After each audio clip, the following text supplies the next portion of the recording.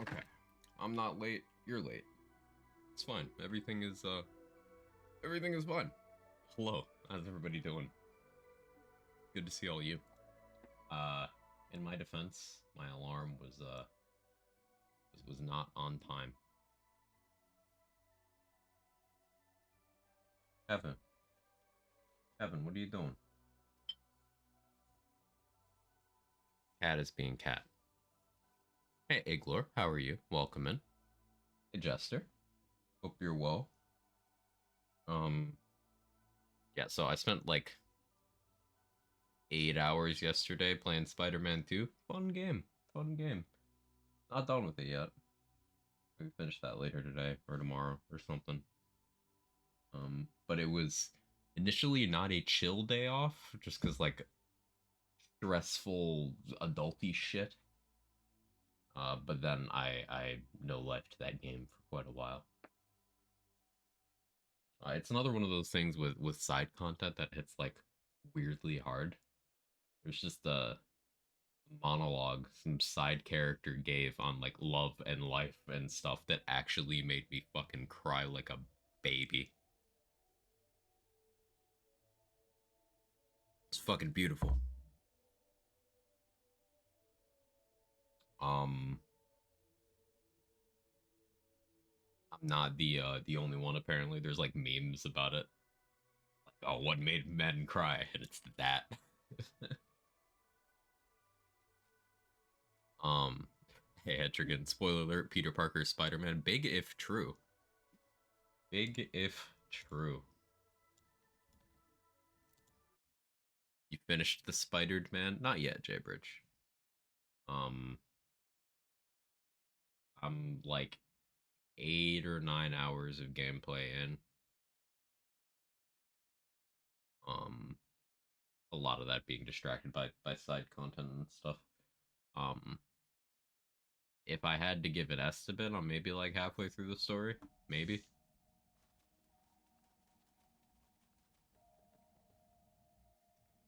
But as for today's content,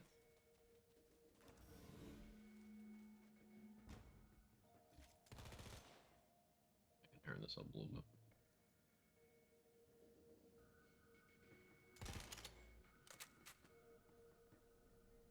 Yeah, talk about Spider-Man 2 for PS1, of course, of course. Um, so this is a cursed Moze setup in terms of tree investment, doing a lot of weird shit. You might notice no big surplus, no Scagnen, yes short fuse, but I'm not using guns that you would think I'd be shooting. A lot of cooldown investment, like not all the cooldown investment. The idea I was messing around with was different configurations of a pestilence Moze setup, just because we know how potent the pestilence is in Amara's hands in a time trial setting. Um, but Moze is toward cross promotion. So like Moze does far less damage with the pestilence than Amara can. It triggers fewer novas, um, and has less flexibility within the setup. But she still has damage for it because Stainless Steel Bear and Scorching RPMs are action skill damage defeated. She's got splash damage from Torque Cross Promotion and Tree, and Torque Cross Promotion is also double radius somewhat consistently. So she's able to distribute a lot of damage, and still has one swap speed skill. So more swap speed than Flack would be getting for this. Less than Zane, way less than Amara, but more than Flack. The idea is swap around with a Pestilence while Hunter Seeker drones take care of long distance things.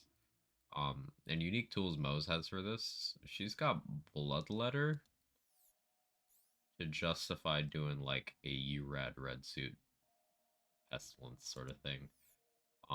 She's also got Flare as an option. And I'm kind of just messing around between those two for this because Flare is unquestionably more damage. It's just a lot of fucking damage. I'm not gonna have access to the multiplier given by Flare unless I shoot my gun. So at full fuel, that is up to a 100% fresh multiplier. Um, but it also gives 3 more points than Stainless Steel Bear, which is more action skill damage. The extra points and means of destruction do mean that like I could shift away some points to other things. It's just I'd still have to remain within Blue Tree to get to short fuse. So that's not too attractive. And going from 3 to 5 MOD doesn't really do anything.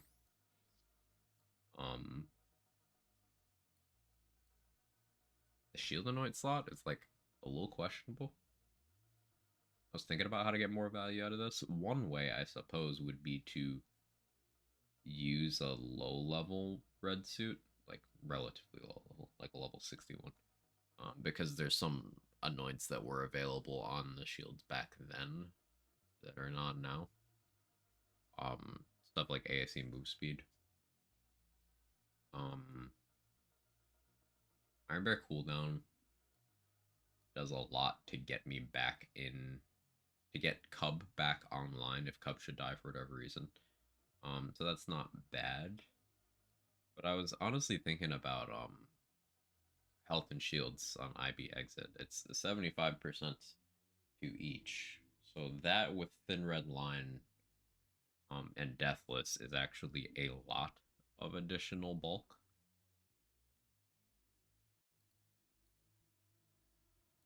Something worth considering. I think for now, try this flare. This one's got gun damage on it because it's actually a stat we don't have much of due to not having drowning in brass is the primary thing in red that we missed. Like, we don't have armored infantry, don't have drowning in brass, definitely don't have phalanx doctrine, and of course no tenacious defense, all of which would be okay here. Do have scrappy, so it's not like there's no gun damage. It's 30% there.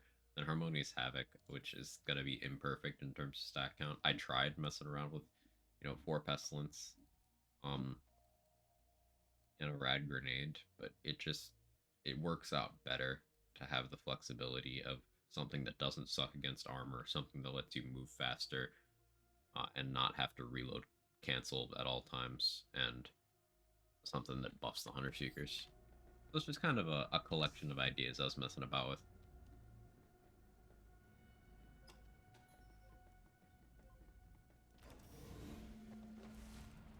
Applying what I know from Mara Endgame speedrunning.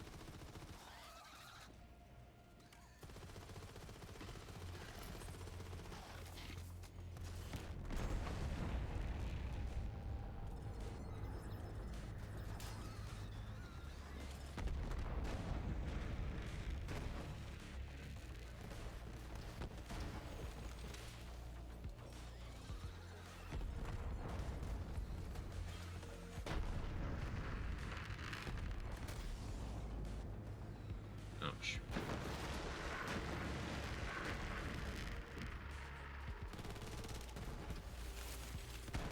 It's amusing that shooting the MP5 is a real likelihood on this as well.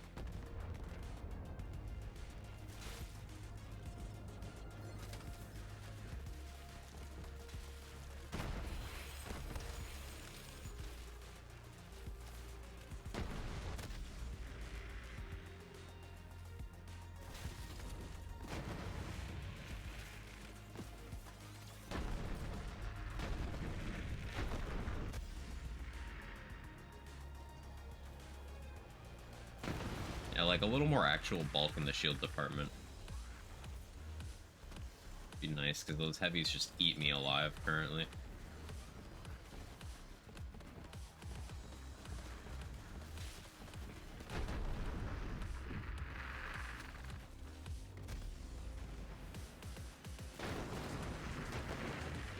I don't know where Cub is right now.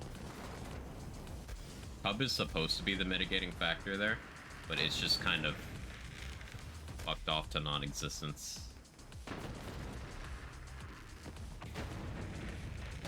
Oh, it's way back there.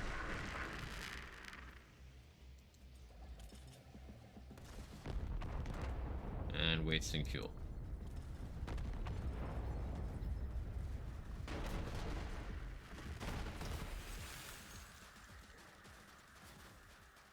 So yeah, there's problems to overcome.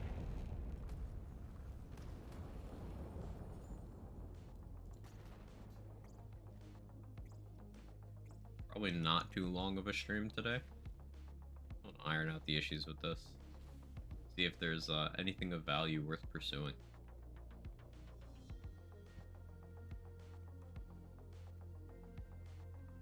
Something I did think about was leaning harder into the bloodletter side of things and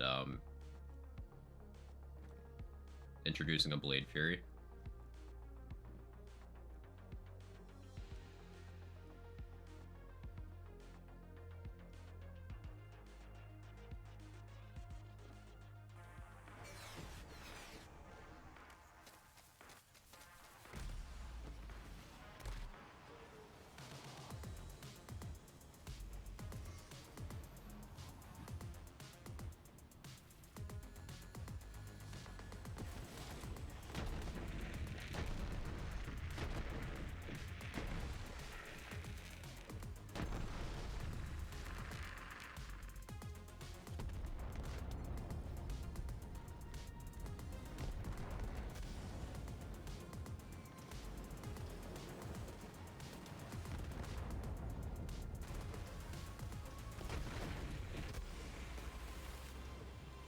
My own Hunter Seeker explosions got me.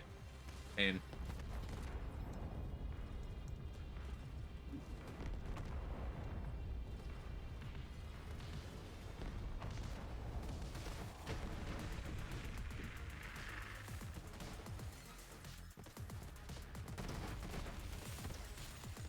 Having a Blade Fury just to deliver Groundbreaker there would be so huge.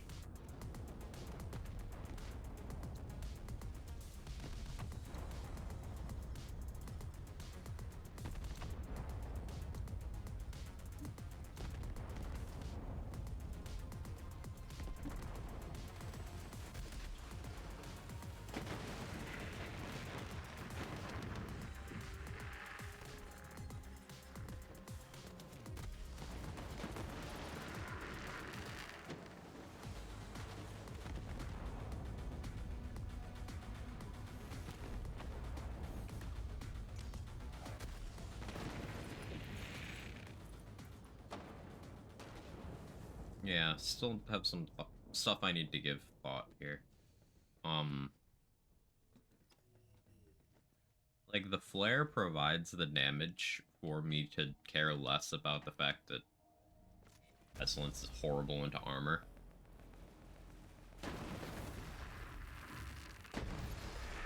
But as you can see, I do get dropped on initial engage a lot.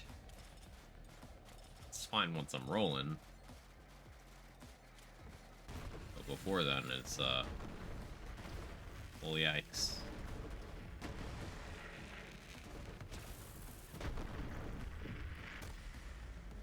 Like, what even got me there? I think that was unironically the, explosion from my Hunter Seeker getting PCP.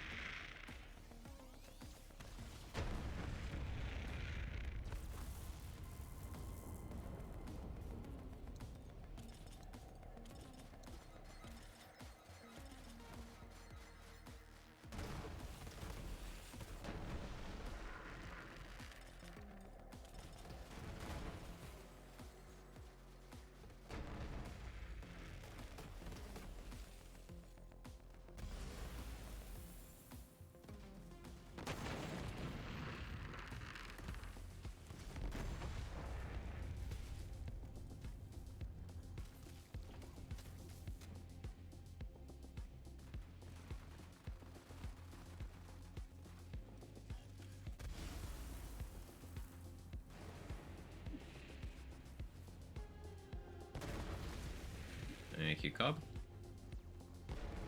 Hey, Cherum. It's going okay. Do you have 2 empty mag pestilences you can switch back and forth? Yeah, I have 2 equipped right now. The exact same one. I don't necessarily need 2. What I could do instead is just have 1 equipped and then switch away and back. It's 1 more button input, but that also works.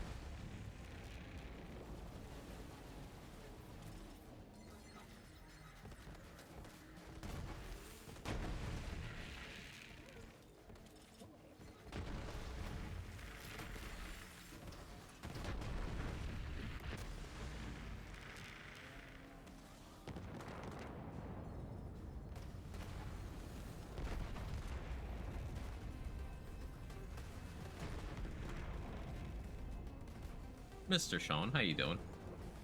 Guess 2 gives you contingency in case you mess up the switch. That as well. It's also an extra harmonious havoc stack. Now, I could get that with any radiation gun, but if I'm running something in that slot other than a pestilence, I'm most likely not running a radiation gun. That's something for me to keep in mind.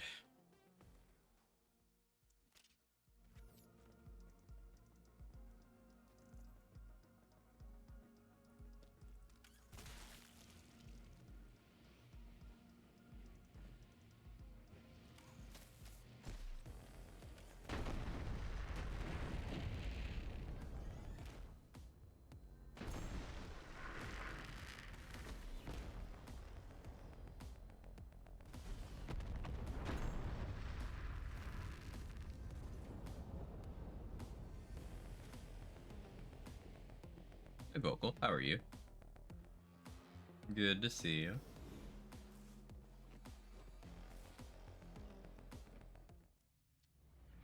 I think I'll try Blade Fury.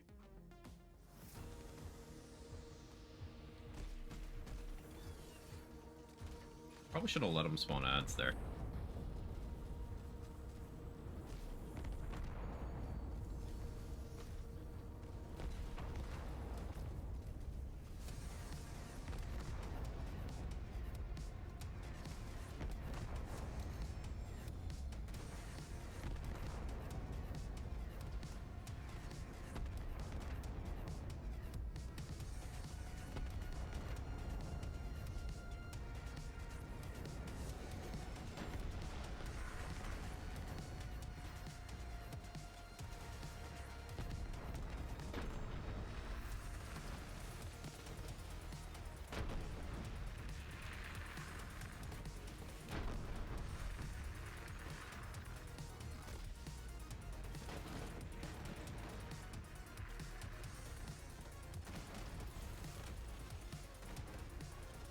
Alright, long day, it's only 4 p.m. Hope you're well.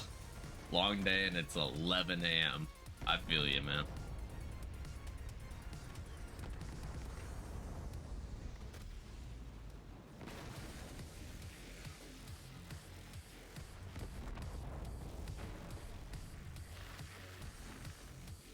Kinda didn't want that to happen in that order, but...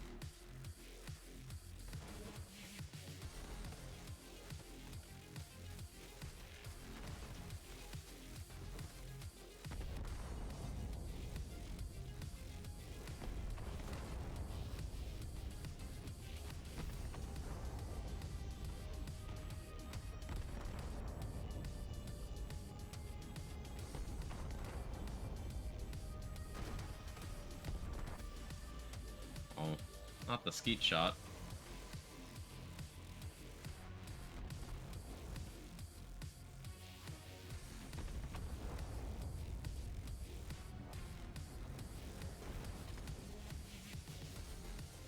Yeah, some stuff to iron out there.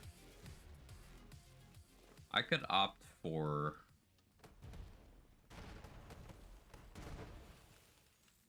short duration, short downtime hub, which would give me more access to ASE stuff.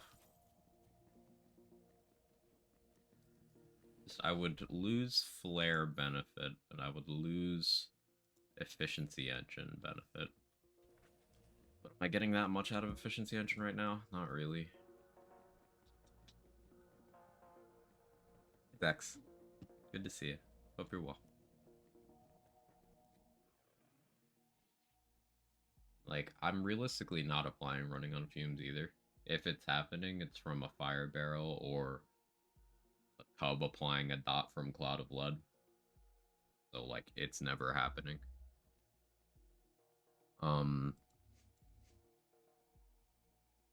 I guess I'd have more consistency on that from EM, but again, that's never happening.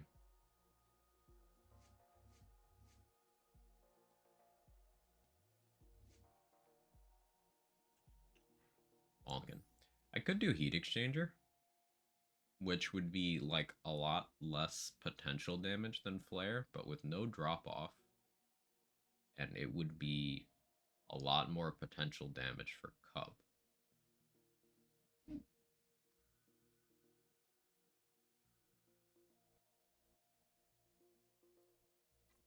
Science stream, here for it. Yes, sir. Hey, Kasuga, how you doing? Good to see you, man.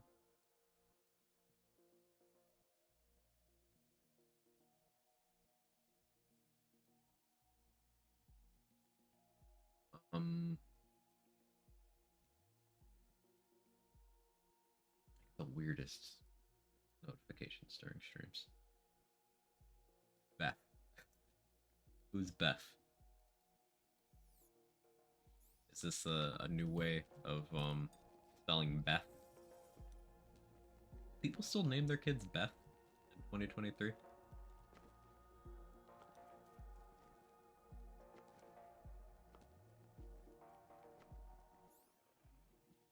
Okay, so thoughts. Face Puncher or Blade Fury probably deserves Bethany. Probably deserves a slot so I can deliver Groundbreaker.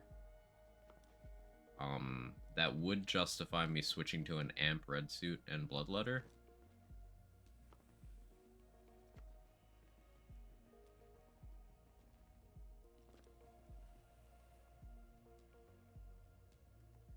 But I kind of want to try the Heat Exchanger angle. The question is, what's a rad gun I can throw in that slot? Do I just put a fucking Herald in? I think I just put a Herald.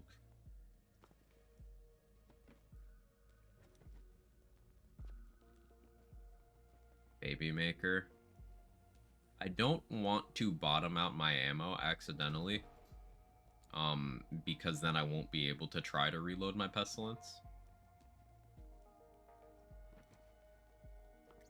Right, stop it, Herald. Candidates are Herald, Boogeyman, Hive.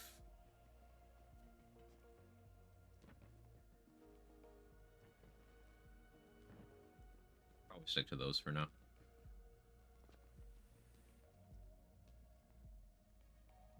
New Bloodletter build now. Super good in mobbing, man, boss damage. Need to figure something out.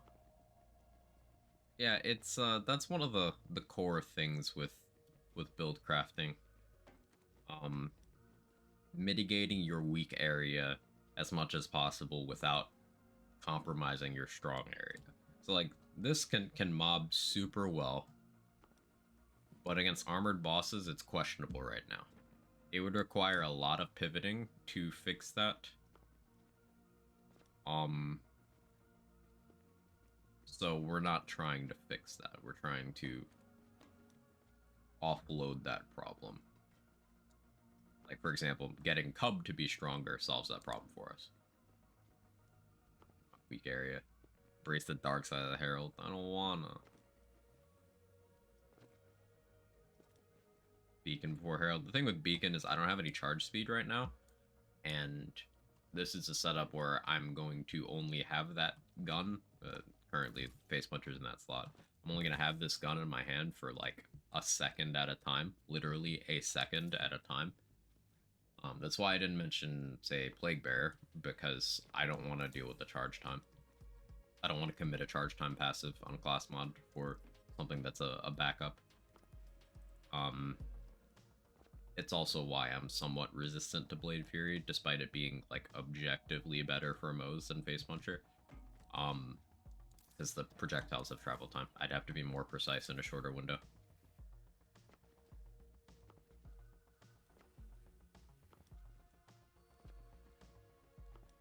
I guess Kick Charger's an option if I want to just deliver overkill efficiently.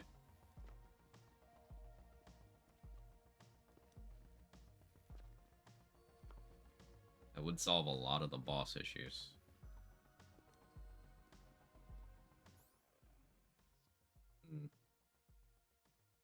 I don't love that, but looking like that might be an efficient option. So if I do go for Heat Exchanger, let's play this out. I probably want 4 feature creep, 1 scorching RPMs. Which I could get a lot more action skill damage for myself by going 5 RPMs. But by going feature creep, I'm gonna make Cub able to deal a lot more. The problem is nothing in that is giving Cub more fuel. So it's sort of compelling me to give Cub miniguns at that point, but it's not really gonna clear that well in an AoE setting. Like, I feel like with explosive miniguns, it'll just blow itself up. Like, I still wanted to use hammer downs.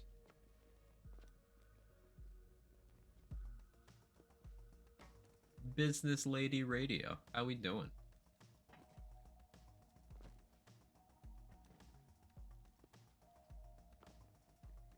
Okay, here's what we'll do.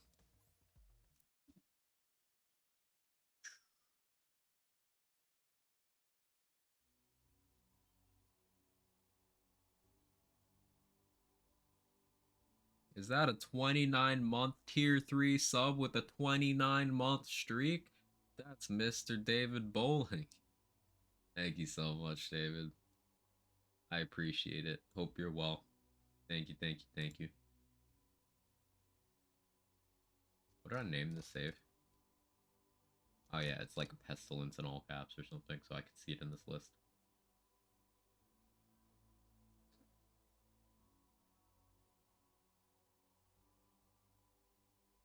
Where is it? I have so many saves. There it is. Okay. Heat exchanger.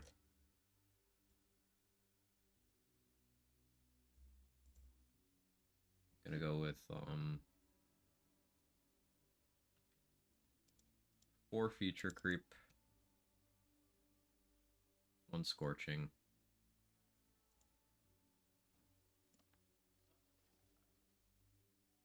Splash radius. So like the natural third slot would be action skill damage if I was focusing on pestilence and cub stuff, but I'm already gonna have a lot of that, so I think I do still go with weapon damage. Just because gun damage is a stat I don't have too much of here. Hey, morning Goliath, how are you?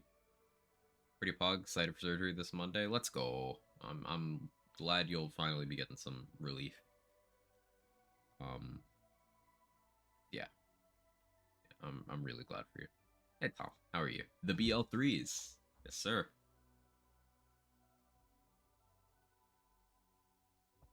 It was almost a Baldur's Gate stream today because they had a new patch. Yesterday. Yeah, yesterday. Big patch, like a 16 gig patch. They patched out a couple of things I had been enjoying.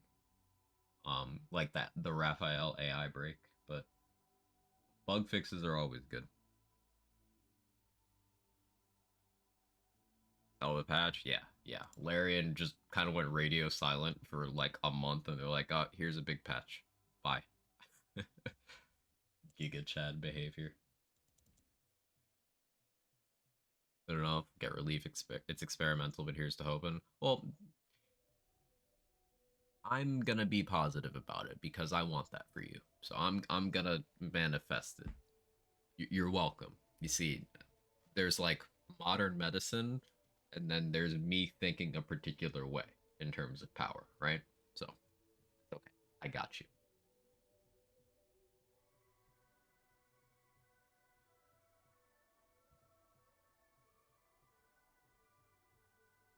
Um, Artifact wise, I was considering Company Man.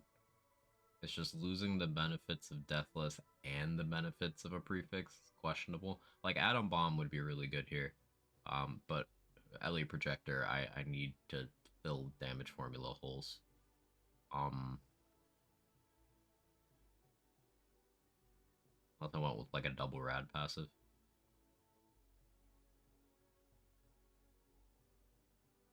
Like I could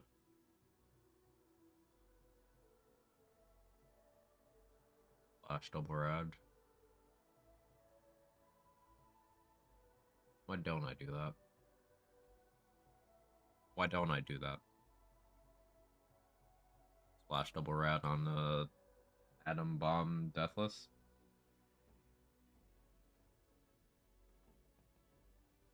I just made it so it actually followed 5e rules, so I shouldn't complain. But they still nerfed offhand crossbows a bit, and I'm sad about it. Yeah, like the bonus for offhands is still so. Like here's the thing with that, Jester. It sucks on the one hand, yeah. This is the second time a beneficial bug for hand crossbows has been fixed, but like they're still crazy strong without it, and it still doesn't change like your optimal choices because if you're doing bard archer for example, you're already taking two weapon fighting. um like you're already getting that. It just means now it actually does something, whereas before it didn't. There's also the gloves you can get in early act 2 that just give you two weapon fighting. Those will be competing with better gloves for damage dealing, but an option.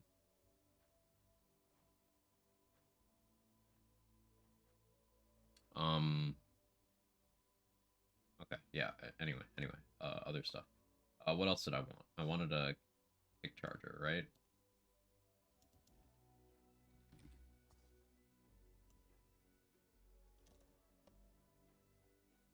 Rad. I still go with urad. Yeah, I think I do.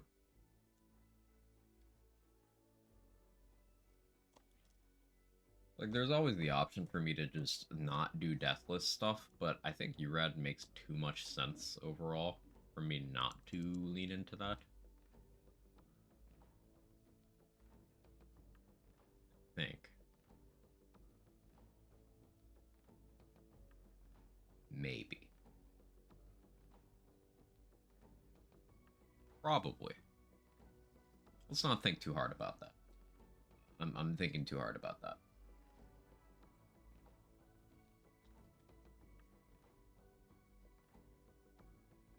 Um, Red suit.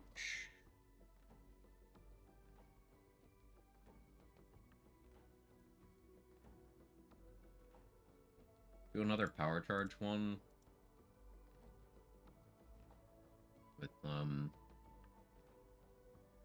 Iron Bear shield and health. I'll do another one with amp.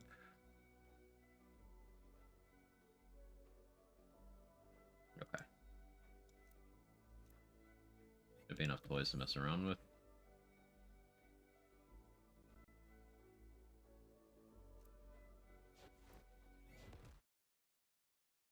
Does Deathless trigger your red? Yes. Deathless front loader and thin red line are the the reservation effects that will get you in range of URAD. Within red line, it requires at least 3 points. Front loader and Deathus will do it on their own. Hey, Ultra Christy, how you doing? And also, hi, E-Pace. Magic Missile losing Spell My Glove sucks too, but I get it. It was kind of dumb that it got it. Yeah, like Magic Missile didn't have an attack roll, so it shouldn't have gotten it in the first place. It's a massive nerf, but like, Magic Missile's already crazy because of damage riders. Like, you can still be doing Alice Glow, Lightning Charge, Magic Missile, which is just stupid levels of damage. So, that's fine. Like, you can also be doing Reverb on top of that. So every 3 hits will be a chance for a prone and 1d4 thunder damage as well. Yeah, you can do a lot. You can do a lot. Got dragged back into the World of Warcraft. Oh no. Oh no. Empoweredification, Arcane Charge are still nuts on it. Right.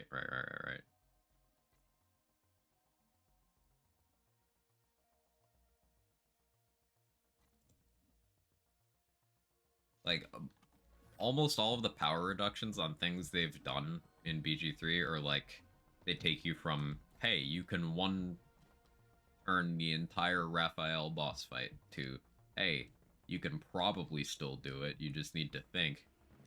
Like, oh, okay. That's valid. That's fair. I ain't mad.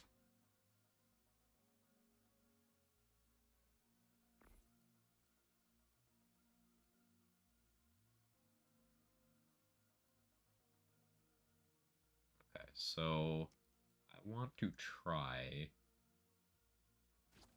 less cool. No, not that one. There's the other one. That one.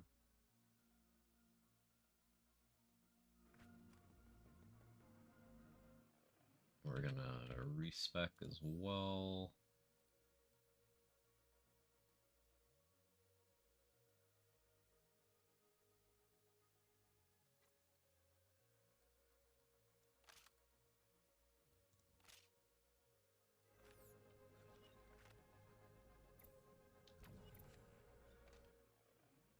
Love my turret bard. Yeah. How's the Moze going? It's going. Testing out integration of the pestilence tech into sort of the old ride along cub stuff I did as well.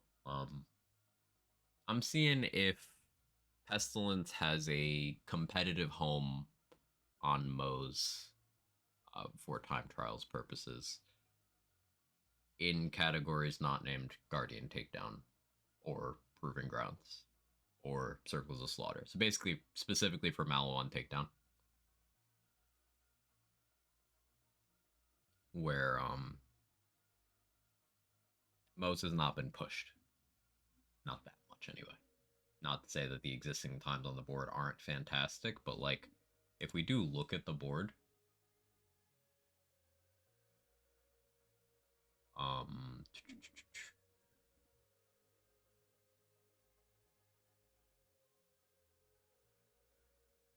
yeah, board. True Maliwan, Moze, yeah, like I'm still on the board with Plague Bearer Bloodletter.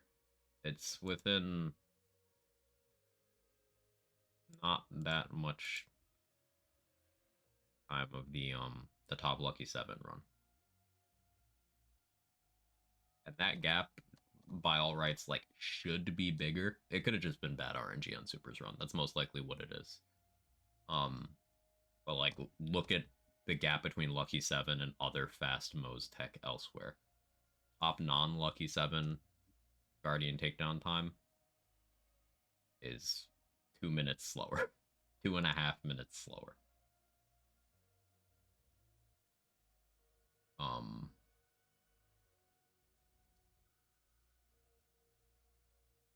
Slaughter Shaft, you know, the only time on the board that isn't Lucky 7 is 3.5 minutes slower. Slaughter Star, no one really pushed once Auto Bear Lucky 7 started running. Um, Butter put Anarchy firmly in first place there. Yeah, it's just all that stuff.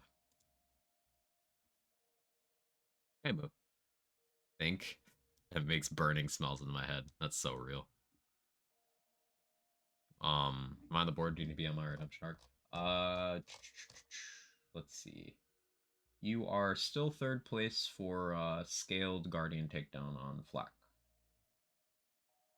Ms. TV.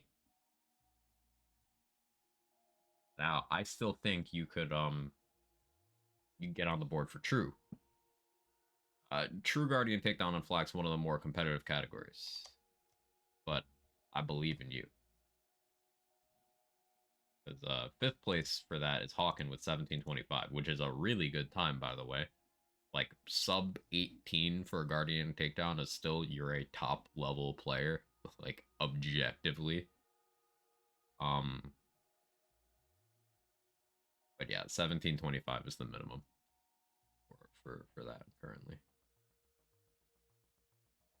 Um,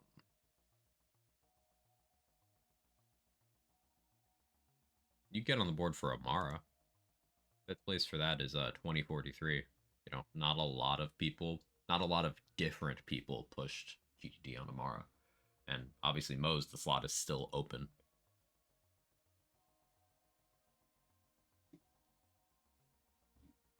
Mies needs to be more cursed. Mies is plenty cursed. It's just like, so in a time trial setting, Moze has the most movement speed on average. It's just how it is. And that's funny.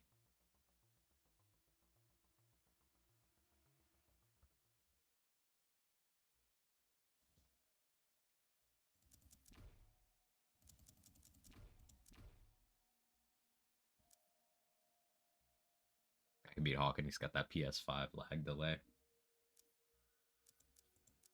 Yeah, shout out to Hawken for remaining on the board as a console player. That's honestly an achievement.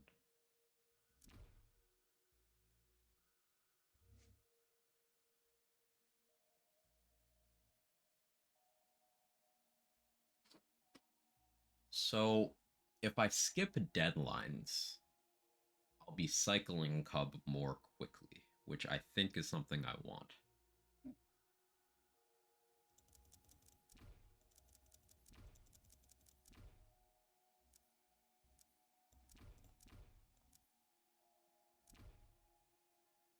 No shot I take explosive punctuation. I'm not that unhinged, am I? I might be that unhinged. I don't like it. But if I'm doing Deathless, then I get nothing out of Vampire. I get basically nothing out of Pull the Holy Pin. Actually, I already get literally nothing out of Pull the Holy Pin. No, no, no, no, no. Wait, wait, wait, wait, wait. Wait, wait, wait, wait, wait. Punisher meme. It just keeps getting more cursed.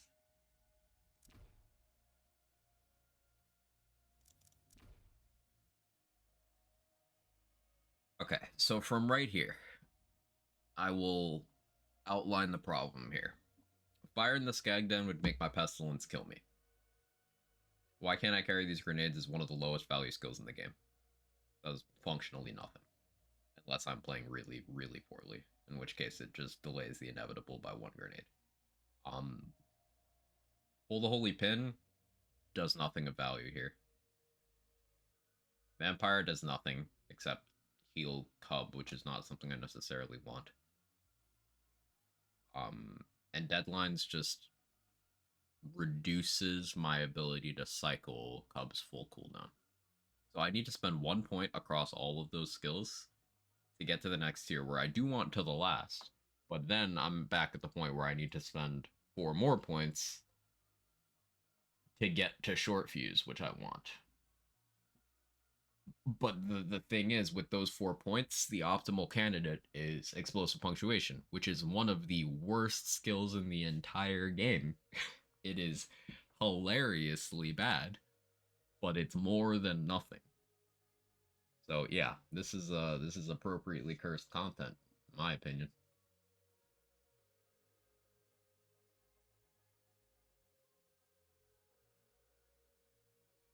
Does 1 point deadlines have merit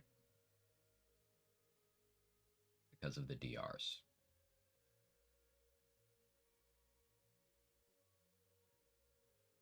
Gross. Some good old build science. Yes, sir. How you doing, Irish? Acting too good makes the funny curse thing kill you. That's the opposite of good in this case.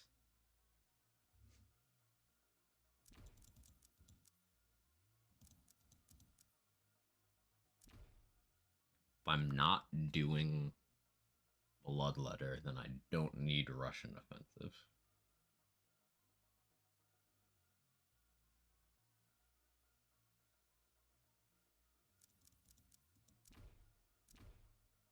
Weird.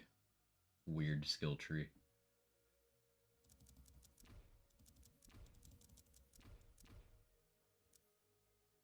That's never gonna proc, but Big Surplus would kill me, and Explosive Fury does literally nothing.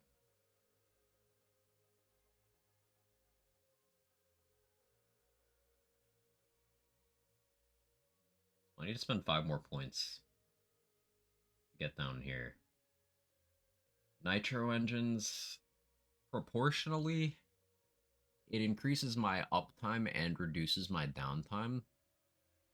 But I don't know if the so like I net a slight negative on cycling because it increases the uptime more than it decreases the downtime.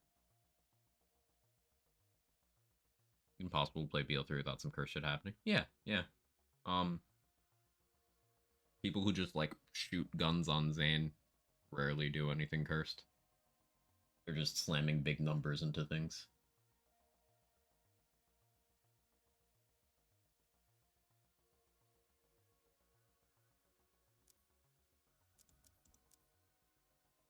Do I go with the Nitro entrance point? I don't think I do because I don't want the uptime.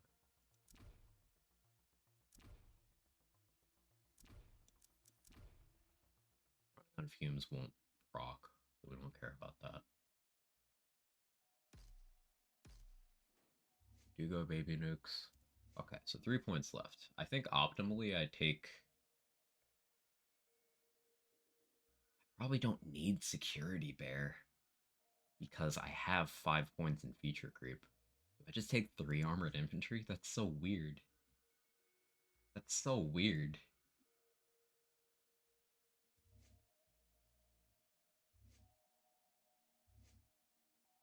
That's so weird. I don't want to do that. Just,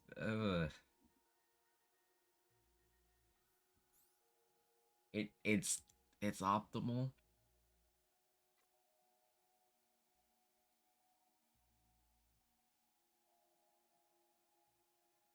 Hey Zenith Mike, how you doing? Hey Renegade, hope you're well. This build's weird.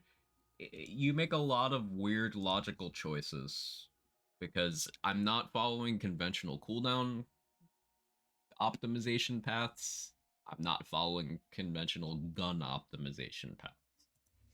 Having both pestilence and a weird plan for how to use the action skill means that I'm making a lot of offbeat choices, which is part of what makes stuff like this fun. We'll be going for today. We're trying out some pestilence and iron cub stuff on Moze, largely out of curiosity.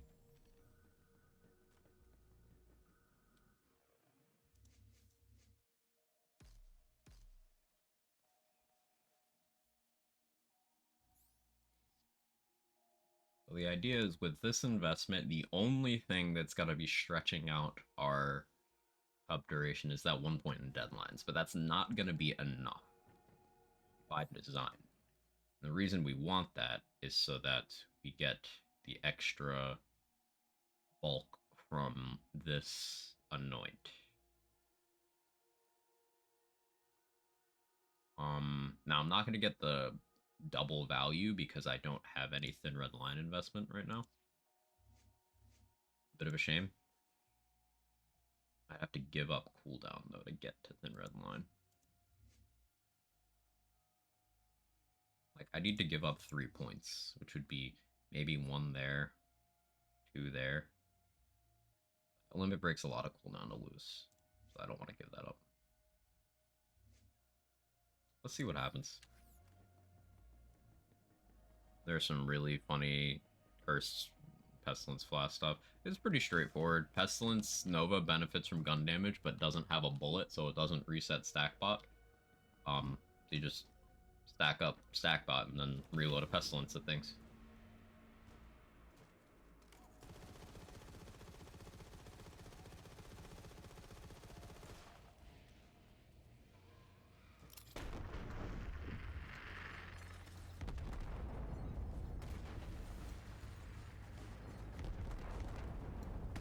On Hunter Seeker, hit the correct targets, please.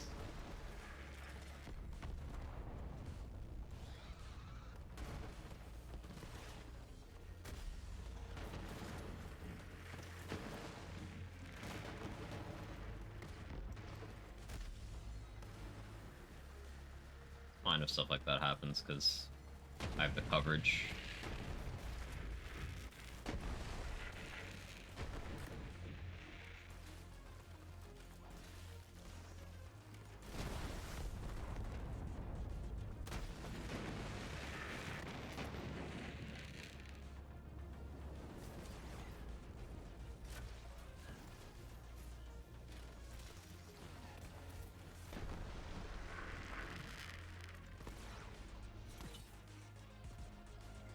Okay, I don't have Cub right now. Oh, wait.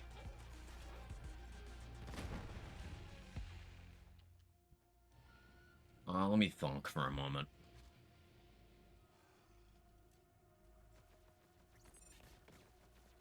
Let's run that again, but switch shields.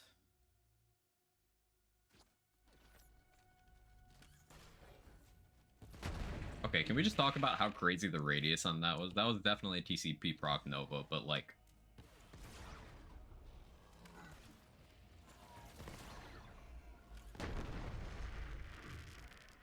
I was here, and that Nova hit there. That's approaching, like, Frozen Heart. Non-TCP Frozen Heart distance. There's a really good benchmark to hit. One of the things that makes, Red Suit so interesting on Moze is the aura itself. Yes, stomach, calm down. The aura itself, that constant damage around you, that's also splash. So that can TCP.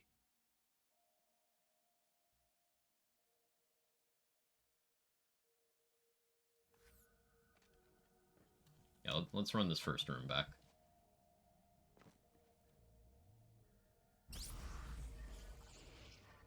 I'm thinking about it. And Victory Rush might be the play over Deathless here. I might have to pivot out of URAD. Which again is going to be an awkward thing, but it's entirely likely that I get more out of having like Vank Pod Anoint to boost hammer down damage.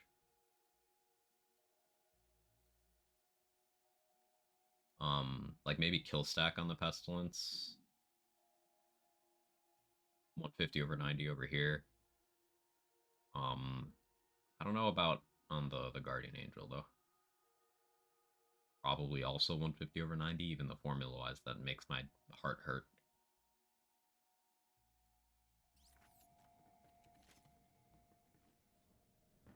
It's also going to make my fight for your life experience a bit harder.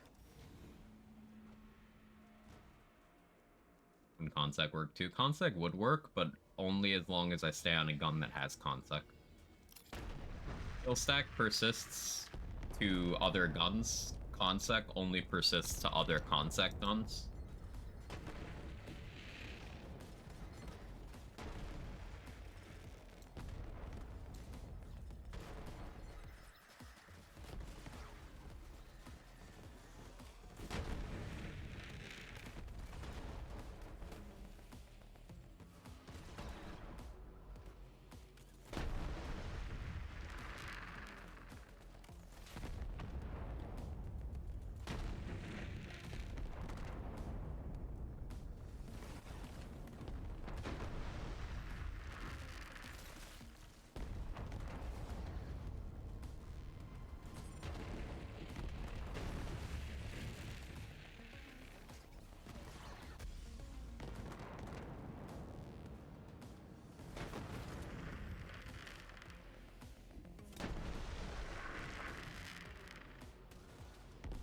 that's auto bear.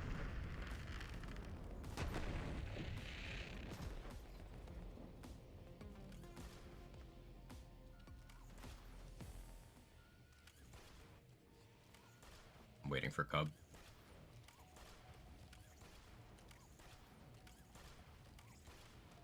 Also using explosive punctuation to get my cooldown back is a sentence that will get me ostracized from the Moze think tank.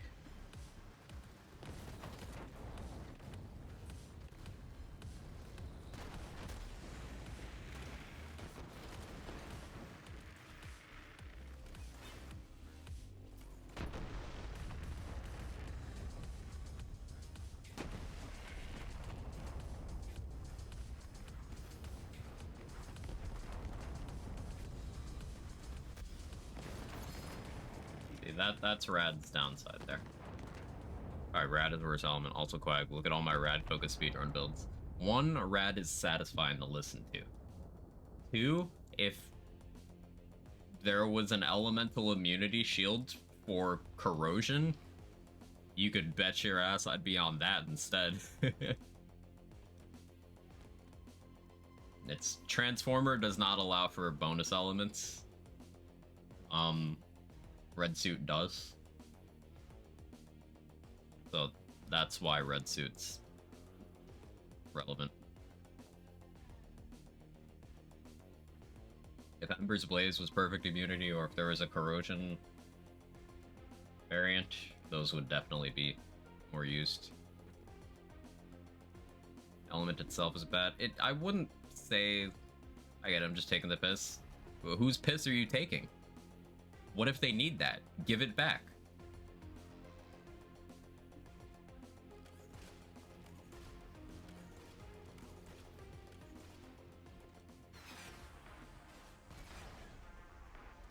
Yeah, I didn't have overkill there. And we're using it. Oh. Understandable. Fuck Transformers, I like Soundwave. My eat the rich mentality makes me like Starscream.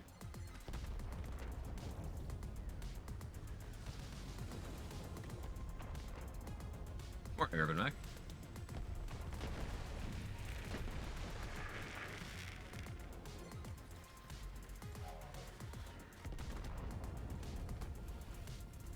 But yeah, I wouldn't call Rad like a bad element, even though it is heavily pushed in situations where it doesn't have use cases.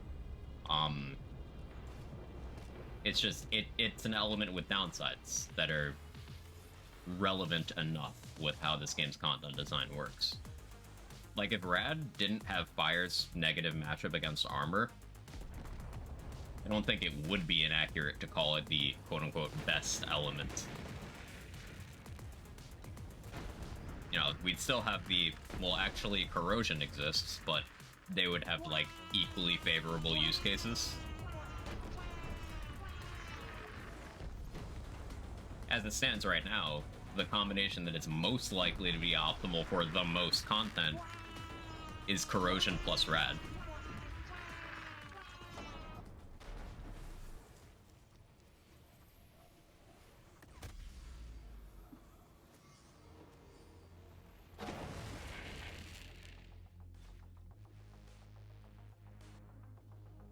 Starscream, he couldn't lead a parade. You're not wrong. Hey Ken, hey McBain, how you doing? I've used Transform forever, only for Shock Eraser. Only for what? What Eraser? Yeah, it's one of those things, like, the more optimally you play and gear, the less attractive. Get back here, Shocker! Get back here, Shocker! Shocker! You can't escape me! I'll chase you to the ends of the earth! You can't escape me! I'll chase you to the ends of the earth! Thank you, thank you.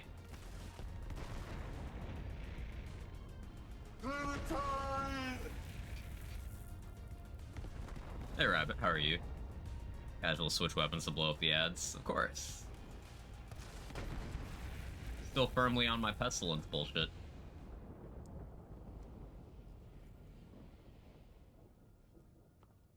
Like, yeah, I feel like this kick charger could be a hive.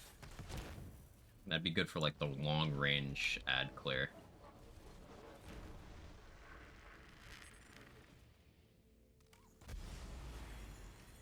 I'm hoping Cub is still around to up ads here. I don't know. It's came up to be with me.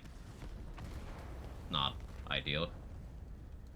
Hunter Seeker, you got that? Or are you just not targeting the dude? Okay. I got it.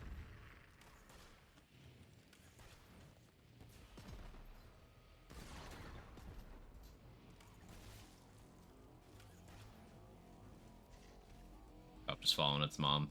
A total of 4 channel points. Legend.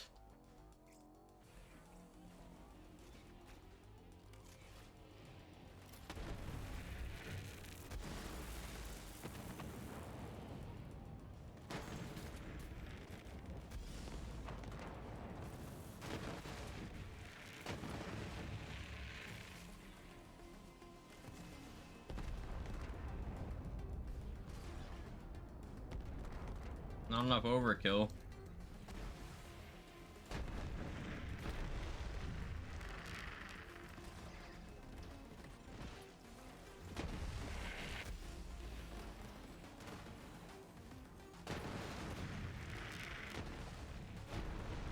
Like, that rage is silly. That's worth the whole thing.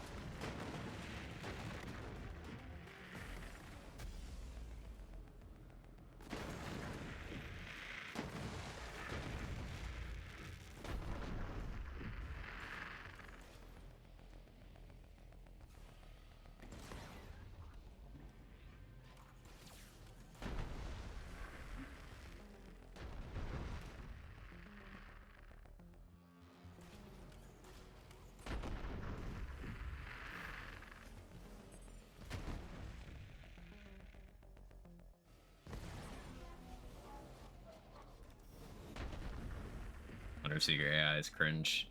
It do sometimes be like that. The only rad character in BL3 is Rad Flack. After all these years, you still know how to give me psychic damage in the least number of words possible, and I respect the shit out of you for that.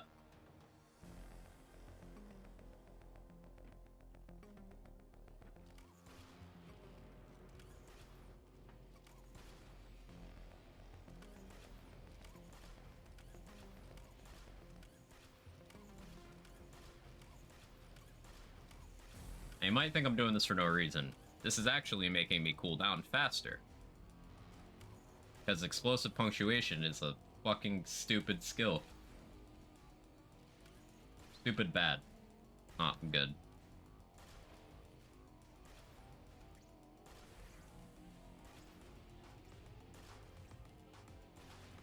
La Rad. Take that on paper, Rad is so good. There's just so much armor at endgame. Depending on character, it still is desirable to run. Like, for example, if you're Amara, you run Clear the Mind, and then Rad has no downsides. If you're Moze, you have so much support for Rad Explosions that it can still be good, although it's still usually more optimal to use it as a bonus element rather than a main element.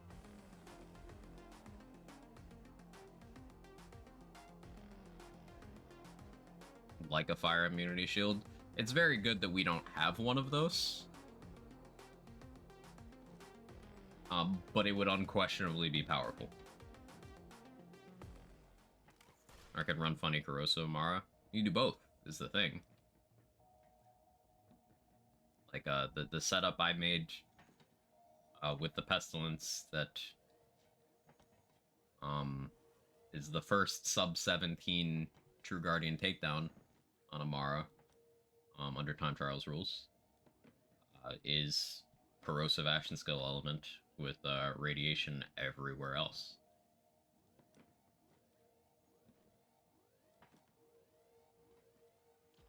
don't want to use Hellfire. You can use the Hellfire without immunity. Like, not being immune to your own damage is far from what's making Hellfire awkward to use. Hellfire's main problem is that it's doing Hellfire damage, not that it's doing Hellfire damage to you.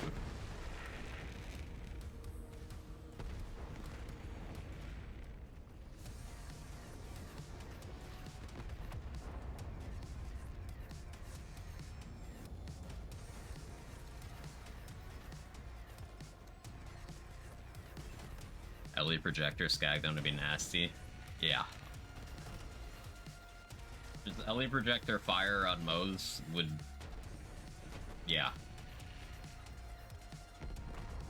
Just wonder why they made it doll. Like, mechanically, it's a buff vocal because doll weapons can get an extra mult by going on their semi-auto mode, and also doll gets better class mod passives in terms of manufacture. So, like, mechanically, that increased its power. But thematically, I don't know.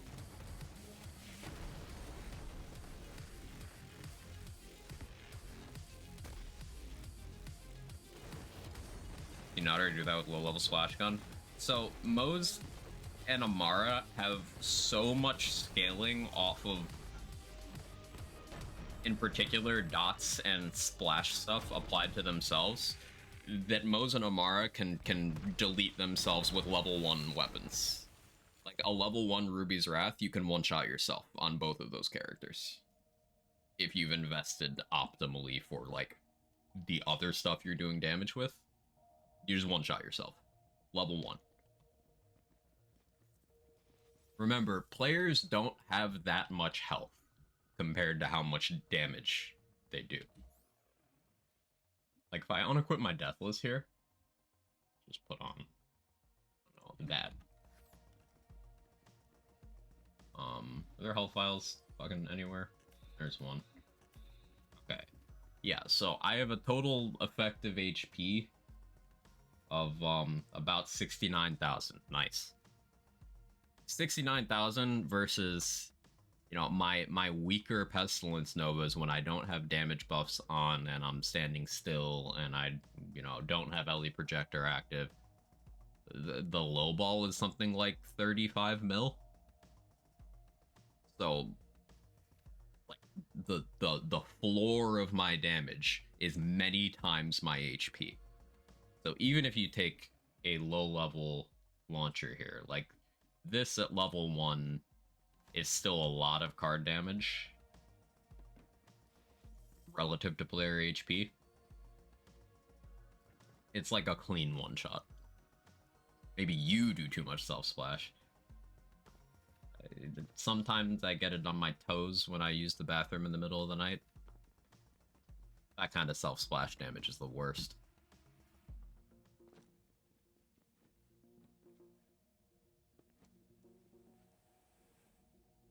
Player health's kind of sad. Vehicle health is fucking dog shit terrible. I don't know that I'd frame it that way, because, like, player health doesn't need to be higher. Remember, enemy damage does not increase across Mayhem levels. It's the same at level 72 as it is Mayhem 10 level 72.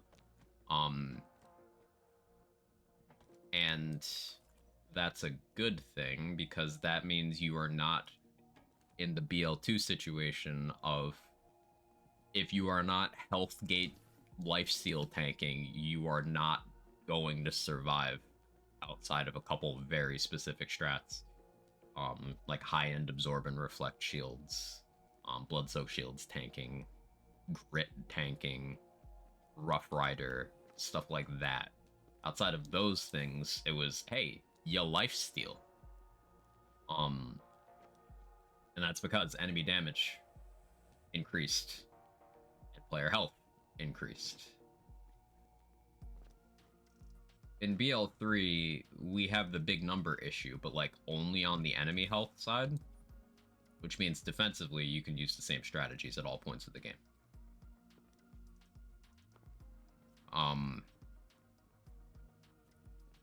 I wouldn't want player health to go up. I would want enemy health and everybody's damage to go down. Maybe not enemy damage. Enemy health and player damage to go down. Tank builds can exist in BO3. I think player HP numbers are good. Yeah, you can definitely get player HP up to a number where you're able to tank on your HP bar without health gate abuse. And that's pretty cool.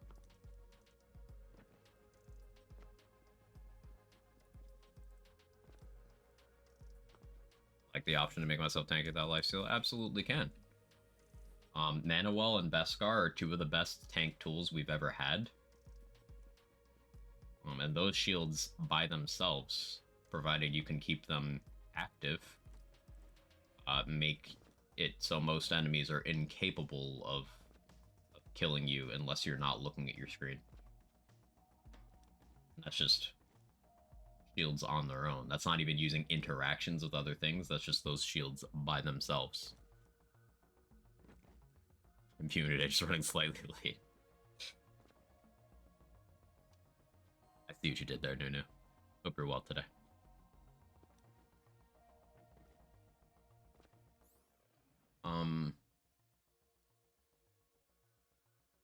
Okay, so if I was to try this without URAD.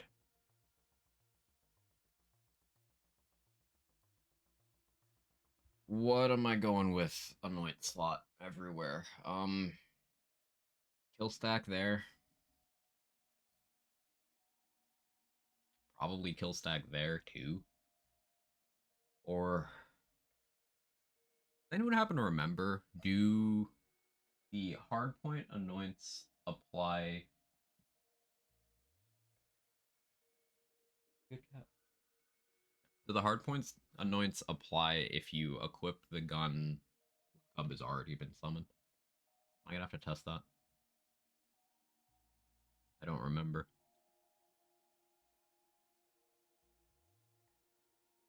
It'll seem most adorable. It's so good.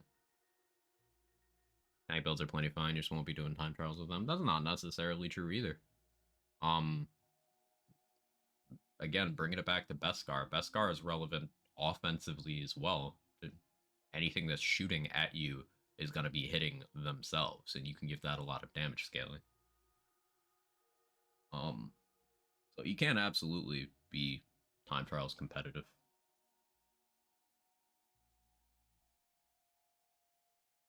You have to be holding the gun when it's summoned. Does it go away and not come back? Test this.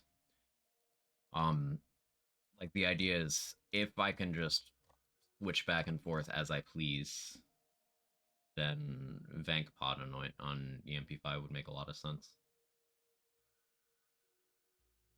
Thanks for testing. I guess I'll have to. GA Anoint.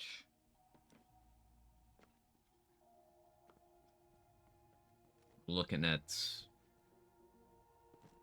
likely kill stack, but most optimally, I think it would be 150 over 90, despite that being redundant.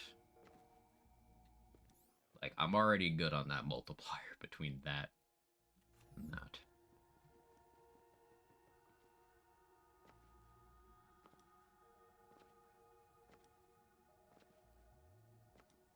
I'm gonna have my cake and eat it too by watching you and not being late to work. Huge W. Giga Chad behavior, T-Dog. I am absolutely jiggling for you.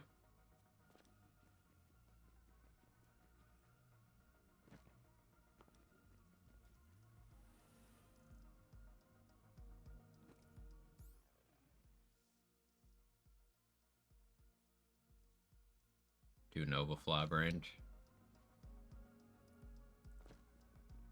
Yeah, it is a bit of an all-consuming archetype.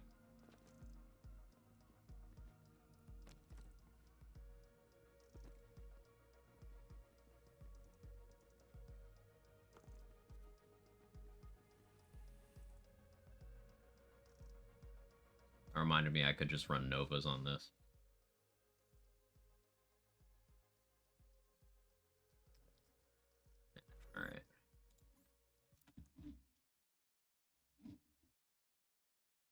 got ideas.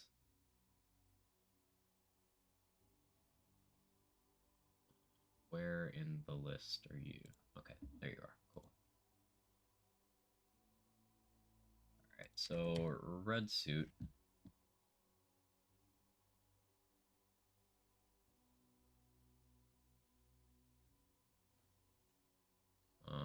Let's go with Double Nova. Still run Shield and Health? Yeah, I do. The idea is I'm going to try to take advantage of not going all in on Deathless and losing Healthgate. This will also require a respec. I'm gonna pick up Thin Red Line. Or not Thin Red Line. Russian Defensive. Actually, I might also grab Thin Red Line. If I grab a point, then my overall tank increases a lot on the shield side. But I'm not doing Bloodletter. Um, but I'd be able to justify it. Yeah, I'll just make 2 copies.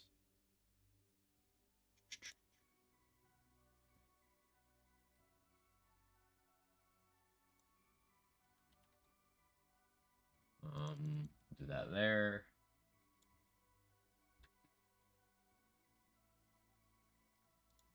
It will do a kick charger with Health Breaker. Do a Hive.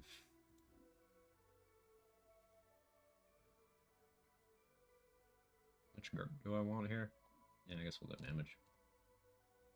There's an argument for fire rate, but we'll avoid that right now.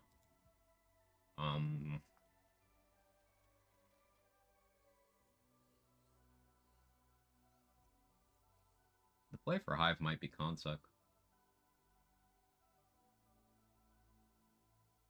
Thinking.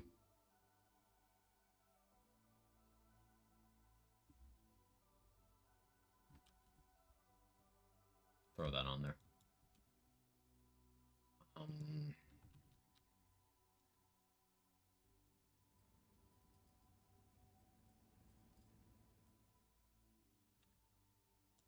Do an EMP5 with Vanquisher damage.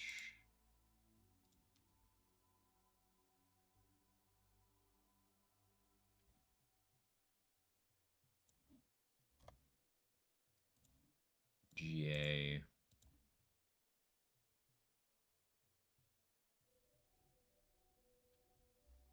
A Health Breaker. I already have the kill stack Pestilence, I think.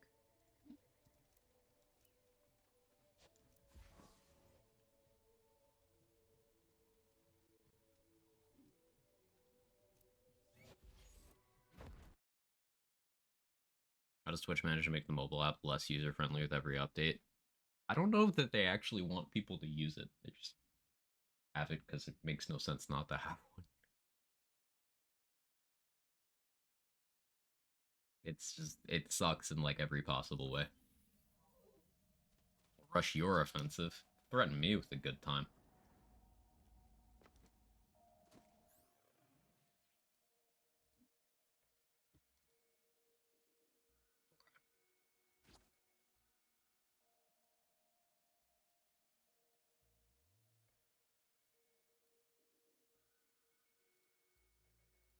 So all squared away there. We switched this one out for kill stack.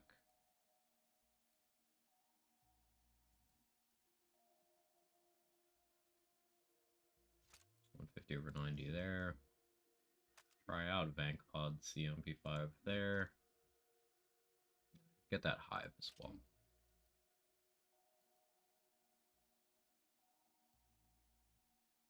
Try that over the kick charger. See what happens. I want to grab a point in the red line. I want to grab Russian offensive.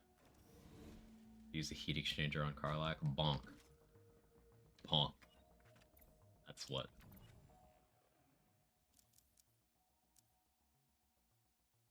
I guess this could make my Hive kill me, but we'll see what happens.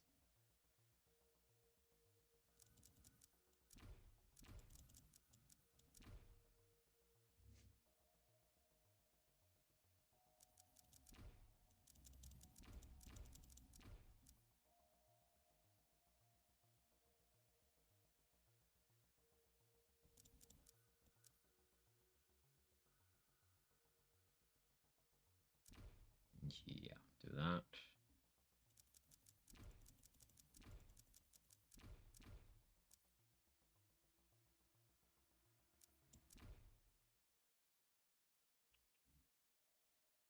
What if I just didn't take deadlines?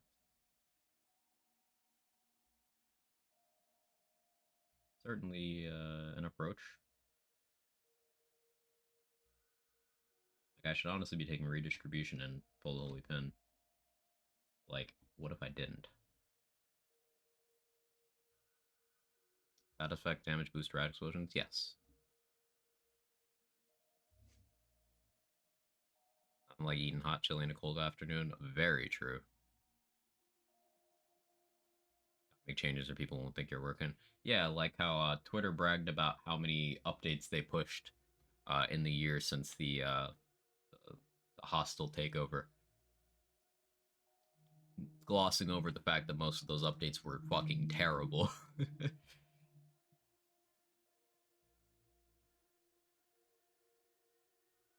Statistics are very easy to manipulate. Right, Jake?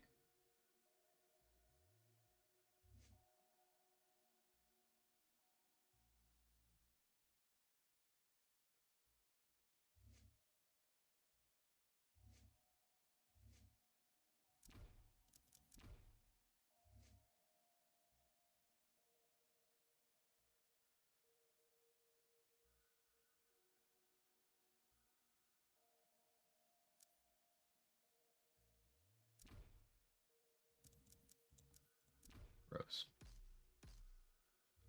Okay, 4 points left. I can't get to thin red line here. Just unfortunate, but expected. I think ideally I take feature creep, scorching RPMs.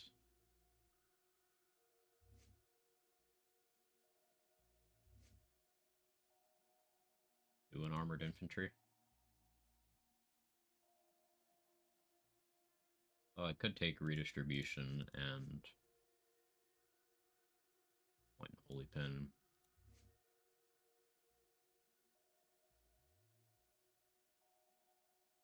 No, I won't do that.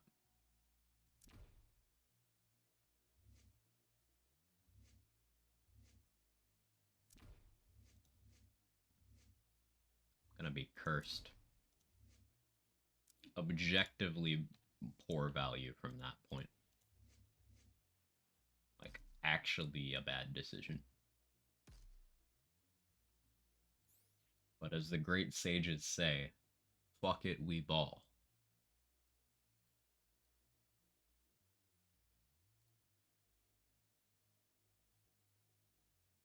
Twitter dies, maybe Elon's Colin real is just a grifter. No, they never will.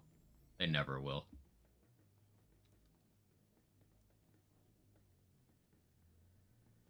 He hates the same people they hate, or projects that he hates the same people they hate. So that's enough.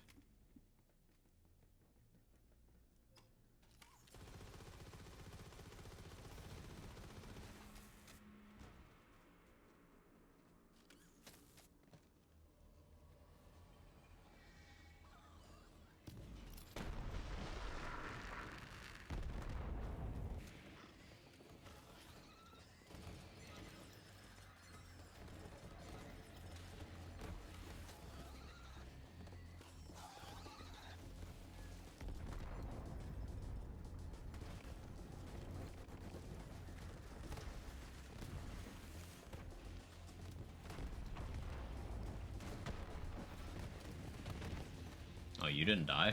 That's what the holdup is.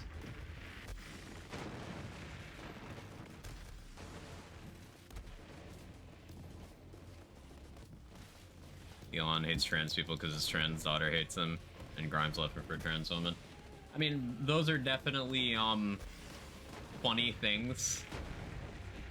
Well, not funny, because his daughter hates him because he's a piece of shit. And, you know, Grimes left him because he's a piece of shit. Just happened to briefly date a trans woman. But, like, it's more that he hates on trans people for the same reason a lot of other public figures decide to do it, because there's money in it.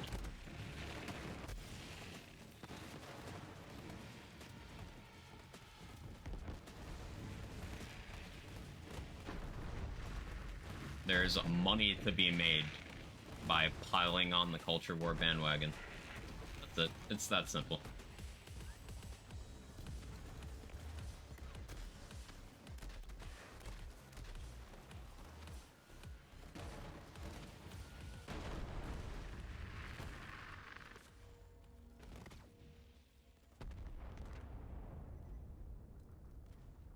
Now it's going to be a banking app and a dating site. Yeah, they're dating app update.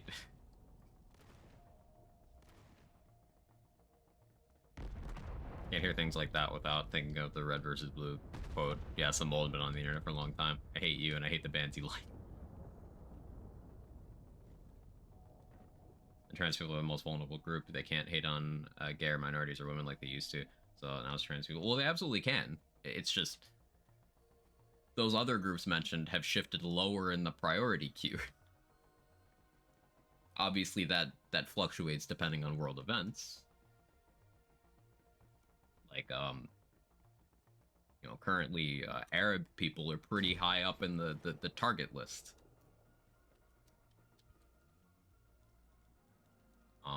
Anti-Semitism is also up there simultaneously. Both things can be true.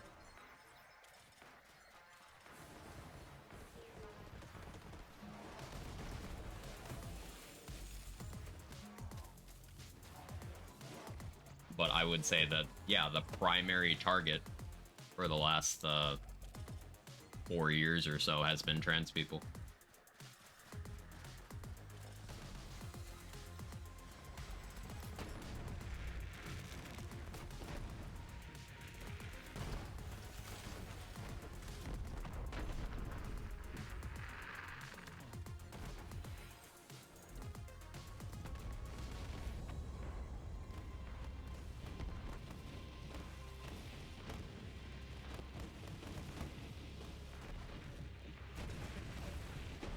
Ooh, that was a good hive placement.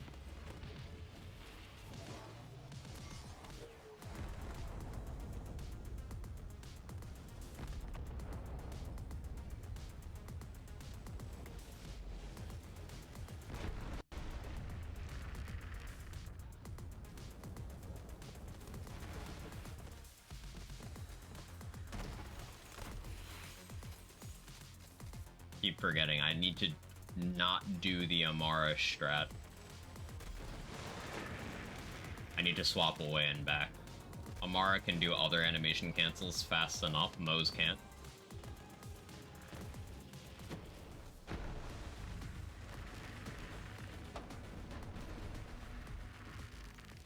Interesting. I don't know how I feel about the setup thus far. Ugh, can't speak. Also, it's a good distraction from the actual problem. All these rich fucks bleeding everything dry and exploiting everyone and everything. Oh yeah. Oh yeah. Like, for example, the new Speaker of the House has 0 disclosed assets. Nothing. No, seriously, in 7 years in public office, he has never disclosed a bank account or any assets. Ever. Wonder why that is. Totally unrelated, he was in an ad for the NRA 2 weeks ago. Totally unrelated, I'm sure.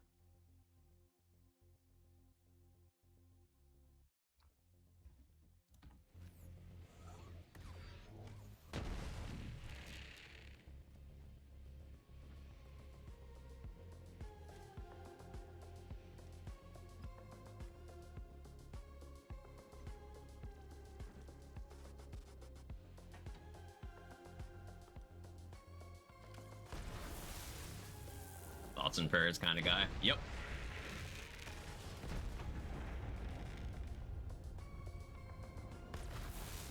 The recent mass shooting in Maine where one guy shut down a state for 3 days after gunning down about 50 people. Half of them lived, half of them didn't. One guy did that. Aforementioned House Speaker said that the mass shooting happened because women have rights. Normal guy.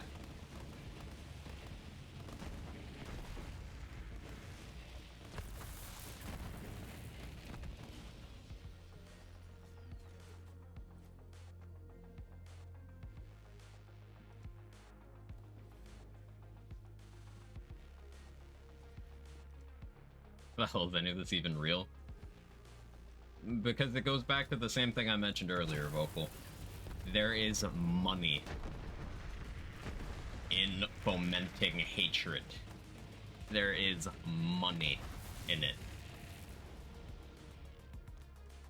There is a large voting block of people across the world. This isn't just an American issue. This is a worldwide thing where hating the same people as someone will automatically get you their unconditional support, and that gives you a window to public office, which is a window to getting rich. That simple. You can get rich off of a bunch of people who care about none of the issues at hand except dunking on a category of people that they don't like. That's it.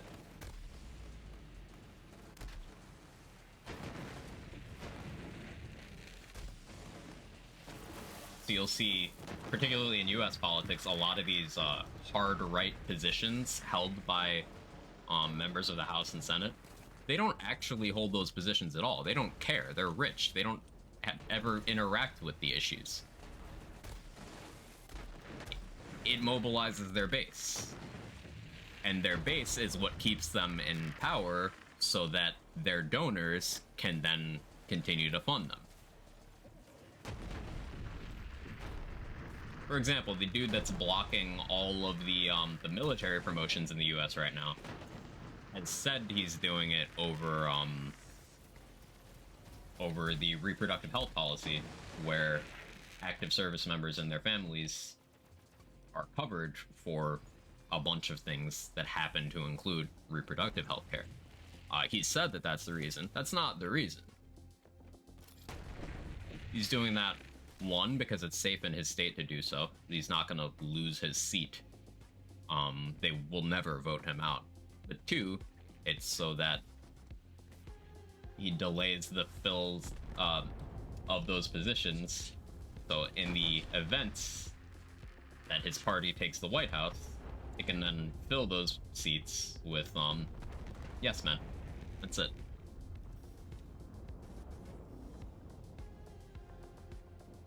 Culture war is a smokescreen and an infinite money cheat. Like, not even people as hateful and stupid as them actually believe the shit they're saying.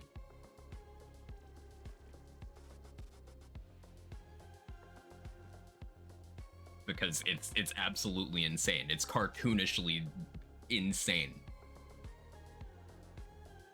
Simultaneously, it helps out to know that not even the crazies are actually that crazy. It's just they're weaponizing stupid people who are that crazy.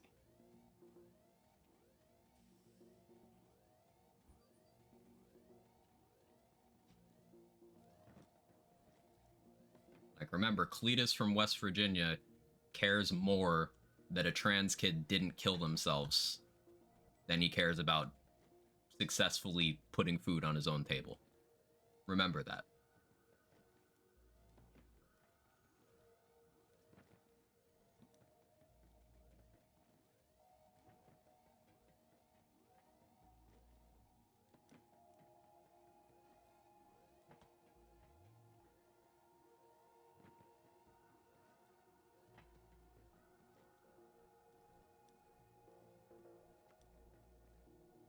It's the most convoluted explanation of the board game Risk I've ever heard.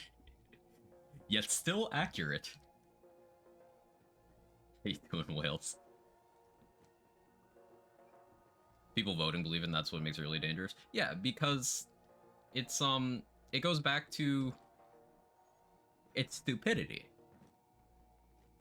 Useful idiots is a term that gets thrown around. But that's what it is. You can get large swaths of people to vote against their own interests if you get them invested in a culture war and make them feel like they win when someone else loses. So, like, that's why you'll see, I'll bring up West Virginia again. I'm sure those of you who hang out around K6 have heard him talk about this as a West Virginian. West Virginia has a massive poverty problem and is one of the most government aid dependent states of them all. It's like top 5. I forget which placement it is right now. But it's one of the most staunchly like, oh, you got to get all these people off of welfare states. Like, bro, that's you. I know in your head you're picturing some struggling black family and you want them to starve, but like, no, that's you and your neighbors, but they don't care because they hate.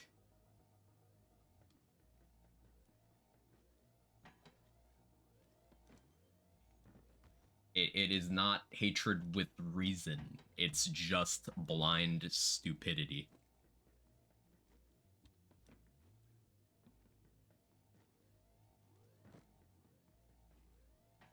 Struggle see way past all this. There's been some irreparable damage done. Like, at least you can trace a lot of this back to the shift towards the Tea Party in US politics causing a bunch of dominoes globally where other world governments saw, oh, okay, so we can just do that? Cool. Um so like for example, we have more recent examples of that trend where in Brazil they tried to do a January 6th. Didn't work, but they tried. Um you have Italy is the most far right it's been since Mussolini.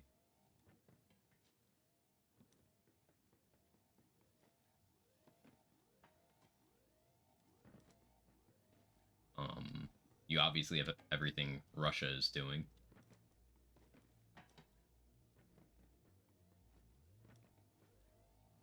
What's a January 6th? Armed insurrection. Tried to overthrow the government because they didn't like the outcome of an election.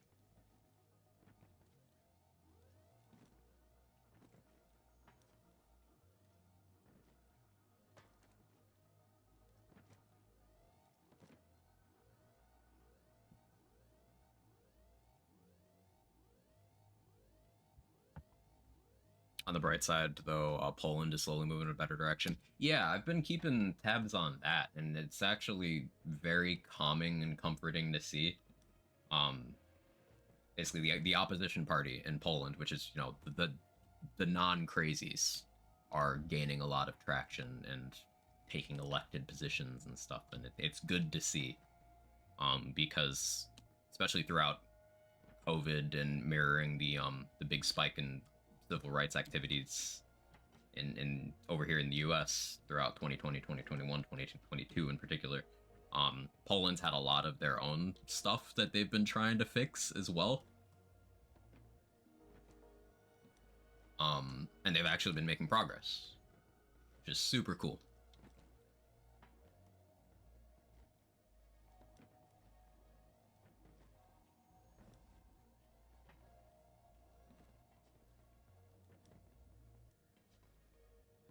They had the highest percent number of voters in ages, like 75% of people went to vote. Getting young people invested in like taking control of their own futures is everything, which is probably why it's not emphasized enough, because all the people in power are old as dirt and don't want that to happen because young people overwhelmingly lean progressive. Again, this is a global thing. In the UK, majority of young people oppose Brexit. In the US, majority of young people are for reproductive health, or for responsible gun legislation, or for student loan forgiveness. Um, Over in the Middle East, I want to point out that the median age Palestine is 18, aka a smaller number than the age of than the amount of time since their last election. So it's an extreme expression of, young people are not making the decisions and are suffering for it.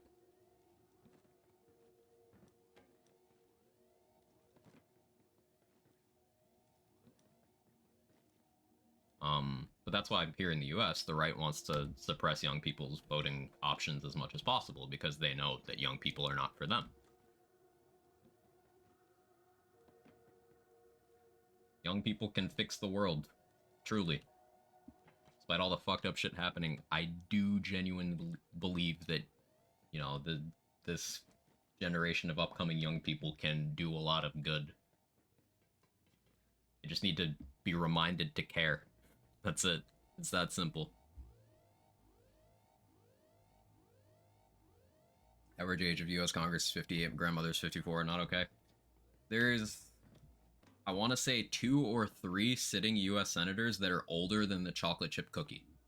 Yes, that chocolate chip cookie. Like, I'm not talking about a tech item or something. Like, no, the concept of a cookie with chocolate chips in it. There, there's U.S. senators older than that.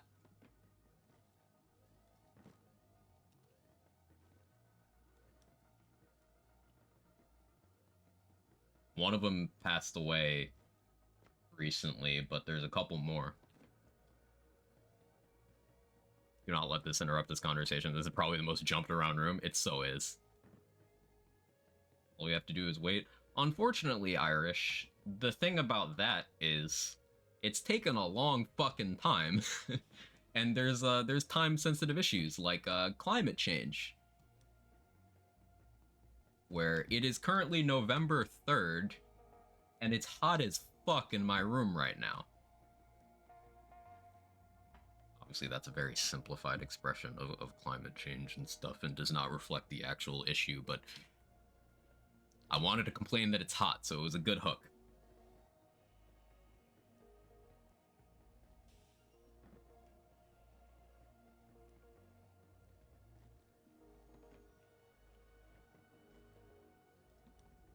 I also love that loan forgiveness is becoming a thing, and my parents are mad because both my sister and I paid off our student loans. Like I say, yeah, it sucked. No one should have to go through with that. Instead of I had to do it, you should too. Oh yeah, it's this weird punching down thing. There, a few months ago, there was a chatter in here who like was really angry that I was pro student loan forgiveness, and like they had this weird thing of, oh well, you make more than I do. I'm like, no, I fucking don't. I am firmly below the poverty line. Like, other people not suffering doesn't make me a victim. Like, you can want good things for people without it having a personal stake in it. Like, I don't have student loan debts because I'm a college dropout. That doesn't mean I don't want it forgiven. Should not cost as much as it does to get a good education. It shouldn't cost anything. JT Rothrock, I absolutely agree. It shouldn't cost anything.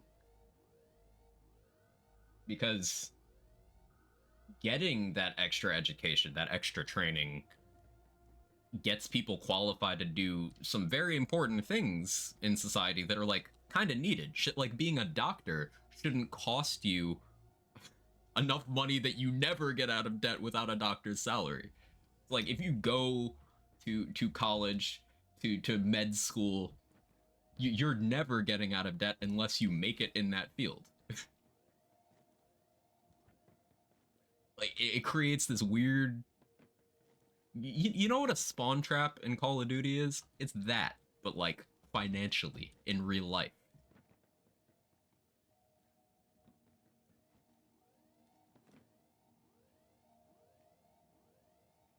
But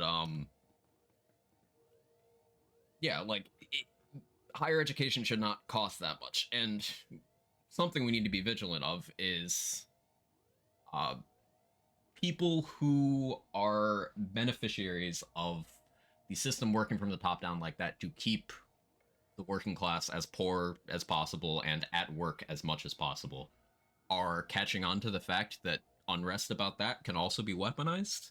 For example, you have The orange asshole presented a plan for free free college, um, government operated free college. The catch is that it's entirely white nationalist revision history based, and that he would make money off of it.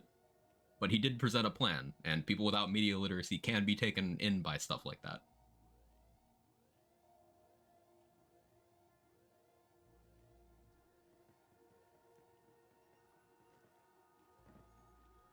It's weird when everyone should make a living wage is seen as an extreme opinion to have. Yeah, like, I don't think it should be controversial to not want people to work themselves to an early grave, suffer, and die. Like, I don't think it's controversial to want people to be able to live and enjoy their lives. That shouldn't be some bleeding heart liberal thing. Like, that's just having humanity, right?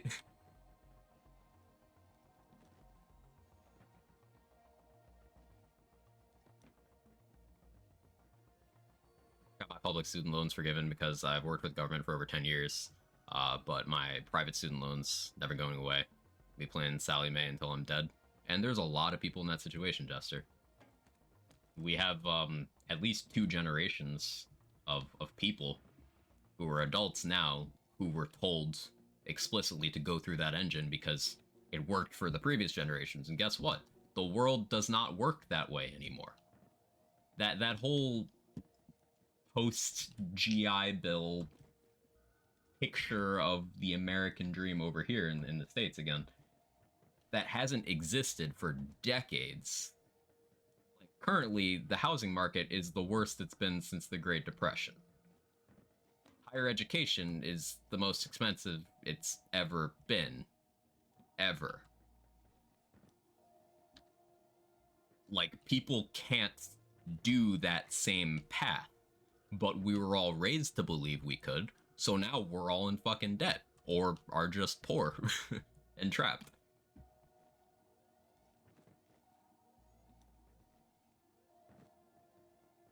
People making a living wage equals less reliance on social programs, pretty straightforward.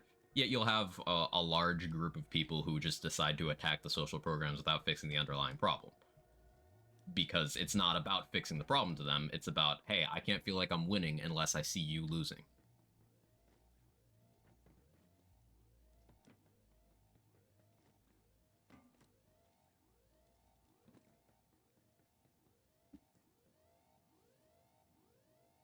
The governor just made it easier for people without college degrees to find jobs in all sectors of government across the state. That's a huge change. Love to hear stuff like that, Irish.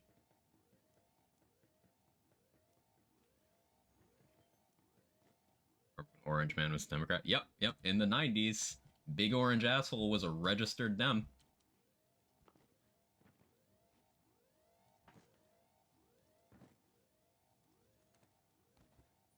I'm not winning unless I see you losing. Does explain Twitter sometimes. It's a disturbingly large,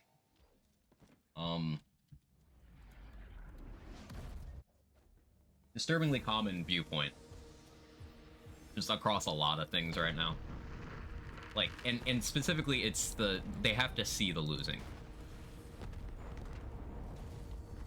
Like, it's not enough to get the win. Like, the suffering is the point. It's required.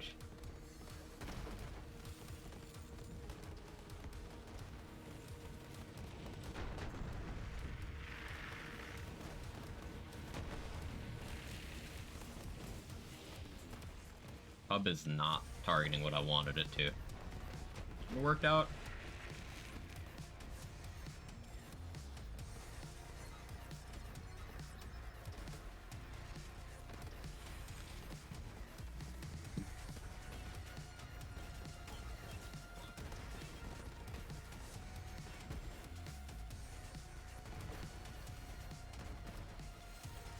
That's fine.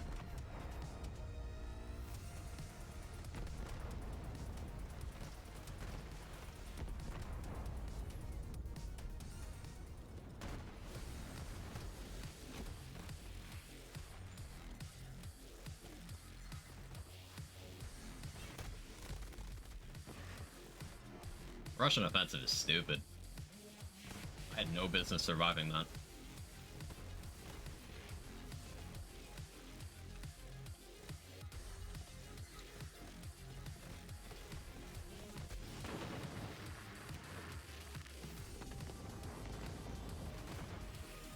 I'm a little weak into armor right now. I gotta figure out a good fix for that. Keep doing studies that find that giving money to people to provide their basic needs improves their lives across the board over and over again. Yet still just keep doing more studies. It's because the people who have control of the infrastructure necessary to provide that to the people who can implement that fix, are the ones who have a vested financial interest in not doing so. Because remember, the less educated and more poor you are in the United States, the more likely you are to vote Republican. In terms of dark money from like the gun lobby, the oil lobby, stuff like that, overwhelmingly goes to sitting Republicans. So it's an infinite money cheat. You keep the populace as poor and overworked and undereducated as possible to keep your seat so that the corporations can keep giving you money. And that's it. They sit there in that office for their entire lives. They have a vested personal interest in keeping people poor and uneducated. That's just how it works.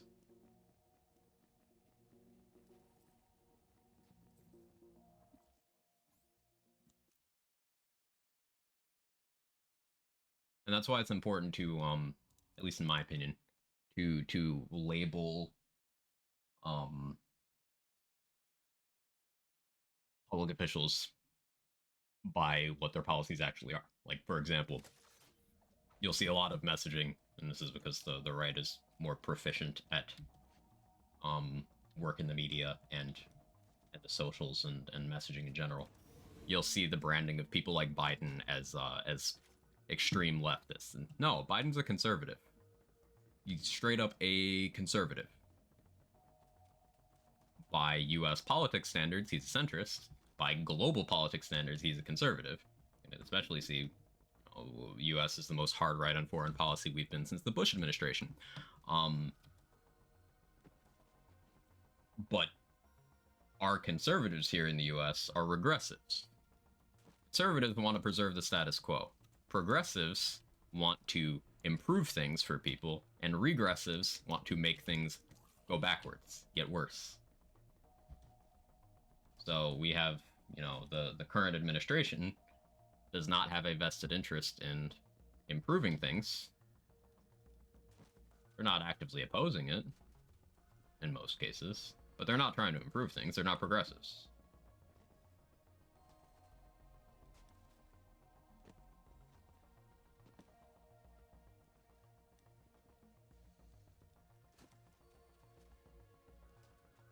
Bernie's literally the only major contender for president that's been on the left of the political compass globally. And Bernie is to the right on several foreign policy things that's happening right now. So, like, that's how hard to the right the US is. Where our most famous leftist is not consistently left.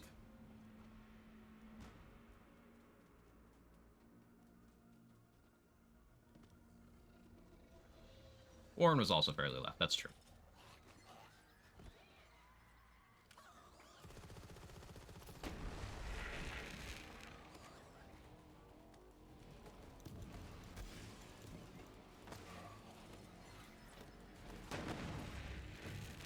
Bernie Sanders would still be very much centrist in a Scandinavian context. Yeah, exactly.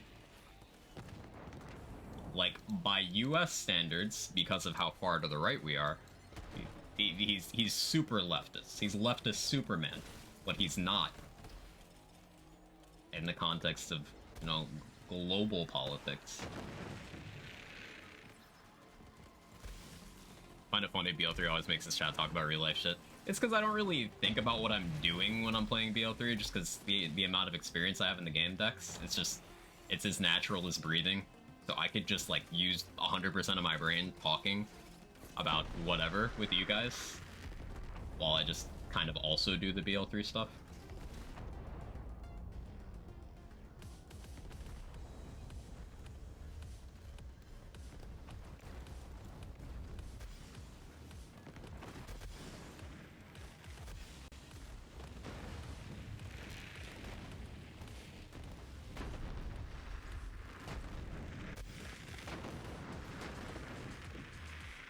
A ground slam artifact would go so hard here.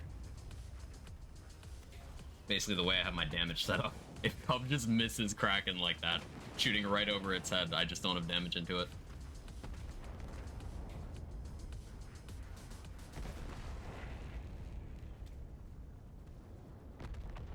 I like John Fireman a lot, but he's the same way. Pretty leftist by a lot of standards. Men, his take on the current global policy is pretty in line with status quo. Yeah,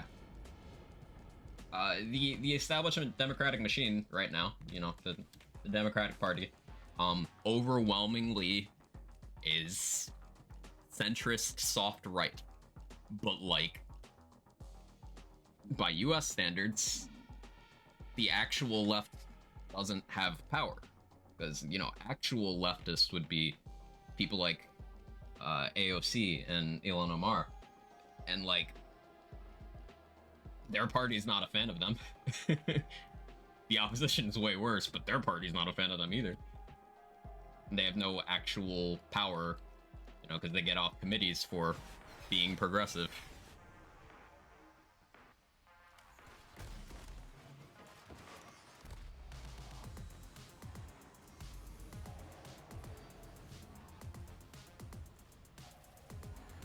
But make no mistake, despite having gripes with, you know, the entrenched power structure on the political left in the US, there is still no other option. Like, does it make my skin crawl that I'm knowingly going to vote for a party that's like, hey, we just kind of have to support genocide because it's geopolitically beneficial for us? Yeah, it makes my fucking skin crawl. But it's still sadly better than the alternative. You know, the people who enthusiastically support genocide for religious reasons.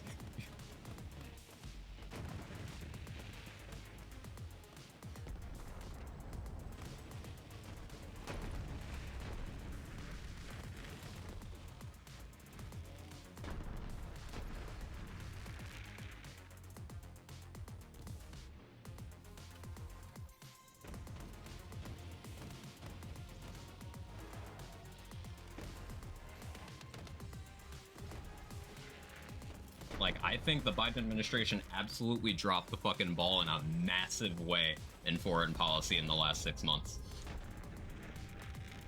In a maybe not even recoverable in terms of how the history books will view the administration on the issues kind of way.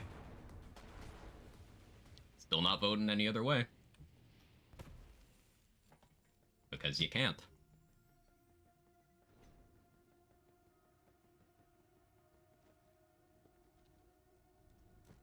Yeah, ranked choice voting would really help a lot.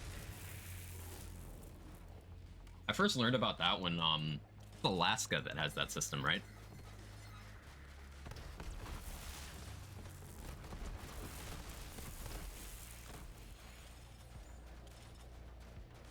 Yeah.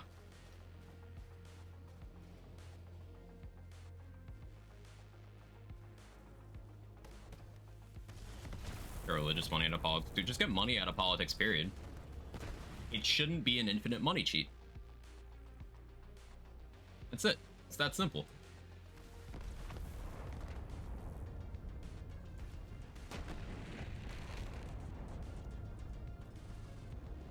Things that fucking George Washington knew that the two-party system was a bad idea. Yeah, but you only selectively take what the founding fathers set into account in this country, Snow. Remember, you go with the parts where they wanted to own black people and restrict voting rights to only white men who were born here and have money.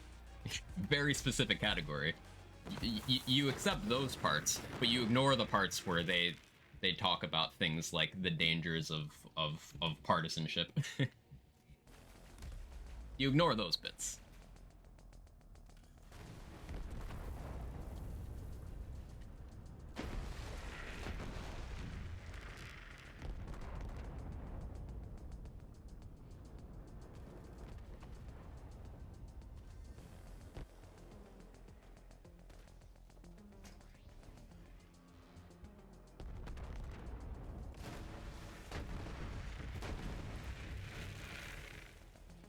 Must be great having everything so conveniently agree with your viewpoint. Imagine if there was like nuance and if you had to confront the idea that maybe people who were alive 250 years ago didn't have the answers to the problems in the world that are around now. It'd be awful if you had to, you know, acknowledge that instead of cherry picking what's useful to you.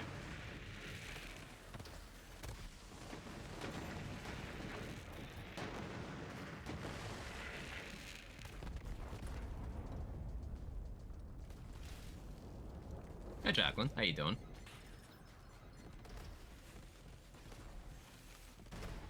Most of the founding fathers were anti-federal government at all. Explain that to the Federalist Society.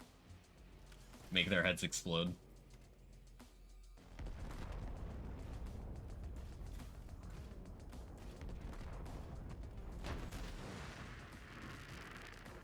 Gonna start talking to the Supreme Court now? We can.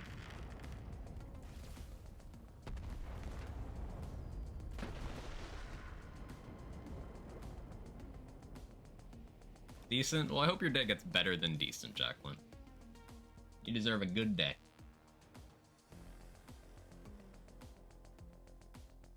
The point where some grifters are advocating to make divorce illegal. Oh, that's been happening, like, the whole time. We're just at a point where it's getting more traction.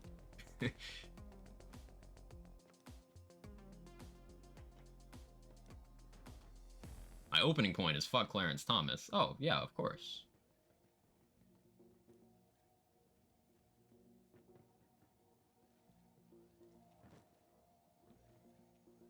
Point number 2, fuck Mitch McConnell. But continue.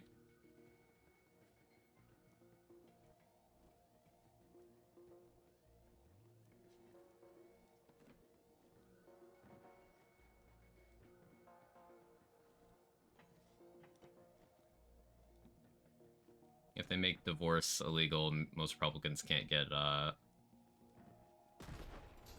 marriages, though. Surprised they want to support that. Well, you see, they've been trying to legalize child marriage in several states. Yes, you heard me correctly. No. They'll be able to. Imagine walking on your spouse shooting can't divorce. Yeah, like, the whole point is they want to trap people. Same reason they want to keep people poor and uneducated. Consolidation of power. Leber and Thomas out of the loop on that one. So Supreme Court Justice Clarence Thomas is one of the most openly corrupt public figures in the U.S. political scene right now.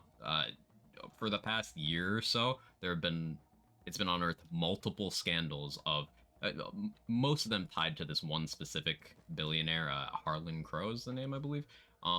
Basically, this mega contributor to right-wing political PACs and such has just for like decades been bribing and providing for this sitting Supreme Court justice, which has absolutely swayed how he's ruled on cases he's been seeing, like absolutely. And this is already a dude who's not even pretending to be impartial. Like, he openly said that it's his life's work to dunk on liberals. What, I said liberals? Can't speak a P because too much coffee. But yeah, like already a very dude not really interested in doing his job. Um, but yeah, he's just very publicly owned by a right wing billionaire. Like owned by him. The dude bought him a house, several vacations, like paid for his kids going to school. Like dude owns him.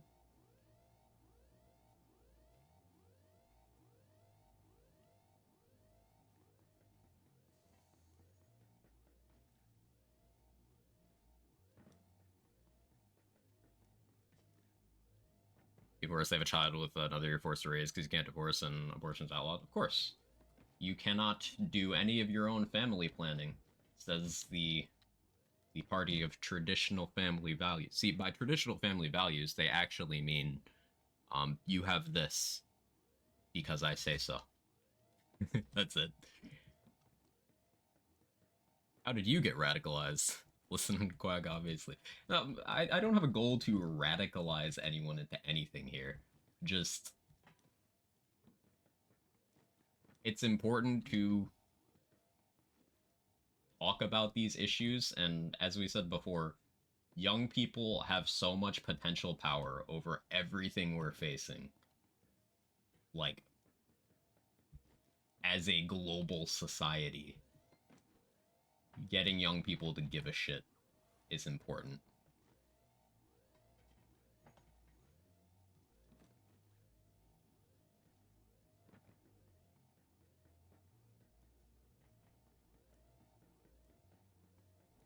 Play games by Paradox Interactive, and I'm trans and radicalized by default. Based.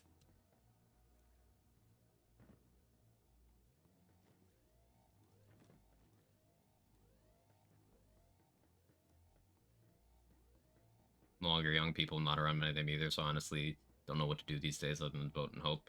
That's all you can do in a lot of situations. Alright, let me do this kill and then I'm gonna go pee again. I'm gonna go pee and then we'll run again. I have like 3 different lines of thought in my head right now. Brain's malfunctioning. It's gonna be tough to make young people care and everything seems so hopeless now.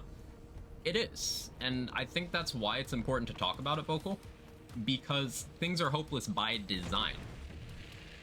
Like, it once again goes back to consolidation of power. The people who hold the power are gonna want to do so until their dying breath. And a useful tool in that is making the young people who are gonna inherit all of the problems created, making them not care. Making them think they can't make it an impact. Going back to what we mentioned earlier about the opposition party gaining ground in Poland, same thing happened in the U.S. with the 2020 election, where record turnout among young people ensured the better outcome. Getting young people to understand and believe that they can make a positive change is vital for fixing a lot of the issues the world's facing right now.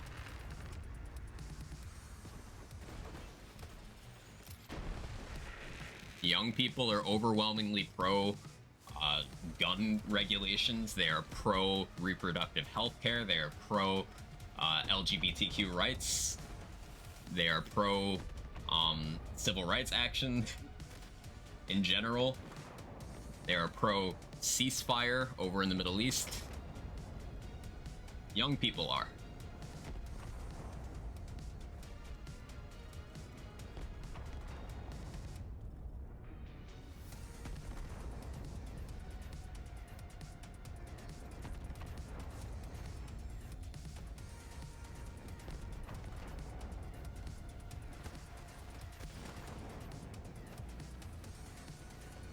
Actually having to shoot the GA.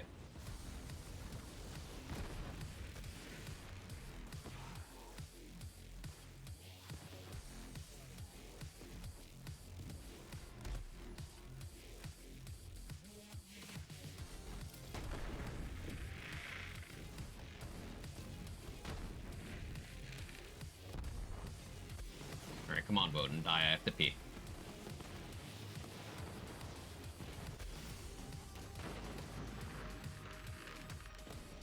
Gonna have to grenade here.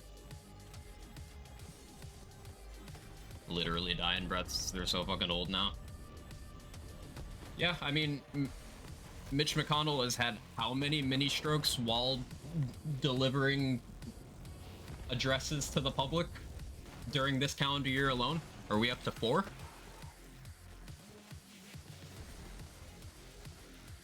Or is it still 3? Democrats tried to get Dianne Feinstein to give up power for several years before she died. She did not.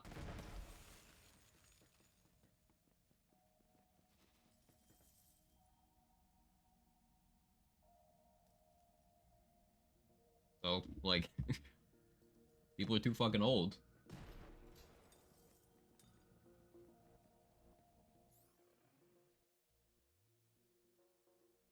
GG. Yeah, it's coming together, Polly. It's coming together. I gotta figure out boss damage. We need something better against armor. But let me run to the bathroom. BRB. So I'm enjoying chatting with you guys. Thanks for hanging out today. Be right back.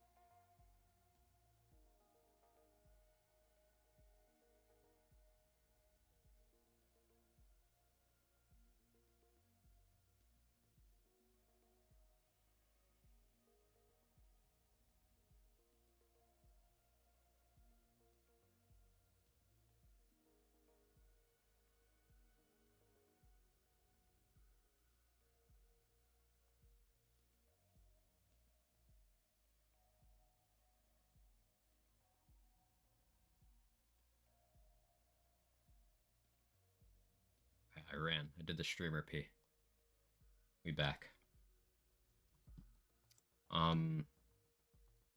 Okay, so a hive on paper works well, but I think I do need something more direct to deal with boss damage. And it's hard to beat the idea of a kick charger here.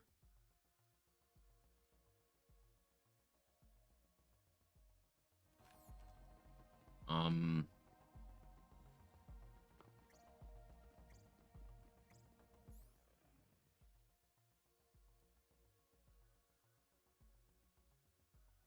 entertaining the idea of not running LE Projector anymore. The question is what I get out of that. Like, Atom Bomb sounds like better AoE clear, but in reality, it's not actually going to speed things up here. Introducing a spark plug would be pretty huge. I won't have bonus elements on it, but it would be a way of delivering some lingering damage. Burst of Kick Charger? Maybe.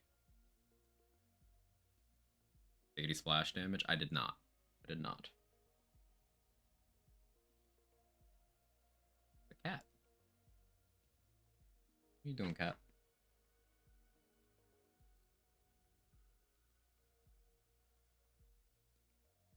Another option I have here is deviating from Hunter Seeker. If I go with a different grenade that does free up points here, which would allow me to take things like Drowning and Brass for more gun damage. More gun damage would help my Pestilence by, like, a lot. A lot.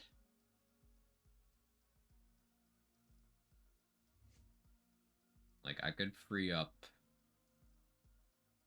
6 points here.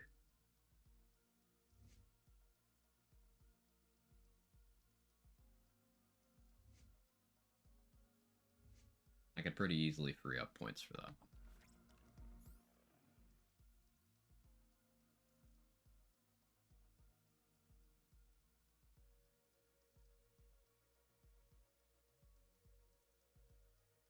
Not having a rad bonus element makes this kind of like, Monka.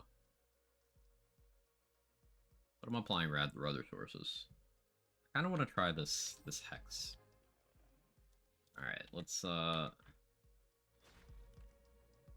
respec.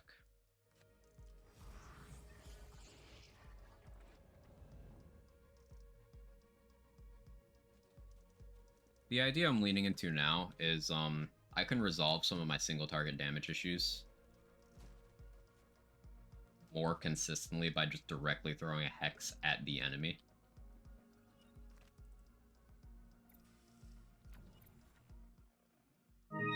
Second most jumped around an area. Can we put that one in the bank for now? I'll owe you one.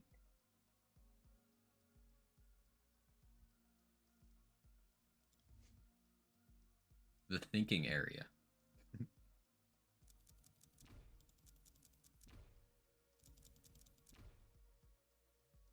Hey, Sora, thank you for taking care of Ultra Christie. Super, super kind to you. Thank you so much. You know the deal, Ultra Christie. Enjoy the emotes and stuff, as per usual. Appreciate you. Always happy to have you around. Hope you enjoy the perks.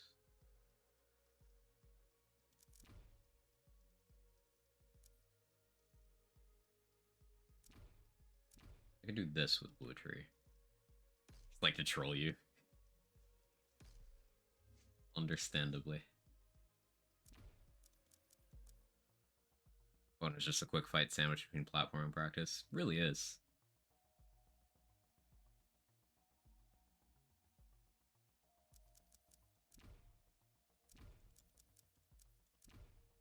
She's just a girl and she's on fire. There it is. Like...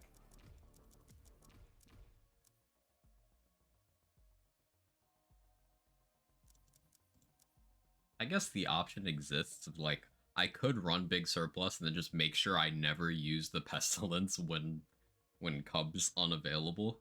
Like that's the next cursed outlet. But I don't know if I'm ready to get that cursed yet.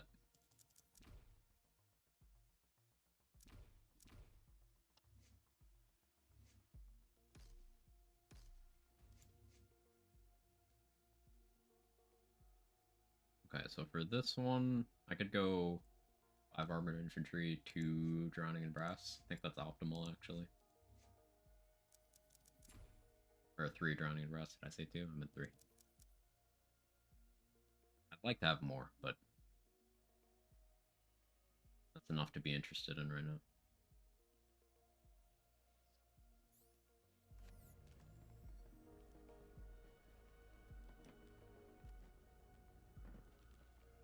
Oh, the House of Kings is so well known for jump around. I see what you did there, and I hate you for it. Always believe you make so many Nova builds because you have streamer aim. That's part of it. That's certainly part of it. In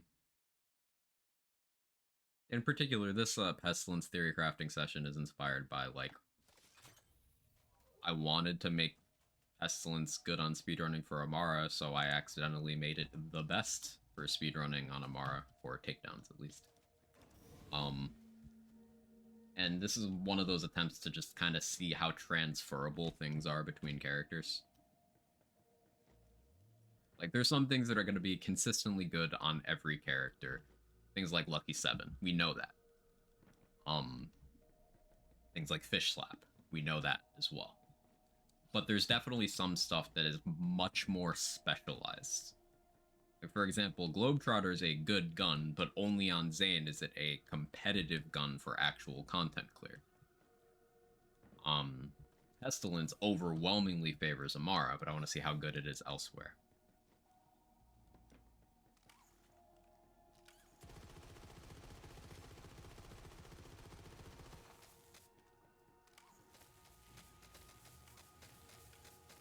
Like, we know the tech that influences it on different characters.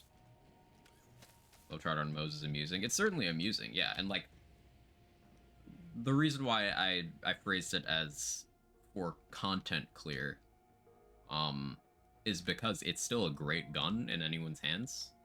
It's just because of the mechanics of Eraser, that's what takes it up to like competitive time trials level for Zane. No one else can make it as efficient as he can.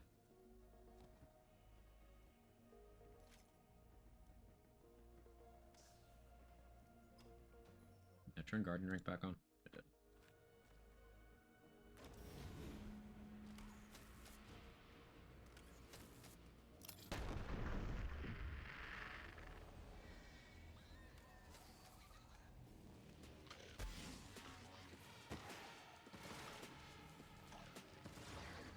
Why game?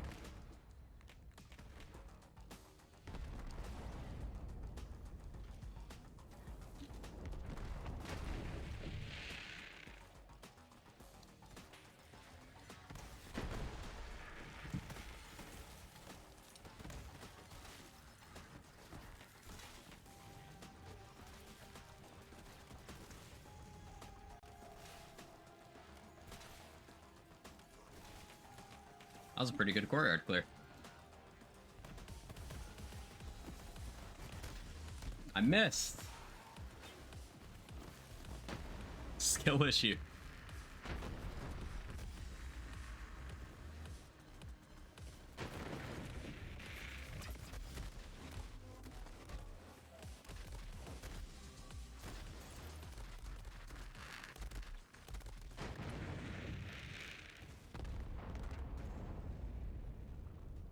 Run it back. This is one of my favorite parts of the game to test builds at, just the Maliwan takedown up to Kraken and reset. Just such a bite-sized piece of content that offers you a diverse variety of targets. Really good testing ground. Nothing has too much HP except for Kraken, but you get some enemies with elemental immunities. You get each kind of health bar. Armor uncommonly, but you do get each kind of health bar. And high incoming damage.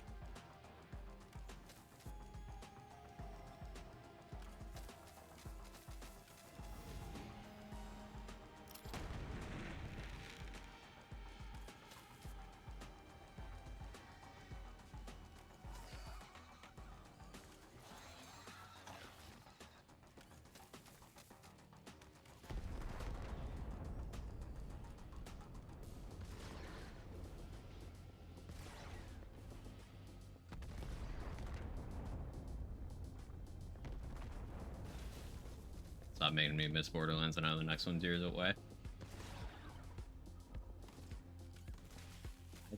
Enjoy this game still after 7,000 some odd hours. And I hope the next one is several years away. I hope it's far away.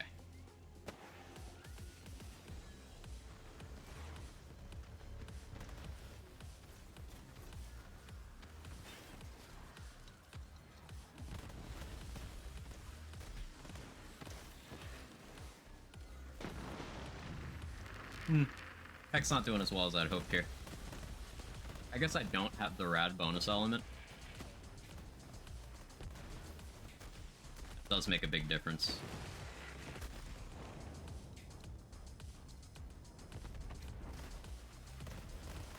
What do we think? I try light speed? No, that's very likely to blow me up. I don't want the answer to be fish. Someone help me with my mental gymnastics to make it not fish.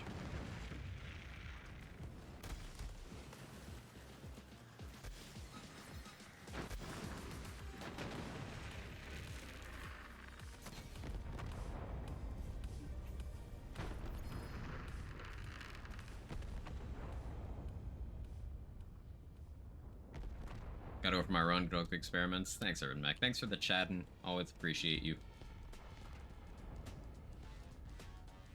Chicken, beef, pork. You know what I could go for right now? Go for some beef lo mein. What day of the week is it? It's Friday. They're open.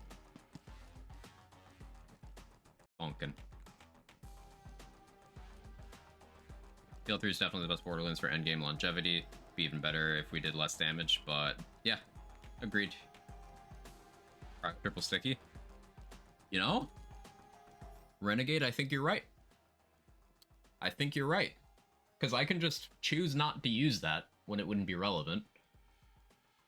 I could pretty safely just throw that into the sky to trigger the Anoint without actually hitting anything and risking blowing myself up.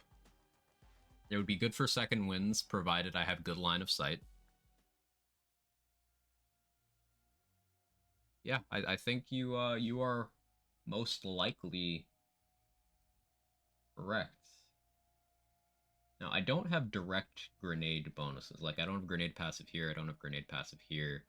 I don't have more than okay boomer, so I won't have as much damage as I'd like, but having GA and Superior Firepower and Splash should be good enough.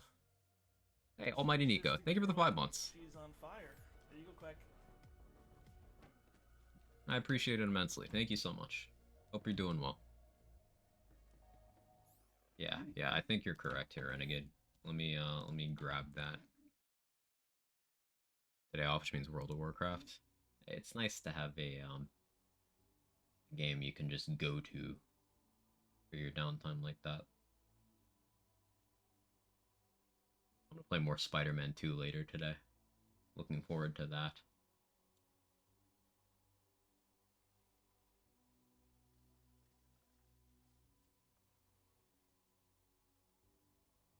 I really need to remember where I have a place somewhere where I pasted codes for purples I like using. But I don't remember where that is. So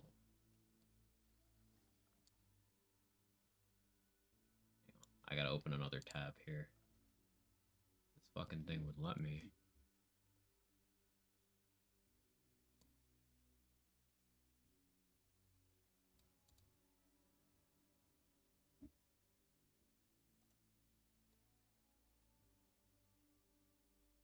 Okay, we got GA and Moze. Yeah. Contemplating buying PS5 just for Spider-Man. It's so good. Yeah, once I'm done with Spider-Man, I'm gonna play Alan Wake 2 on the PS5 as well, because there's no way my PC can handle that game. And I never did do a new game plus playthrough of God of War Ragnarok, but too many games, too many games. With Remnant DLC being less than 2 weeks out, and then Pokemon DLC is in a month. Just lot of games on the radar. Still deep in Baldur's Gate 3 territory. I started playing Divinity Original Sin 2. It's been a few days since I've played it, but it's in the pipeline. There's too many games, too many games.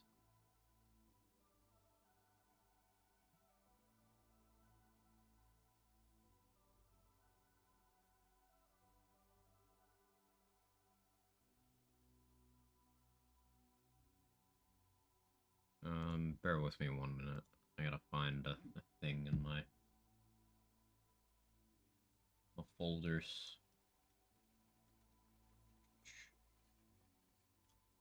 You in here?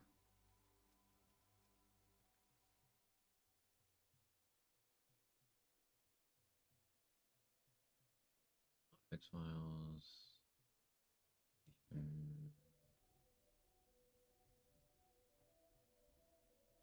No, not that one.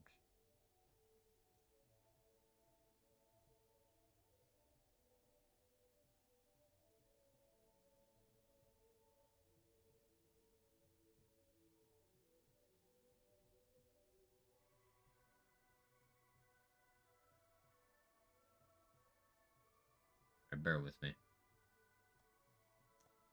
unpinned something by accident that I wasn't supposed to unpin. Now I gotta find it.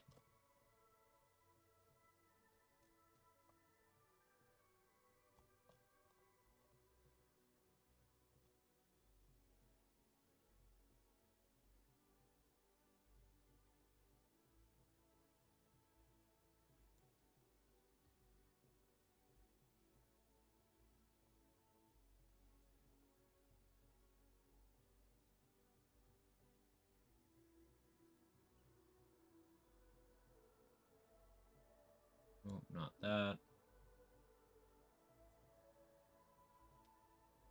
We're like, Alan woke, am I right? Got him.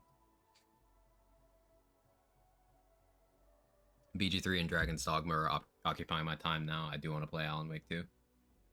I've heard so many good things, and visually the game's so impressive. I'm just keeping spoiler free to the best of my ability. Not easy.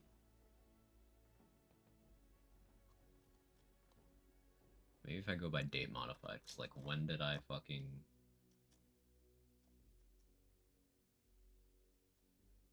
grab this?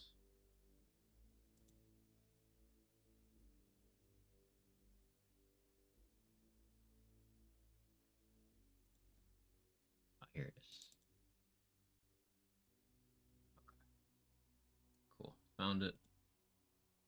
Um, I have a flak save with like 2,000 items in the backpack. Or, actually not 1,000. It's 791. I don't save it every time. I've had it to the point where I had the editor open for a while, so it did break 1,000. Um, and it definitely has the grenade I'm looking for in there, so I just pull that code and move it over. There we go.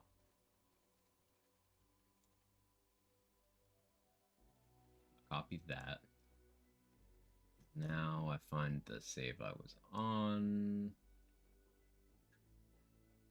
This is easier than finding which of my existing saves has a grenade. I can just use the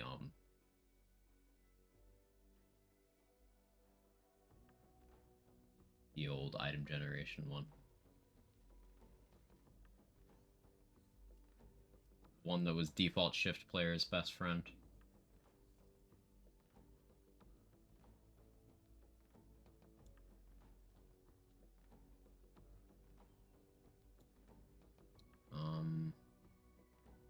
Yeah, we go with grenade thrown there. Okay.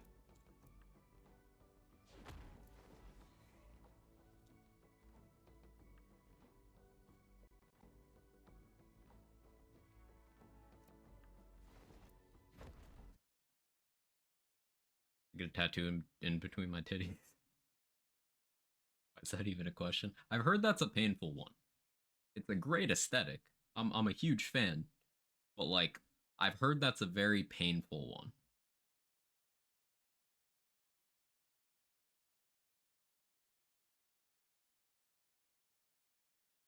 I had titties.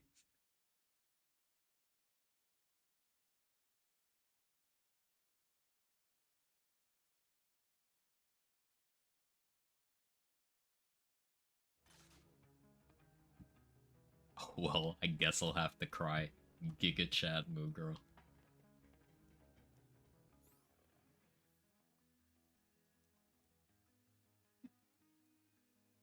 What was I giving myself? Oh yeah, this. Yeah, triple sticky. There we go.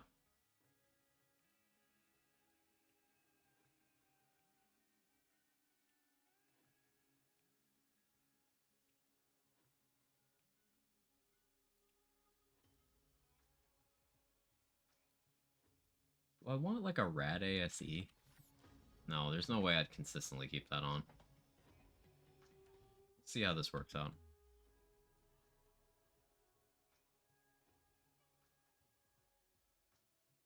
Like this dragon one, 'cause it's my birth year. You can see a dragon being cool there.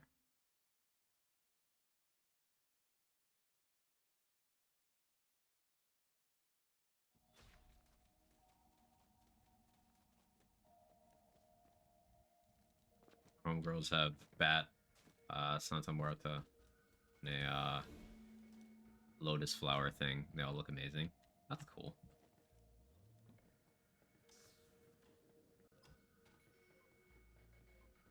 I don't know if I want to color one around. Whoa, Moo, you can't use that term anymore.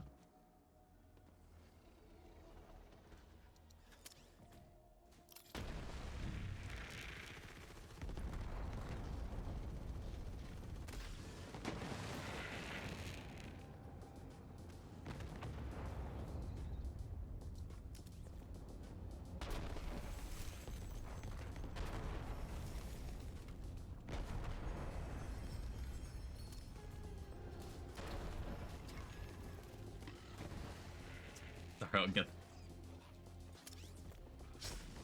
Stop it.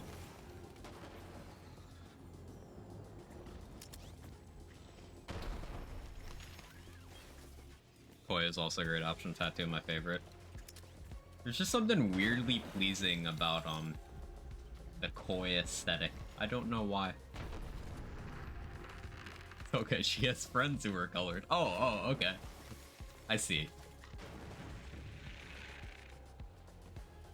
Why am I not using the kick charger? I'm gonna be honest, I forgot I had that equipped. There was no calculated decision there, it was just, no, I forbore.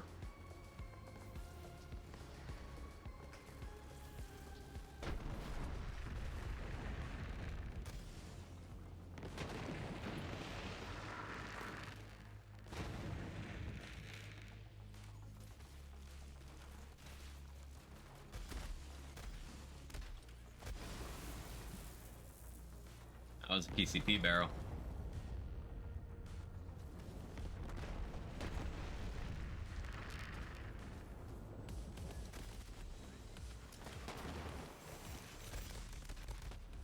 And that triple sticky only hit for 441 million? Only? I have no damage formula.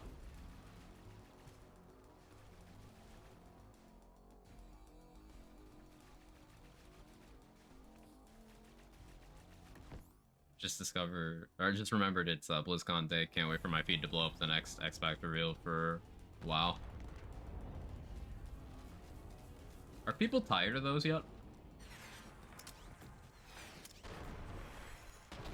Yeah, no rad bonus element means ugh.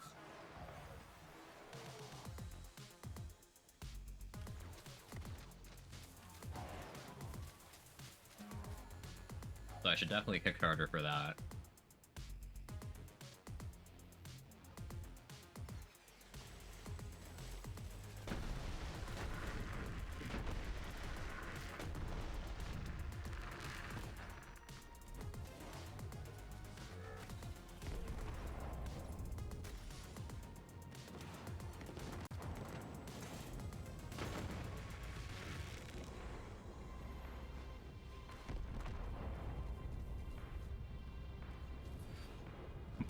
Moo, what are you talking about?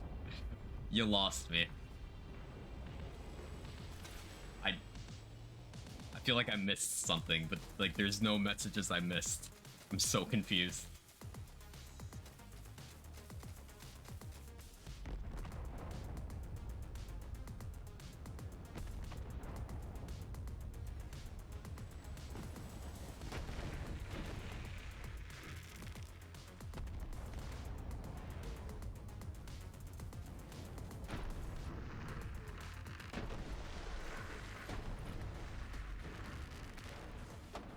He's spitting. But that's quitting.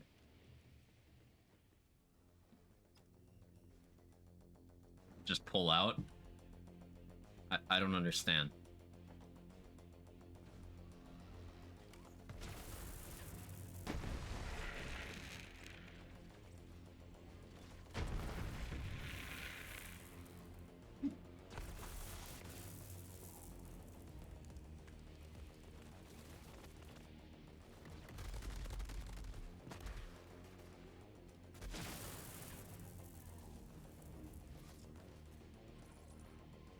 Talk about titty bug comes with titties.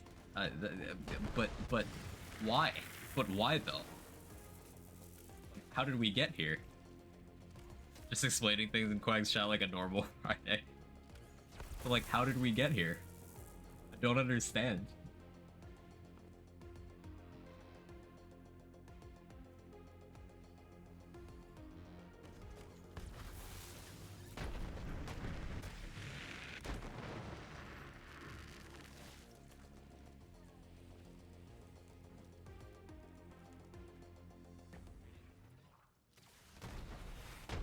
Because of David's 2 messages. So David just used domain expansion horny. And just chat changes.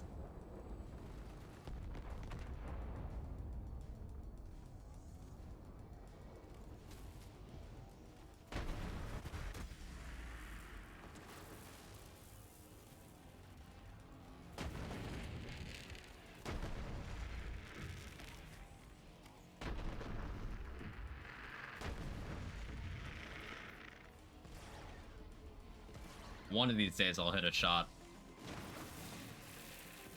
It's surely theoretically possible.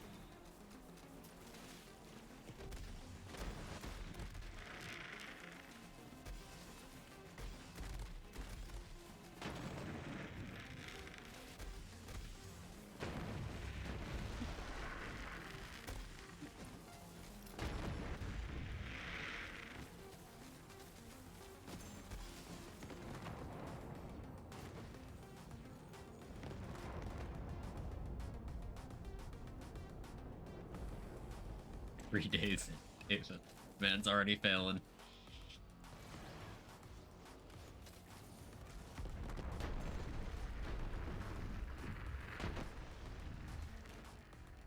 It's the normal David moment.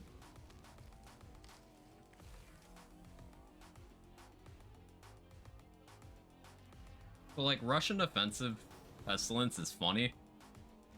Like, I don't lose the Russian offensive status. They're in that reload. Like, I can just be lifestealing off of Pestilence Novas.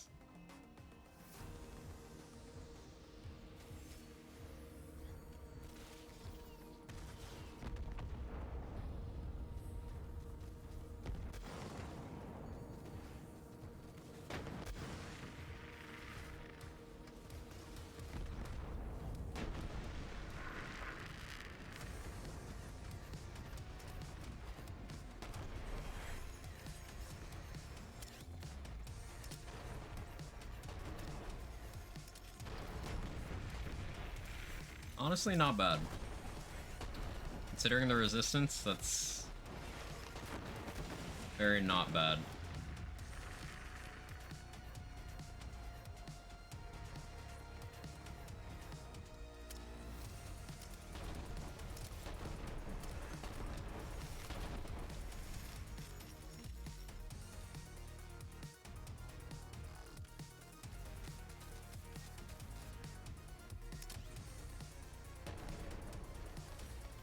Almost 5 hours doing nothing at work and had chill dinner with my friend. Hey, that sounds like a great day.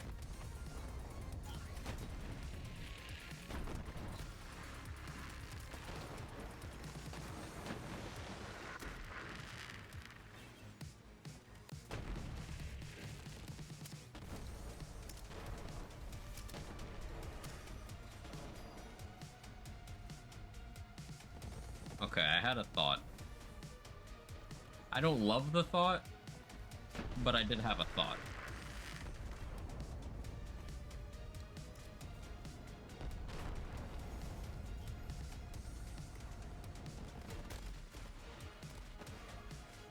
Yeah, I know what I'm gonna try next run.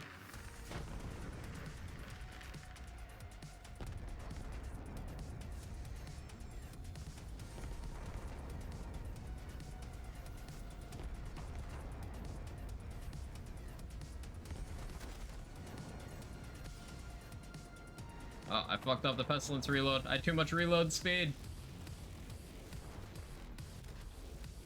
Wait, how do I have that much reload speed? Oh, from kill stack, right. It's like, why am I fucking this up?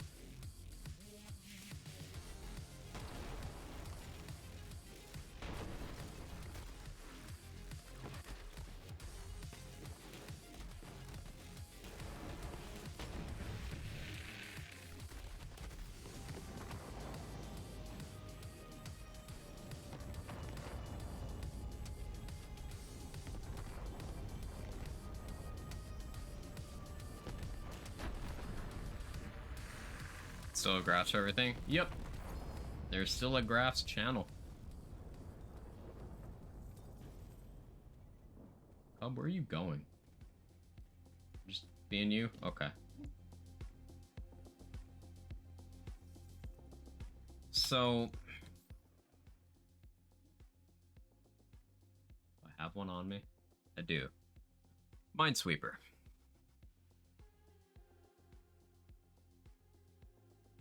Almost nothing I'm doing is capable of critting. So I could force Minesweeper to just only trigger, or only have a chance of triggering when I want it to. If I use some sort of radiation grenade, I would also even be immune to it. But solve my single target issues.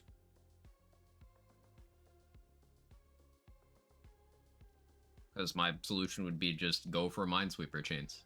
Just be lucky.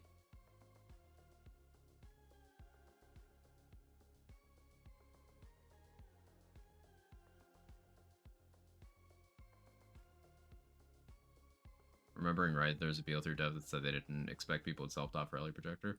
I don't remember that, but it's entirely possible it happened.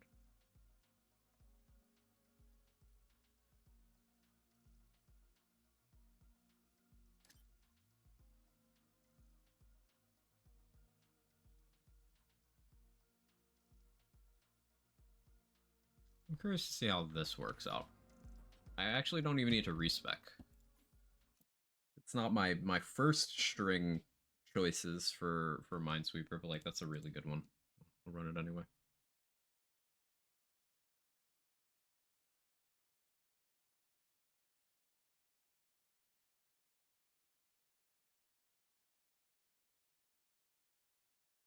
The 3 is a mess of spaghetti code and I love it.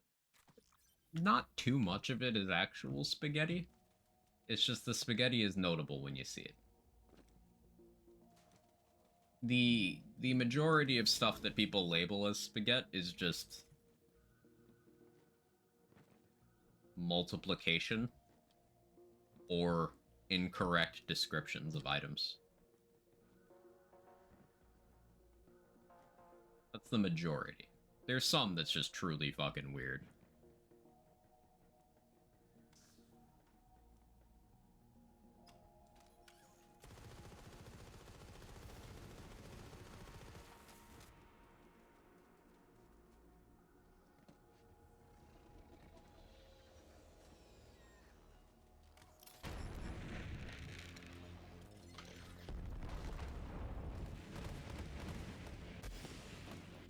I got pulled holy pin, right?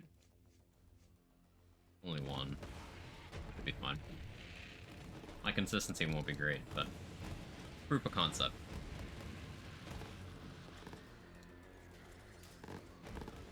Do the thing.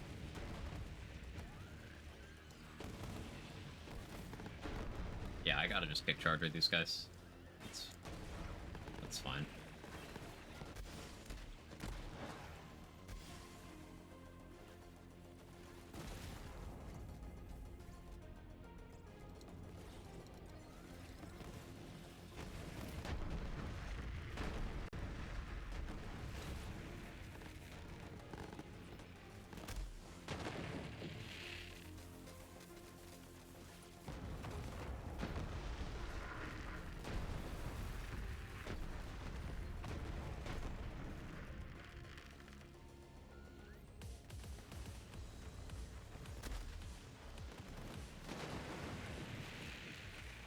Thanks, Minesweeper.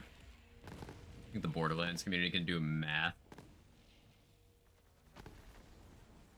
Unironically, yeah, I think they can. It's just they choose not to read. That's where the issue lies. Can do math, chooses to be illiterate.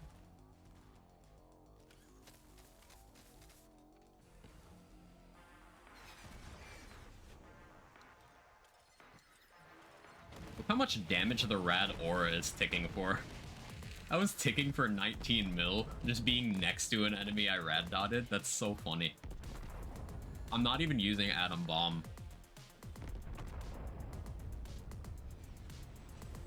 You imagine if Moze had Wildfire?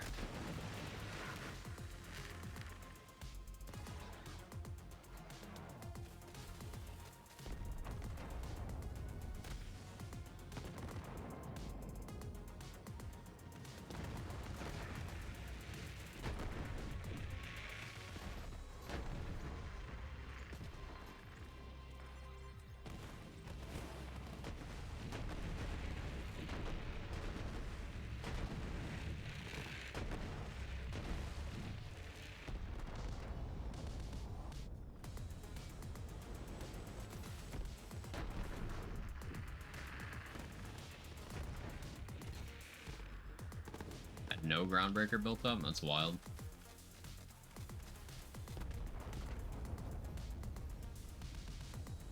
You know, fair, I've let reading fall to the wayside in my advancing age. Reading is kind of just like out of style right now, as painful as that is to say. So, I don't think it's just the aging out thing.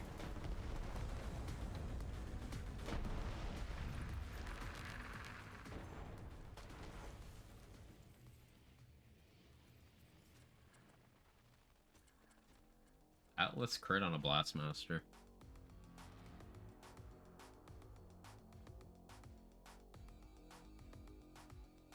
Weird.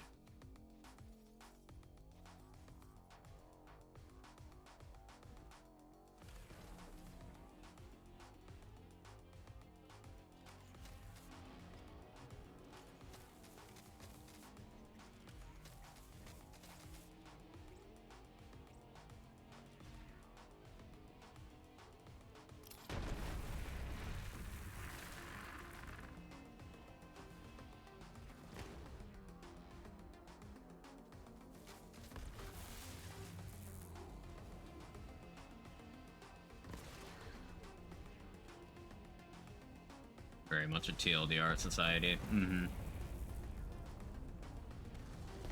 Even long-form videos are, like, too much now. If it can't be summarized in TikTok length, a majority of people aren't interested.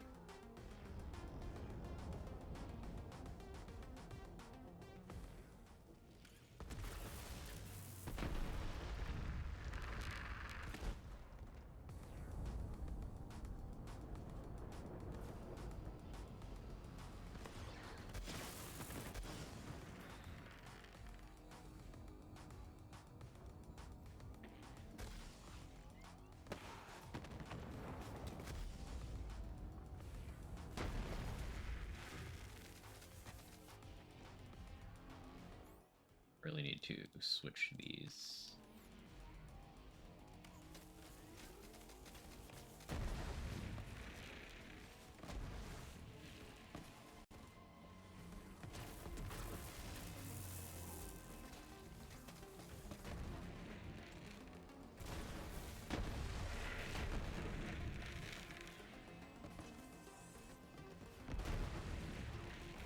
One day I'll hit that shot.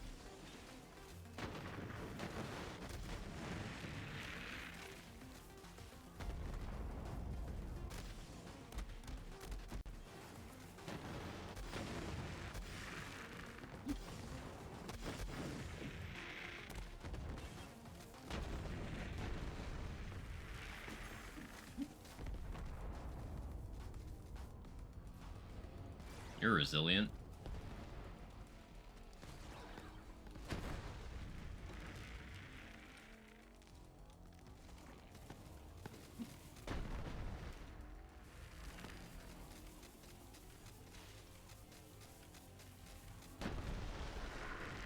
Hey Pichu, how you doing?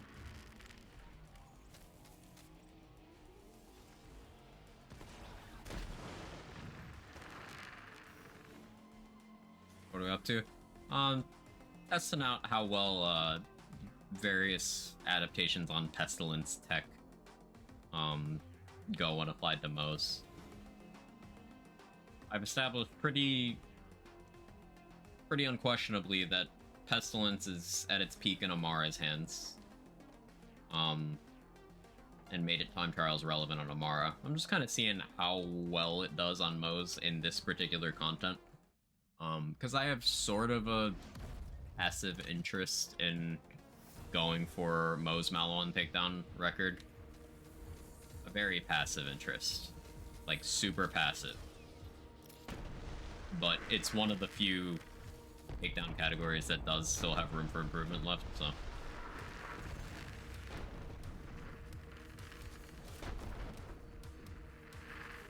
I want to see what setups have potential for it. I fucked up there.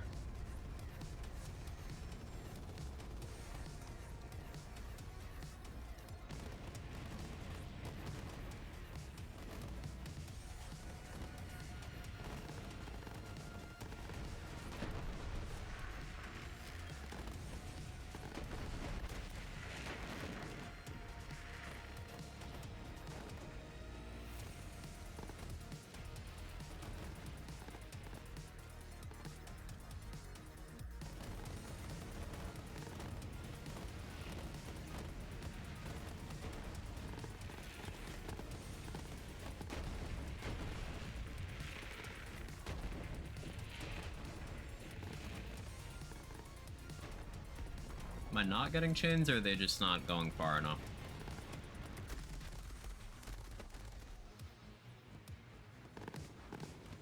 Russian offensive, you're so silly. You're so quirky.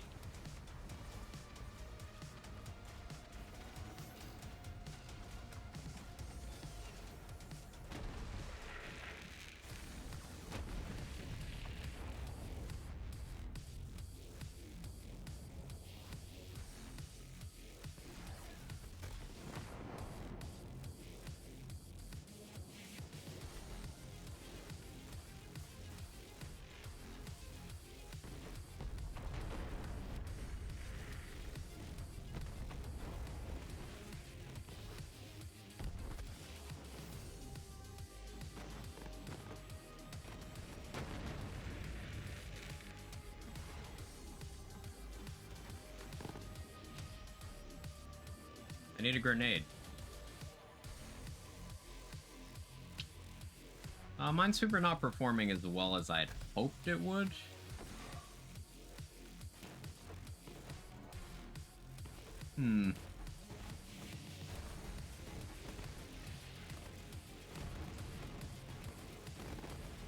Oh, hi.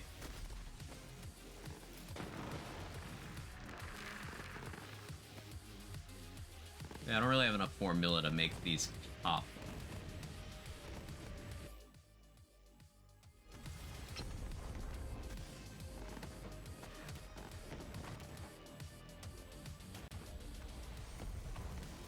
Okay, that's good info to have still.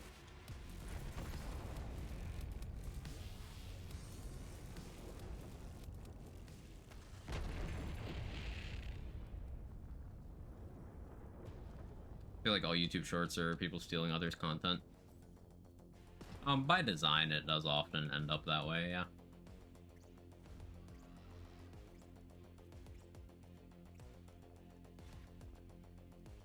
Or builds on the 4 Vault Hunters. Depends on my mood.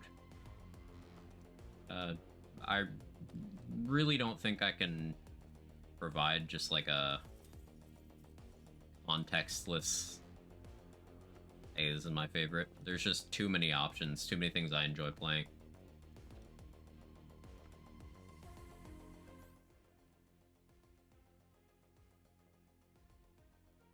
Okay,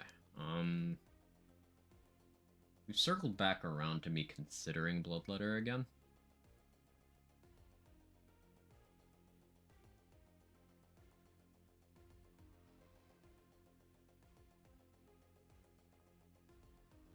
I'm resistant though. I have liked having Health Gate here. Green Monster would ensure that I die. Would it? Yeah, that bonus element would definitely still kill me. I would need like Mana Well to have a chance to survive, but then Mana Well would be providing a bonus element that would also kill me. I'd have to Beskar, but then the radiation would kill me. Yeah, there's no way I could make that work.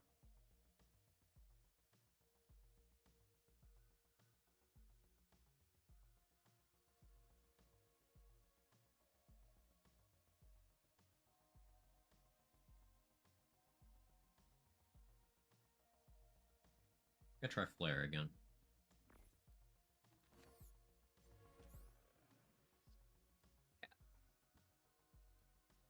Let's try Flare.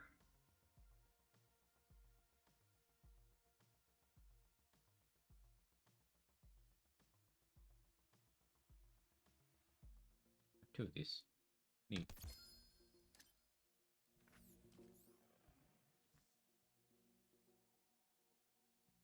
Vic Rush a little less valuable there.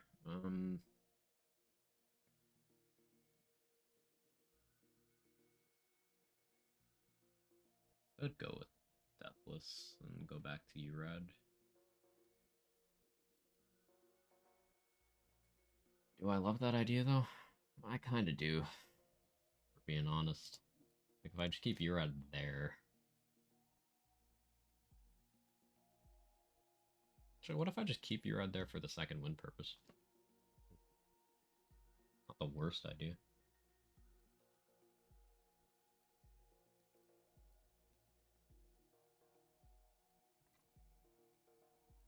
So Vic Rush's move speed. I like move speed. Let's try it. Trial and error. Level 1 stopgap on unkillable trick still work. Yes, but like you have no reason to do low level there. The reason why people did low level is because they underestimated the power of Bloodletter. You can just use an on level one and then like make sure to fill your shield through various means. Just the combination of Bloodletter plus Russian offensive means you're able to instantly fill any shield in the game, like literally any shield that has capacity. You don't need to do low level. You still get 4.99, or I guess you get 5 seconds of stopgap immunity and then 0.01 seconds of downtime. And then you get your immunity again.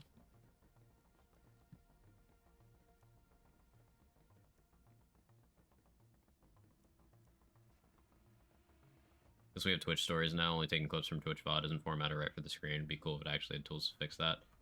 I feel like it's one of those features, Tom, that a lot of people on the platform don't have an active interest in, so it won't get the numbers for them to actually make it like worth using. And then they'll just pull it. Because it doesn't get used, but it didn't get used because it wasn't worth using. It wasn't worth using because it didn't get used, so, you know...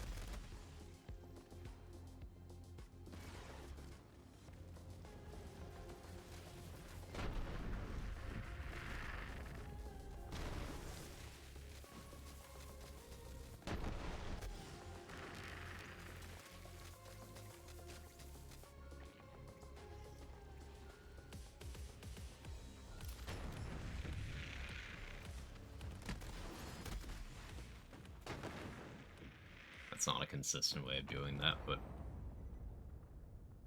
Remember having health regen artifact instantly fill the shield. Weird gimmick, feared they'd change stopgap and vulnerability window. No, stopgap already had a built-in countermeasure of it can't trigger while it's active. So you have an enforced downtime of like an amount of time that isn't 0. It could functionally be 0, but you do have holes in it. Super Soldier is one that for a while did not have holes. So like it was able to trigger before it was over, so you could infinitely re-trigger that. And that one was a problem, so they changed the mechanics of that. But now it just works like stopgap does, where as long as it's not active, you can re-trigger it. So it just got a minimum interval where you are technically not invulnerable. any utility at all with the Terror build. It seems so interesting to me. Terror is one of the most useful mechanics in the game. Yeah, I use Terror a lot, as Jaybridge said. In particular, this anoint on the hex on the right is of a damage multiplier. You okay, Kevin? It's of a category where the only character that gets natural access to it is Flak. Flak is the only one with it in their skill trees. Moze gets access to it from the Flare class mod, but the other ways people have access to it are from Victory Rush and from the Combo Guardian rank perk. Meaning a lot of setups don't have that mult. And at 3 stacks of Terror, this is 45%? Yeah, 45%. So up to like a 45% fresh damage multiplier for just your grenade slots, pretty big. How do you apply it to yourself? Most commonly, people will use a face puncher with apply terror, or a shield with ASE terror, or a shield with chance to apply terror on melee. That one. Those are the most common ways to do it. It depends on the setup. But other good terror annoyance, you have Terror Cryo. One of the best damage increasing annoyance in the game in the gun slot. Or non-gun builds. Terror Crit is huge as well. Terror annoyance are really good. Terror as a system is very well designed. A lot of give and take, rewards, investment, cool stuff. And then Amara and Moze both have character-specific terror annoyance that are capable of being primary damage dealers with investment. Flak's terror annoyance is one of the few that applies to pets. Zane's is just kind of pointless because Zane was given so many defensive band-aids over time that he invalidated his own at several points.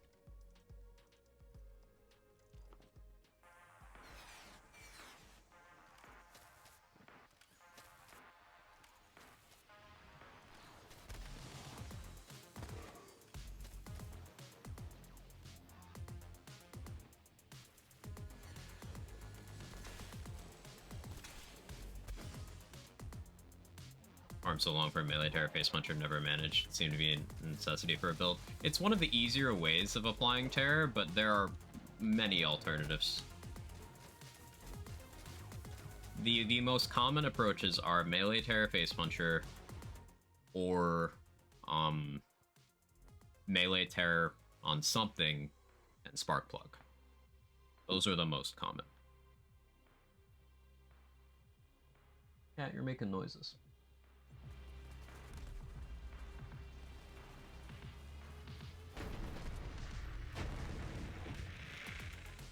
Hey, Super. How you doing? I'm back. Welcome back, Sora.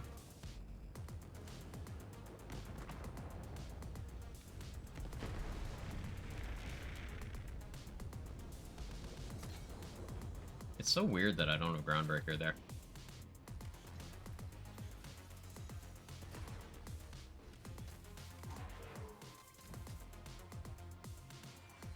Back from destroying True Arbalest, discipline 10 seconds of the Gargoyle. Common Gargoyle W.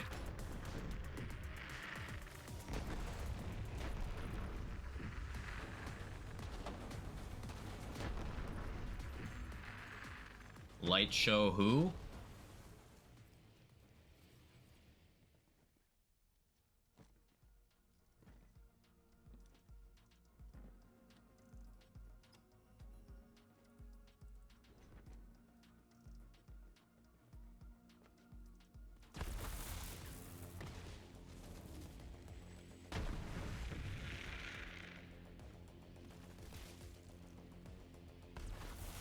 Or like mid-show. So true.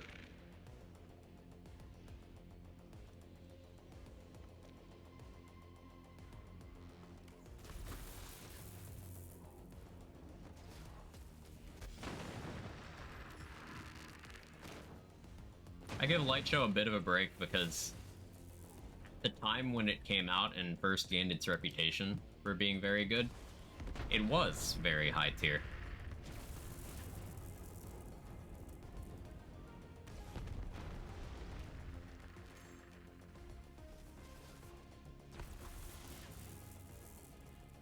Thank you for taking care of Super Sora. I appreciate that.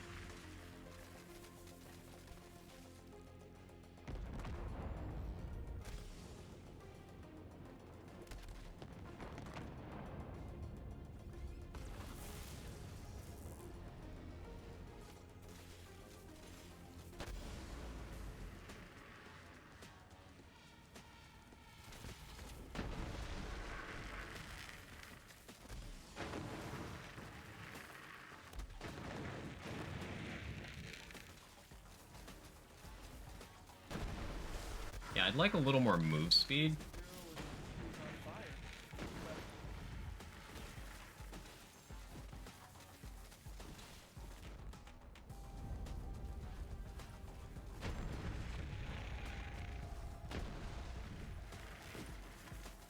But interestingly, the damage is noticeably higher here, and I think that's because I was killing fast enough that Cub didn't have a chance to burn its fuel. Like, with a little bit of red tree investment, I could give Cub Bear Fist, and then I wouldn't even need to slow down.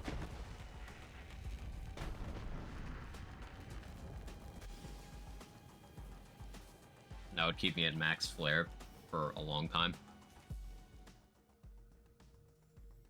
That because that discussion the BL3 Discord. Which one? Nothing's coming to mind, but maybe I repressed it.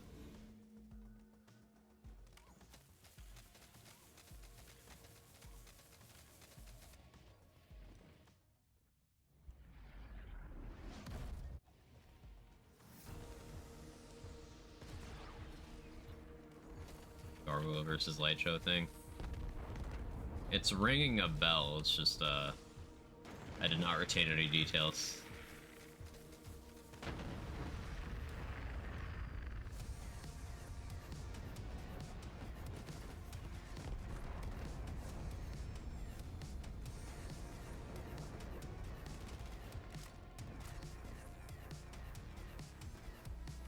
Wait, actually, I think I remember now.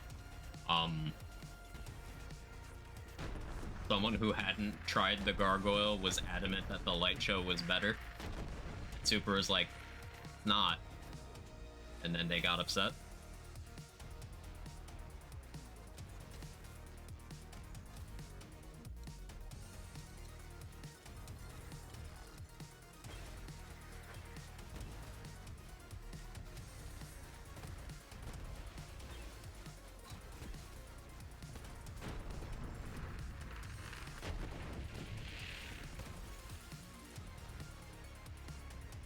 There's a list of DLC's pistols they didn't like the results. It's an awkward truth that, Light Show is bottom of the barrel for pistols in its own DLC.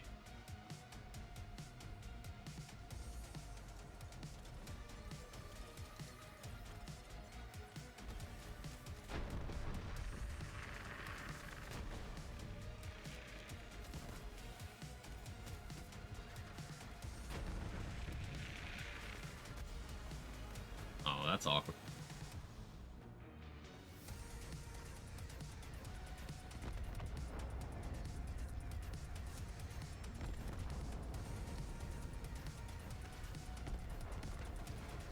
Spawn ads. No, don't phase now.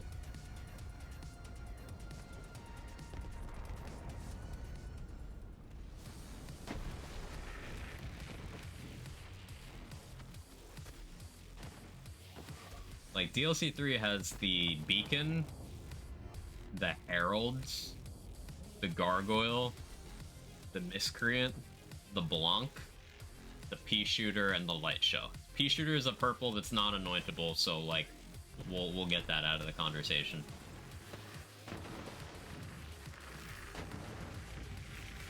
But the Blanc, if you're super particular, is able to hit some very good damage. Kind of like how Tankman's shield, if you do the thing it wants you to, can do damage.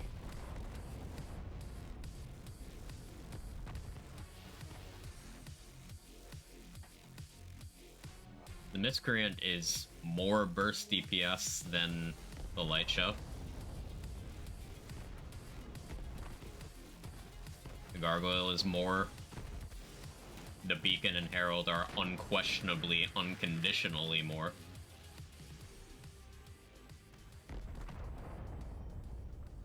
Beacon and Herald roll in all elements, Miscreant rolls in all elements. Forget what the Blanc's elements are. Is it all?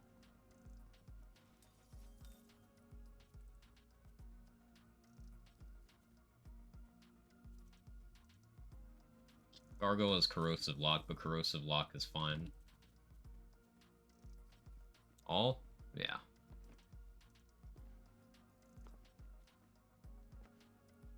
If we look at manufacturer bias, Doll has better gearing options in the class mod slot because of Doll manufacturer crit.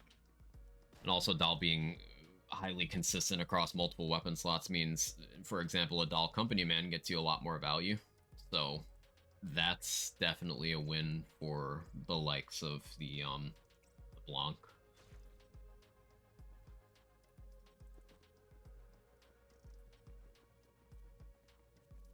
Vladoff is just a bad manufacturer in this game. Like, don't get me wrong, it's a bad manufacturer with good offerings. Obviously, the Kick Charger is not a bad gun. But Vladoff is a bad manufacturer.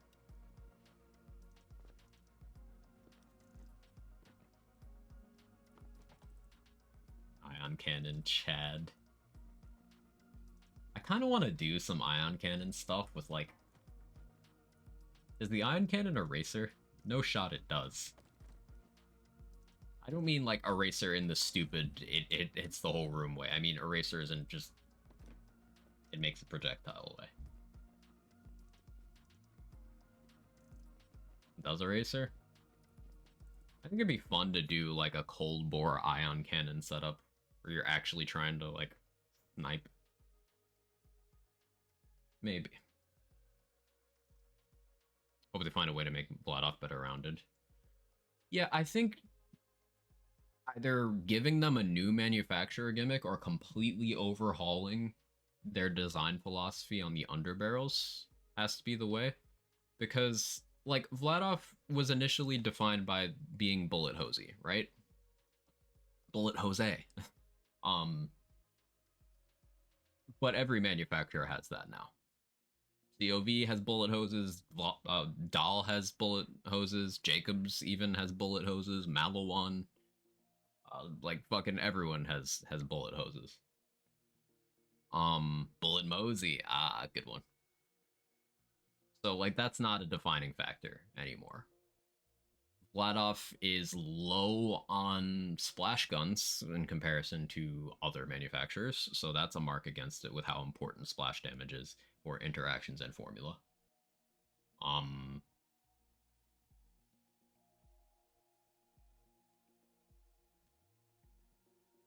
So like what does it do?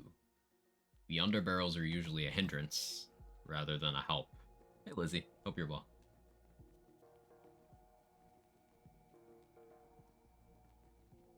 Like, look at the... And I feel like I bring this up all the time, but look at the Vladoff guns people actually use. They either do not have an underbarrel, or the underbarrel is not something that directly does damage. For example, the Monarch. The underbarrel just makes the main fire mode better. That's all it does. Super Shredifire isn't good, but it's popular and it's fine. And Super Shredifire's underbarrel just makes the main fire mode better. In terms of non-uniques, Vladoff pistols and arms race are actually pretty decent as long as you get double barrel, which just makes the main fire mode better. Sickle, Lucian's Call, no alt fire. Light Show, no alt fire. Kick Charger, Ion Cannon, Backburner. Is Backburning Vladoff or is it Torg? I don't remember. No underbarrel. Phasor is an exception to the rule, yeah. Phasor is an anomaly.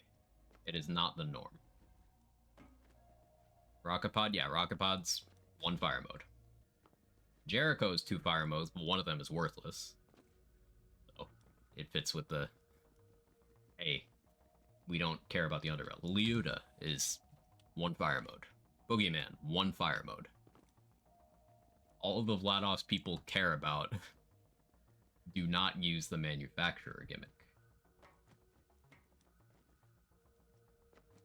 Awkward moment when you eat a glizzy and everyone looks at you weird until you realize you eat a game.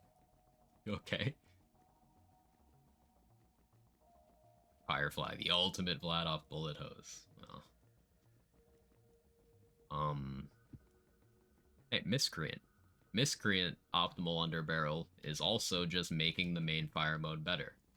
The dowsing rod, the main barrel is terrible, but the underbarrel is decent.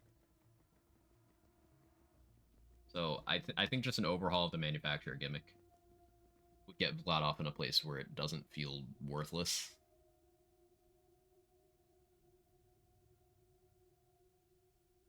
Yeah, I don't know what that would be. Either step away from the underbarrel mechanics or err on the side of making them too good rather than too bad. First time I hear someone say Liuda instead of Liuda. Isn't Liuda the correct pronunciation? Or am I wrong? I think splitting bullets could be cool as a gimmick. Could be, Lizzie.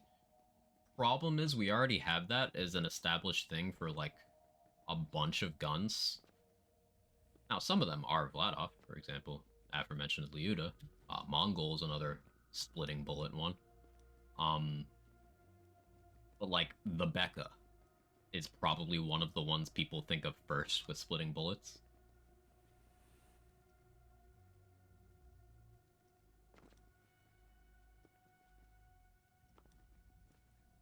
Leadstorm. Yeah, I love the Leadstorm. That's all I want. Leadstorm was so cool.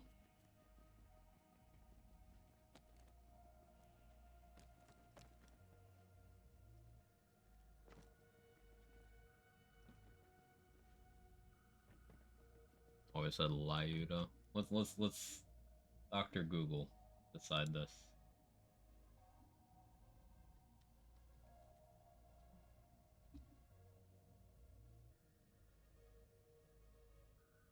How to pronounce.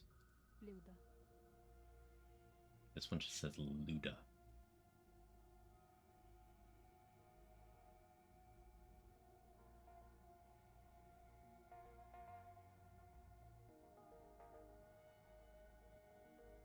Okay, what's this site say?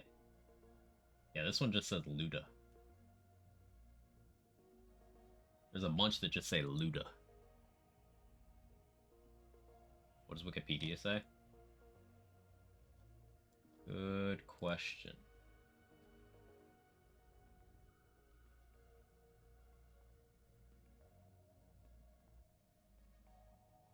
Okay, I can't read that. It says how to pronounce, but it's in the native language, which I can't read.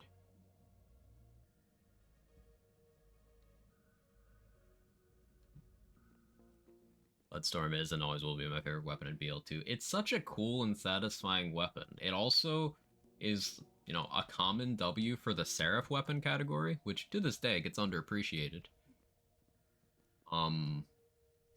Seraph as a rarity is one of the few, you know, extraneous rarities that I'm actually a big fan of.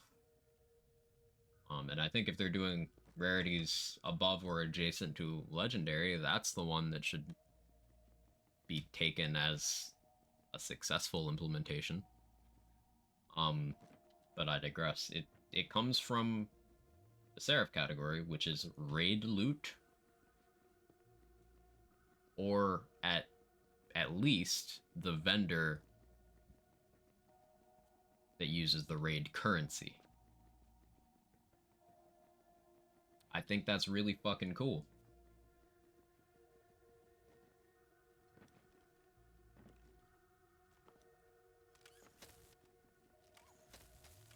Oh, I want to do another run. I want to keep science in this out. like made progress with the pestilence side of things. It's just the single target bossing side is still questionable. I think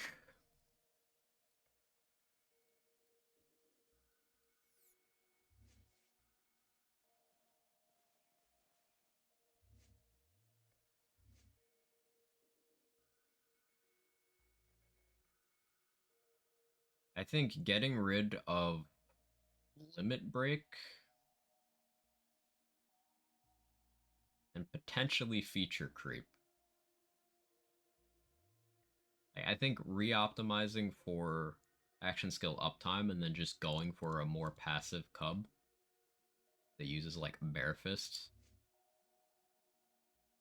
is potentially a play.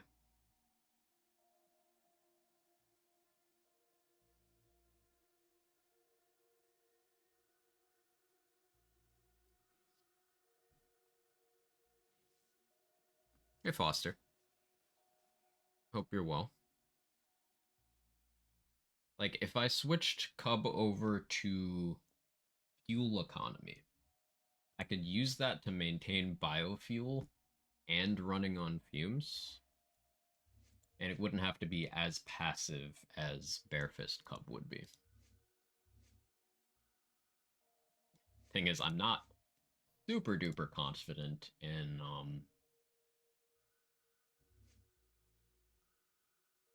Cub's damage output with fuel economy.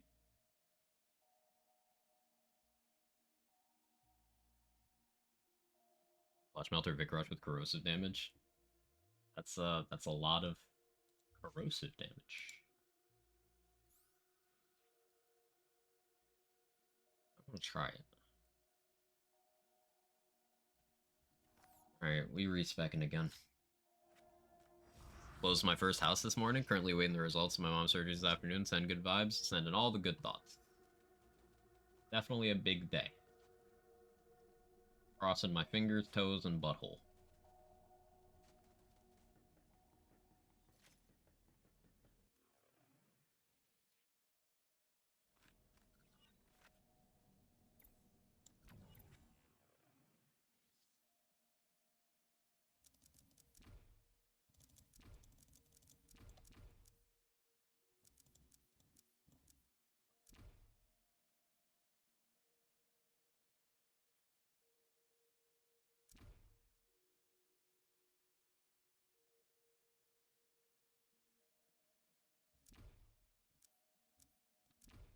Try that. Go back to efficiency engine.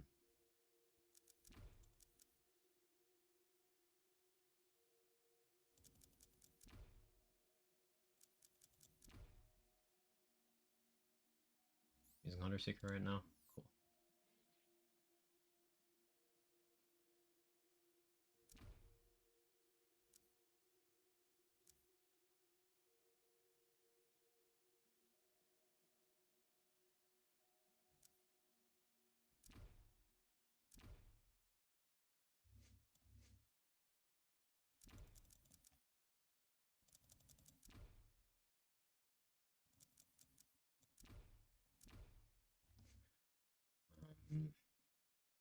Okay, that gets me to fuel economy. 7 points left.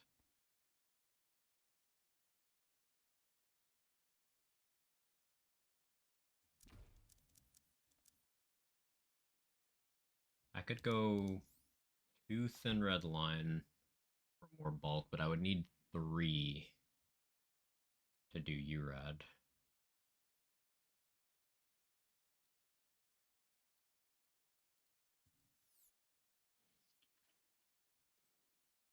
Just 2 drowning and brass.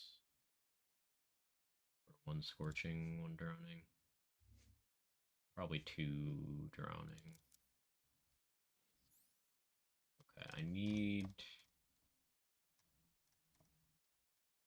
something better for bossing in a gun slot. I wanted a rad gun here for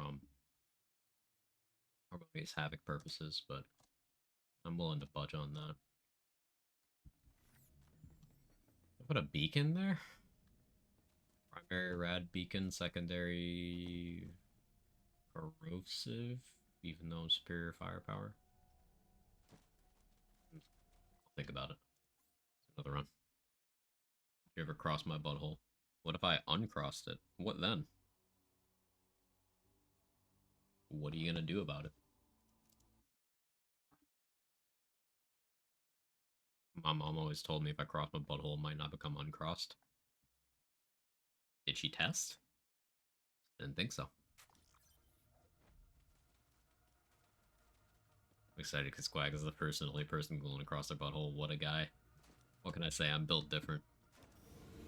Some would say incorrectly, but different nonetheless.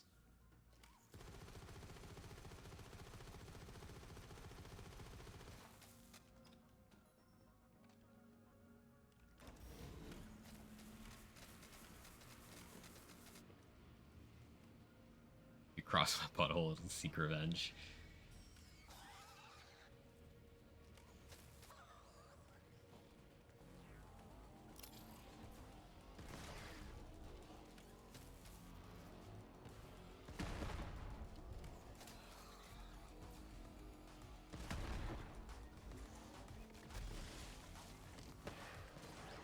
So is it gonna be like the section of each John Wick movie where he's gearing up before he gets into the main plot, but instead of like getting any gear, it's just you eating Taco Bell? It's just like a full uninterrupted 5-minute video of you just eating Taco Bell.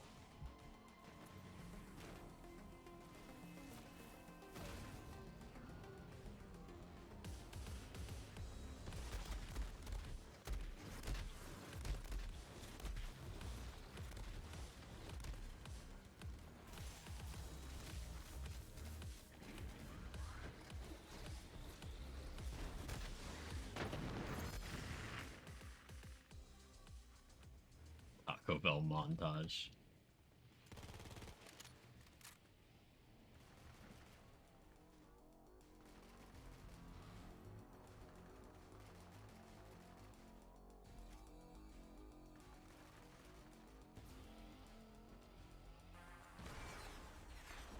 Yeah, no overkill.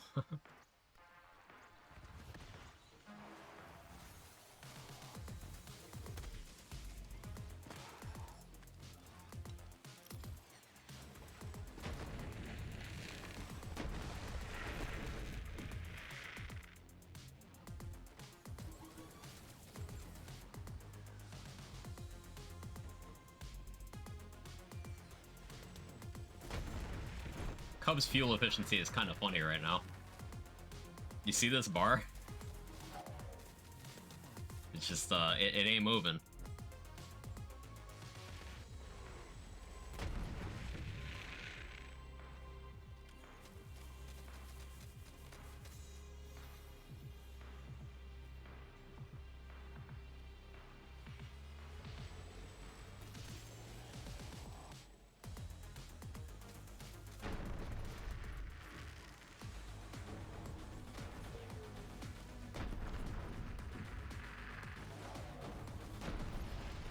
I actually really like what that does for my damage output.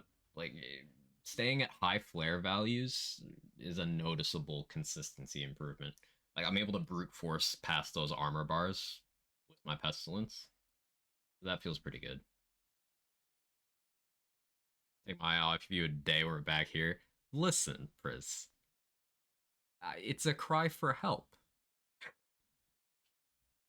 Thank you for the 38 months, Priz. I appreciate it. Seriously, means a lot.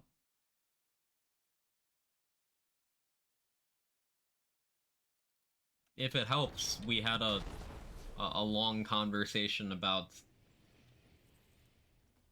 socio-political and geopolitical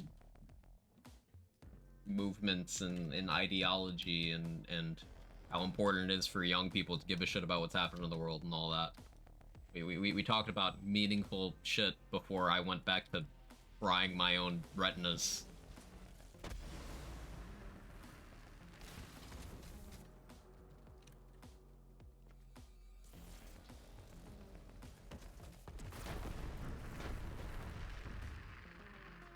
Was it depressing when you get angry? Because I've seen that.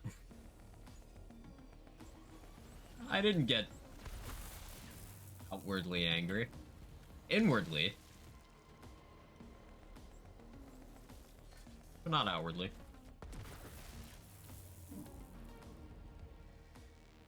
70 out of 50 backpack space. Default shift player died for our sins.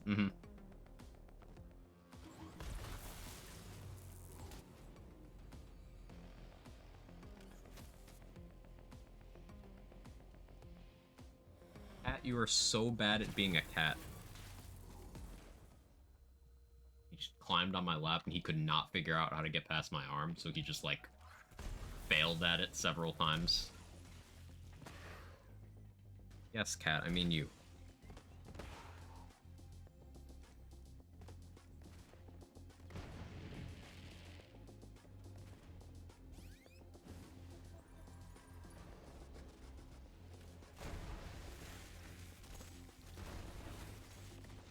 Remind ourselves why there's a lesser of two evils.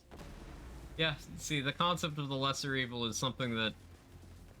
It's a privileged notion to believe that you can avoid that. Like, the concept of the lesser evil works because there's always someone willing to be worse.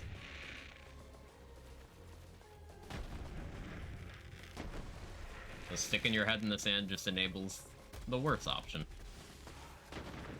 People who think otherwise are either very privileged or have watched The Witcher too much.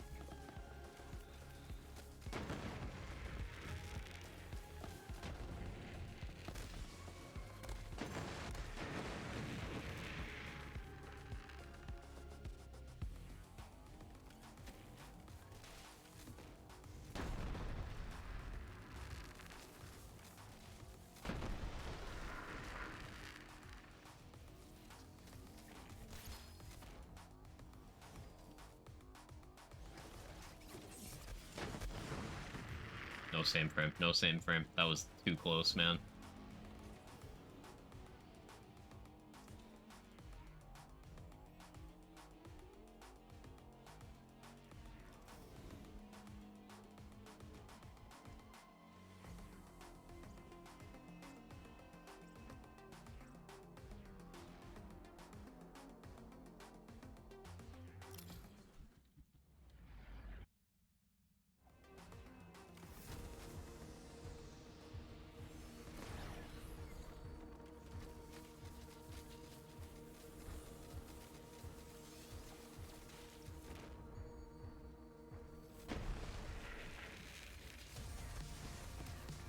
Oh, please.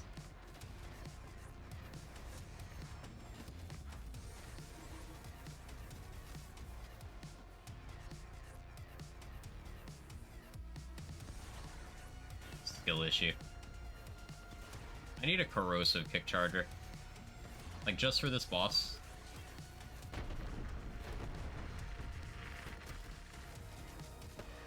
Or what if I'm based and use an ion cannon? I don't have short fuse.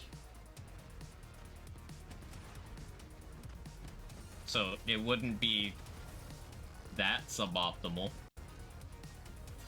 Ignore all the other reasons.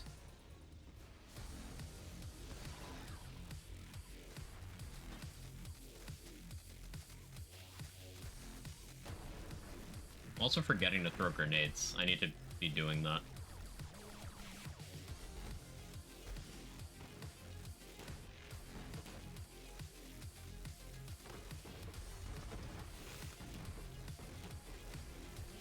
Base people use the Mongol. That's so true, though. You're so right.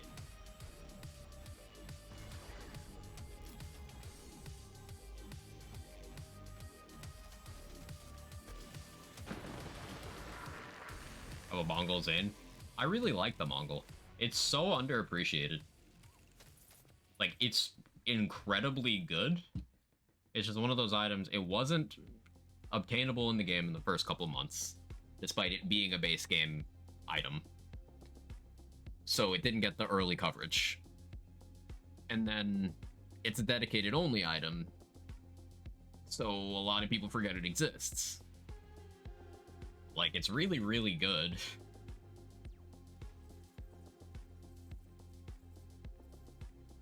And it's another Vladov with no alt fire. I was gonna do only a 4-hour stream today. That's still not for another 13 minutes. But now that I want to use the Mongol, I have more stuff I want to test. So, BRB, bathroom, and then we do Mongol stuff.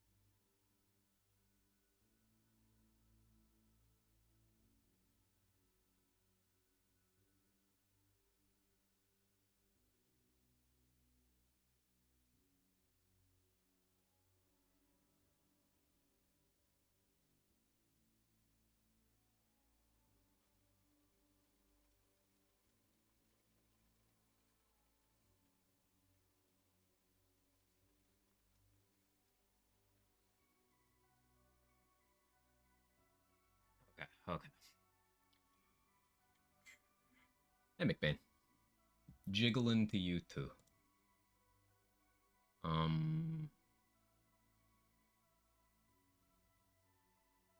Need a Mongol.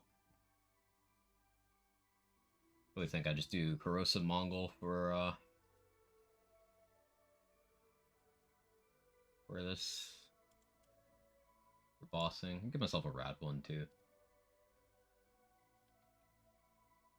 I don't have wish.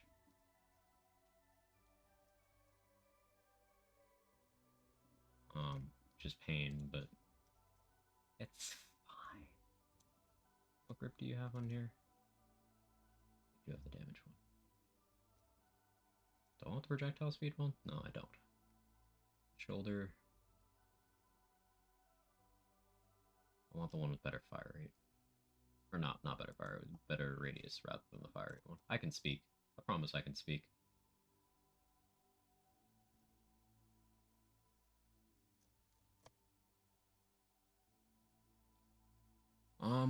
What annoyed are we thinking on this?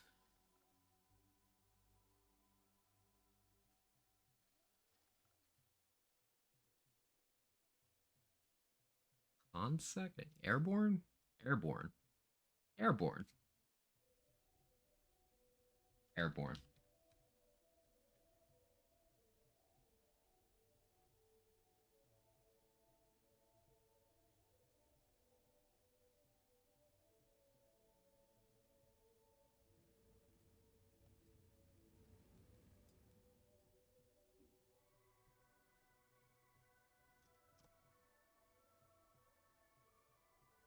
I'll put on a rad one too. Cat. Why are you catting so much?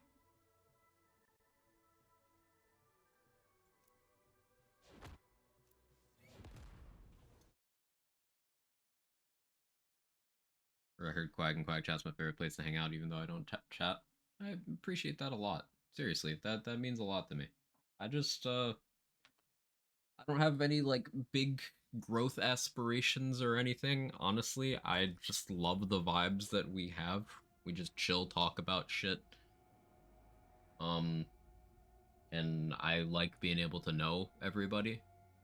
And since I haven't done it in a while, always remember that in any channel you go to, lurkers are the backbone of viewership for streamers. Streamers of all sizes, everywhere. Lurkers are a majority of the audience. So never feel like you're contributing less to supporting a channel by lurking. Yeah, it's really nice to provide a chill place people like to hang out. That does mean a lot to me.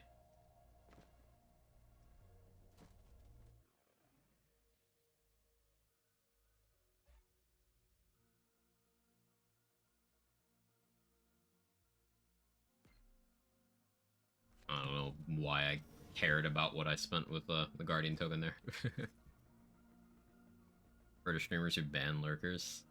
That's such a weird, unhinged thing. Is that like the same type of people who get mad when you use someone else's emotes in a chat? Like what do you mean though? That's so weird.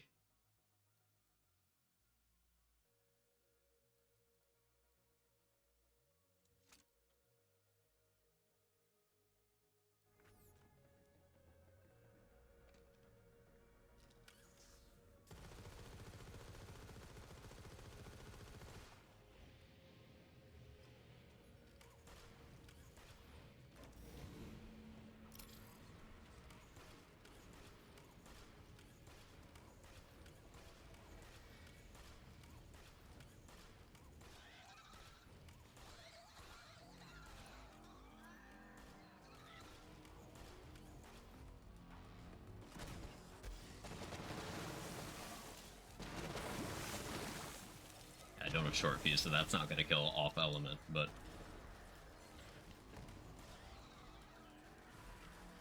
I didn't even police that. I don't know.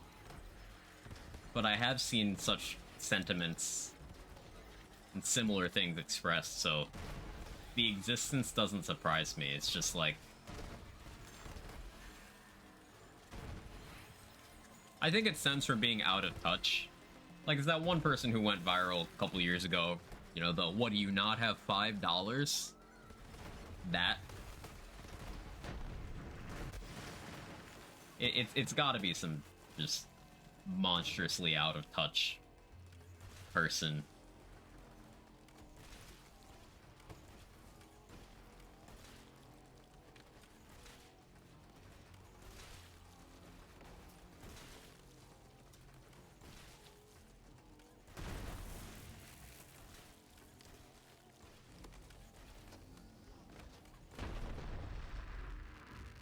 Okay, surely Mongol should be good here.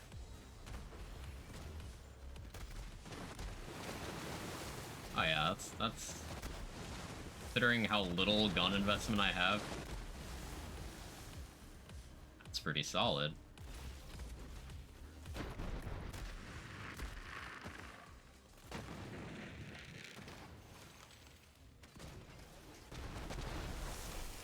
Mm-hmm. I like that.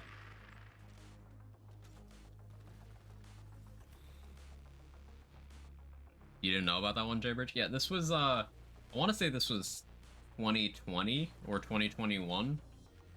This was, like, early pandemic. It was a just chatting streamer who went on a several-minute rant about how it's ridiculous to not be subbed if you support a streamer. And tried to bully her chat into subbing. It was weird. It's really fucking weird.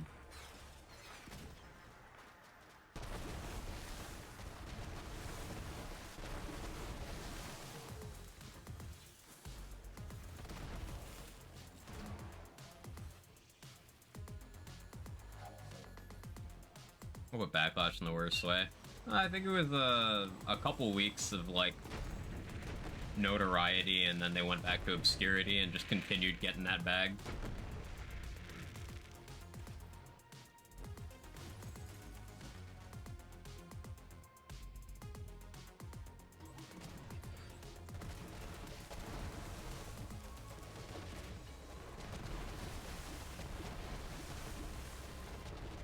It's important that you miss as many shots as possible with the Mongol. It builds character, builds anticipation for the shot, makes the one that hits more rewarding.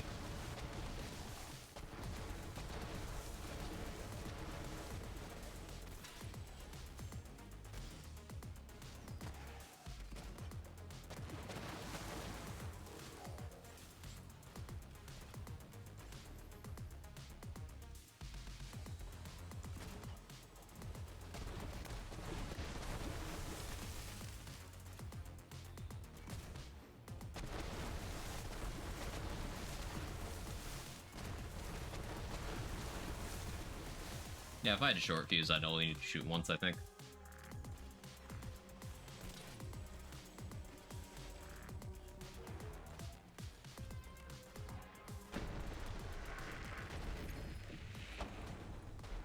I think they lost like 30% of viewers per week for a while.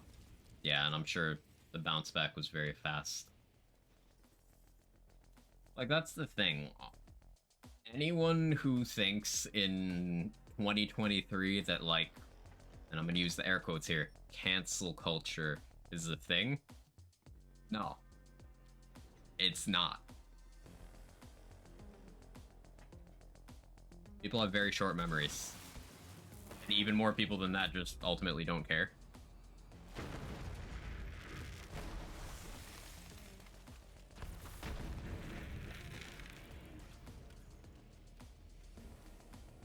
So those who have any kind of following, there's almost nothing they can do to lose that following.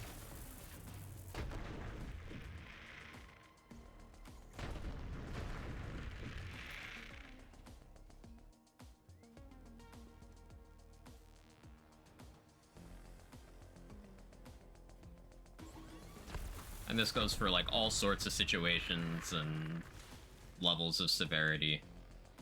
You know, stuff like Chris Brown sells out arenas still. Yeah, that Chris Brown. Staying in the musical sphere, you know, R. Kelly released an album from prison that did well. Yes, renowned sex criminal R. Kelly. Obviously, we have the political arena stuff. We don't need to get into that. Everyone knows examples over there. But then you have streaming space. You know, people like Aiden Ross, Dr. Disrespect. People who just do like weird, bad shit and then are not impacted on any level.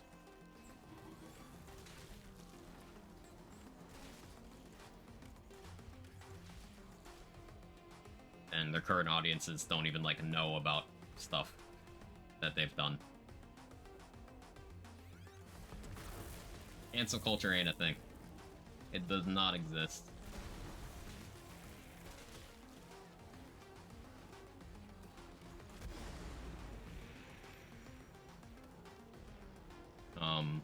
Over in comedy, Louis C.K. is still getting work.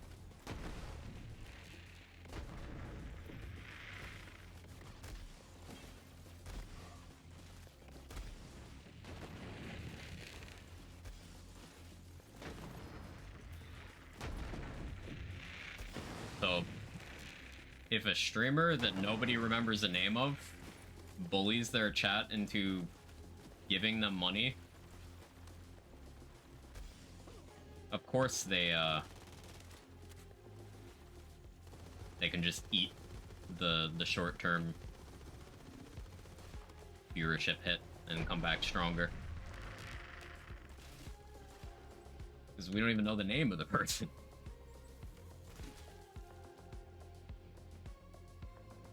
Some will follow because of it. Oh yeah.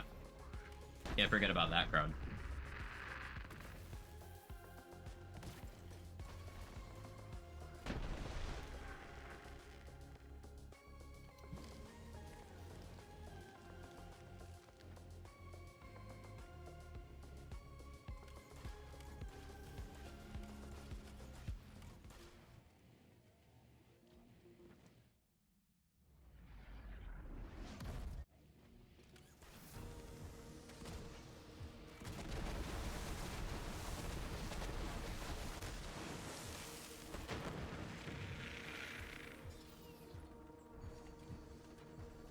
Or some liked in a kinky way.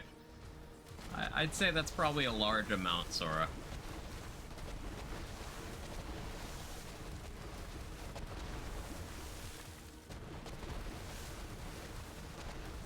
I love how self-sustaining the Mongol is with high investment in means of destruction.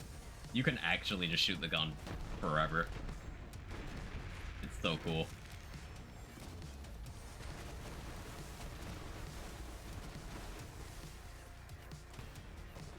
King Shaman though? Yeah, me either.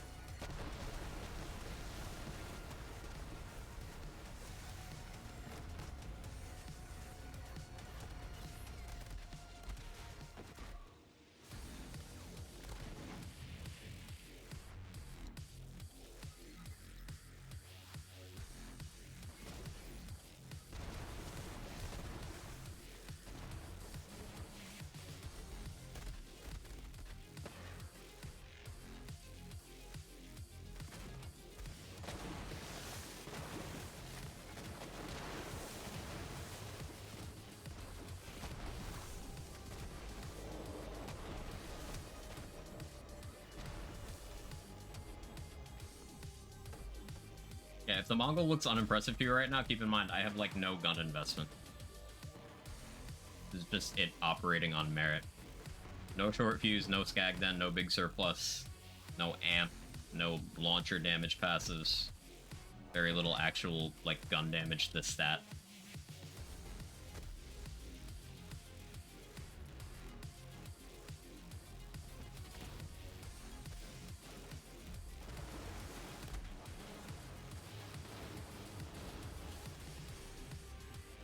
Let me up. Okay.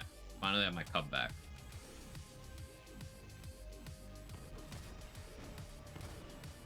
Don't jump.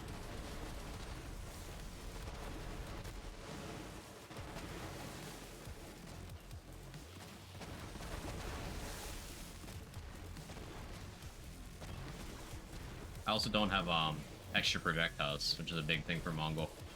It works the same way stuff like Infernal Wish or stuff like Becca does. Freudian slip, but Infernal Wish is the ideal thing. It works the same way stuff like Becca does, where getting an extra initial projectile is a huge multiplication of overall damage.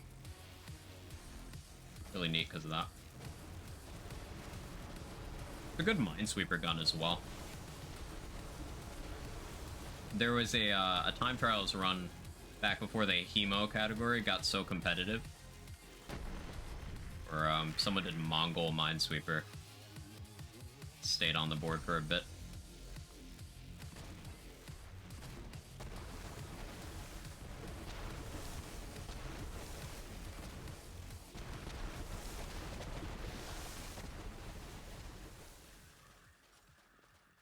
Kind of funny because Blizzard will catch shit for y'all phones, right? Same energy. So I suppose there's people who never cared. I mean, yeah, there's people who will just buy the next Call of Duty game or the next WoW expansion, and that's as far as their interest in Blizzard goes. I'm not saying there's necessarily anything wrong with that.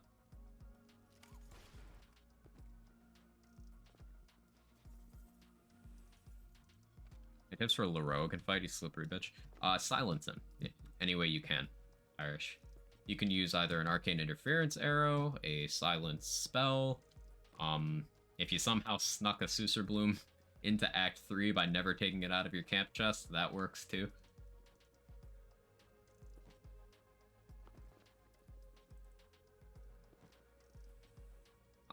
Getting him with paralysis through Old Person or Crawler Mucus, anything like that. Basically just make it so he can't cast spells. He has a reaction to taking damage that that does a lot, but he can't do it if he can't cast spells. So starting the fight with an arrow of arcane interference from stealth and getting the surprise round is usually enough to deal with him instantly.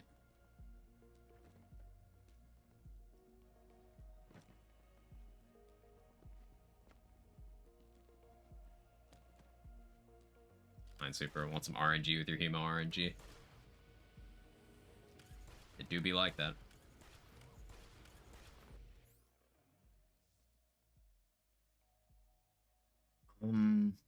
Okay, there's one thing I haven't tried. At least with this version. I'll try that now. Our actual last run.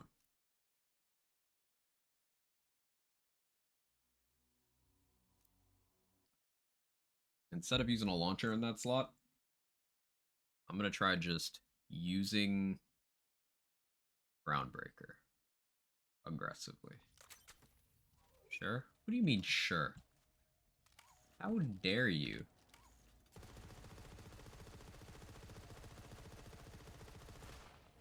I don't fixate on things.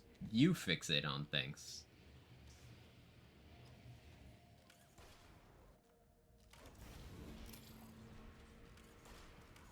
This hasn't been a 4-hour stream of me hyper-fixating on one setup.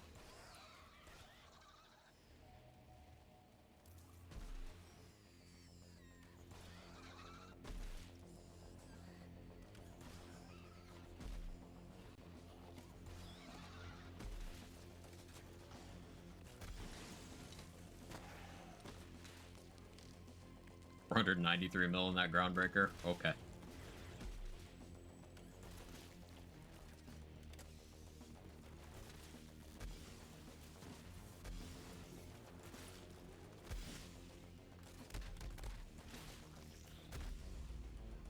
I wasn't sprinting enough.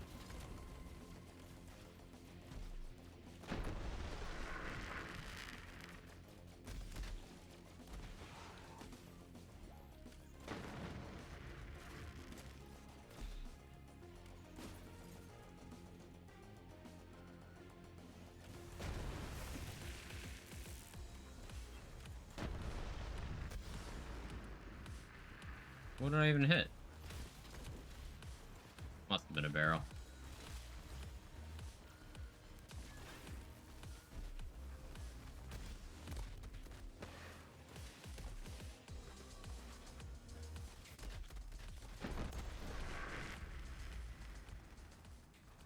Theory crafting is min-maxing fixation. You're so right. Hit true melee Amara with Frozen Heart, Unweave the Rainbow, 10 out of 5 Joe for Freedom, Kensei ties the bind, and that'll work.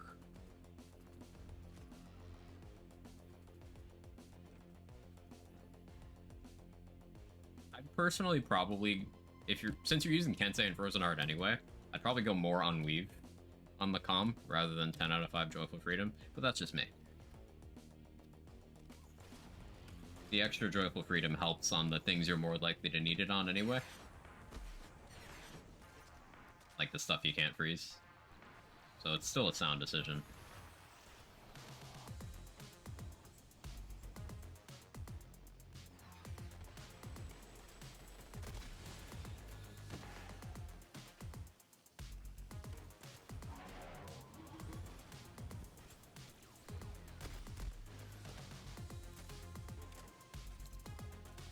Been forgetting to throw grenades.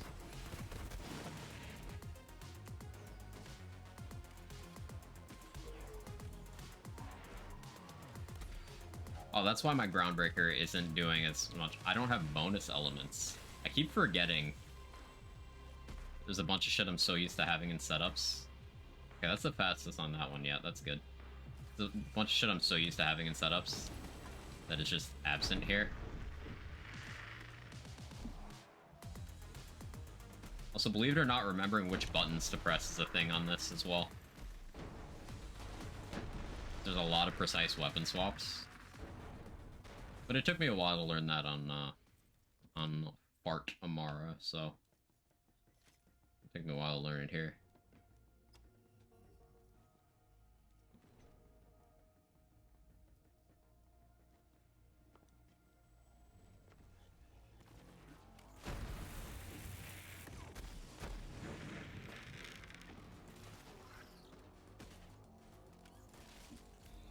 And now I want you rad more.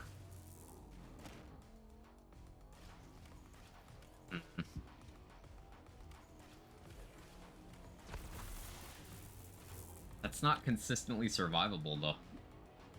But if I move fast enough, I don't need it to be. Weird position here.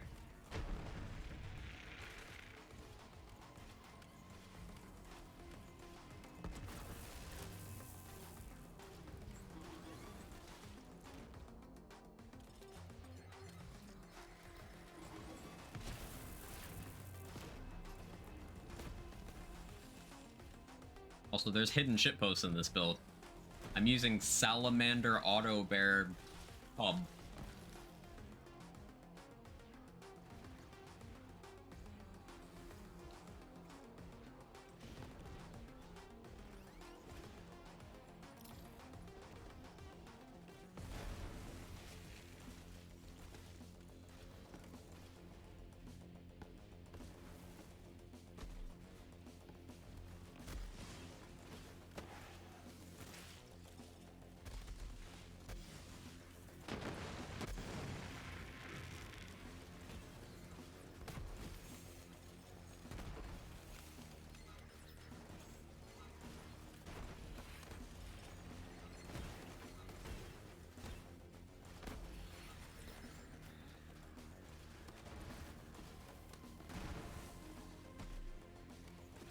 If I had Urad there, that would have been a much cleaner groundbreaker kill.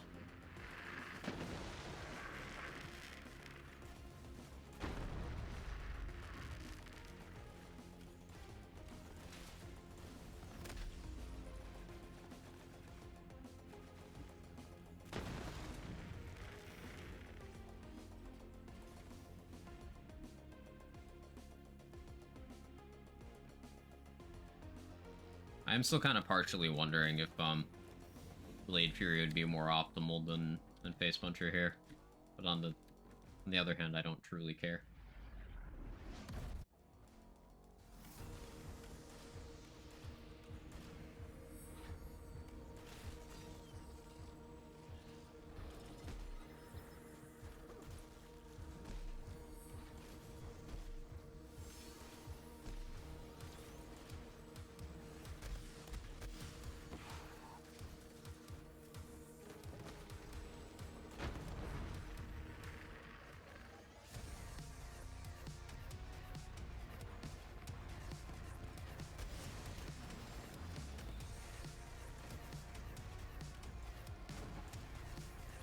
I think with TCP, Petulance can actually hit from here. Yeah.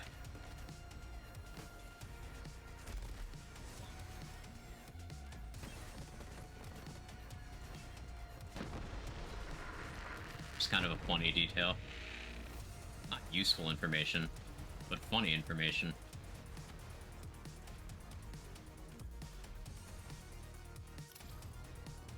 Alright, go, Cub.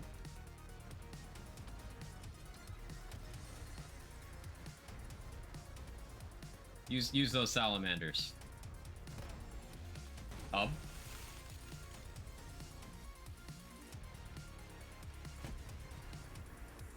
Cub.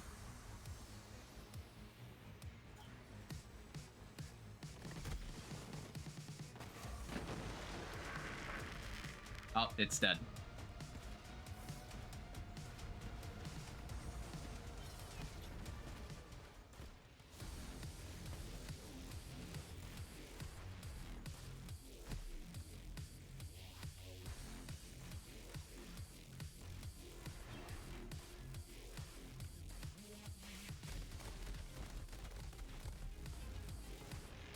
Stop running away from me.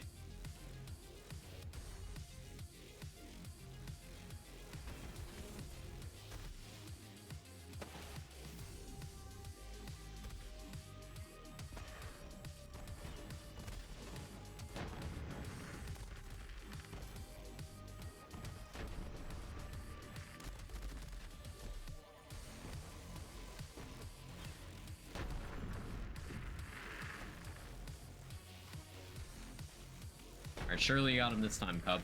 I believe in you. I believe. Wait, it actually shot that time. Pause? I didn't think it would. Alright, go get him, Cub.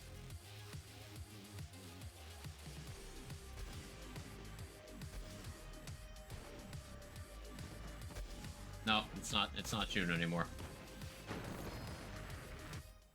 We'll work on it. We'll work on it.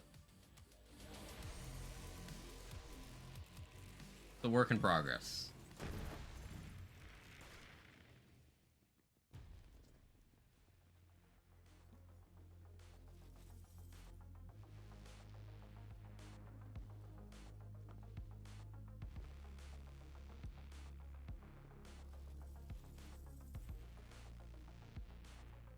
Yeah, I think this has some potential. It's just,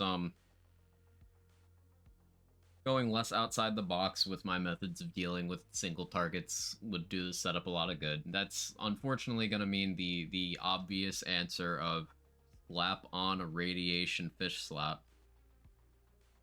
Radiation specifically, because I don't have bonus elements, so I'd be immune to it. And we'd have the option of doing, instead of the weapon damage passive here, grenade radius, which fish slap benefits from. So we'd be going grenade radius, splash radius, TCP, fish slap. Static charge? No, because that would make the fish kill me.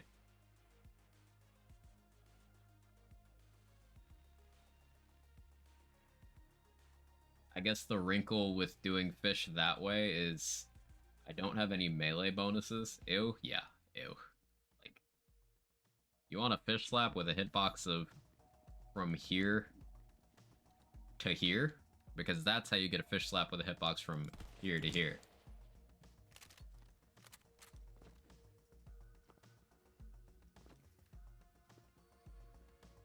We solved this in one more. Stop it. Stop it.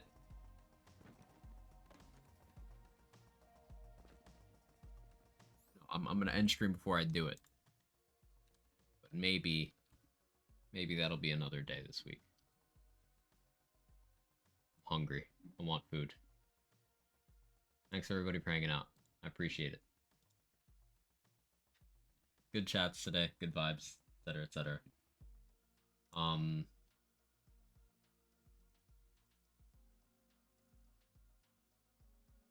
The D2H is just starting. He's doing a replay of Control. I imagine he wanted to do that after having played Alan Wake 2. That's cool.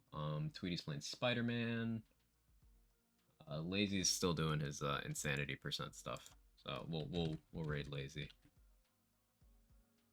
Just because that's always fun to see. Yeah, thanks everybody. I'll be live tomorrow. I don't know what with. I've streamed a different thing every day this week. Yesterday being nothing, which is a different thing. So we'll see what I decide to do tomorrow. It could be this. It could be Baldur's Gate 3. Could be Remnant 2. I don't know. Could be fucking anything. But I'll see you next time. Have a good one. Bye-bye.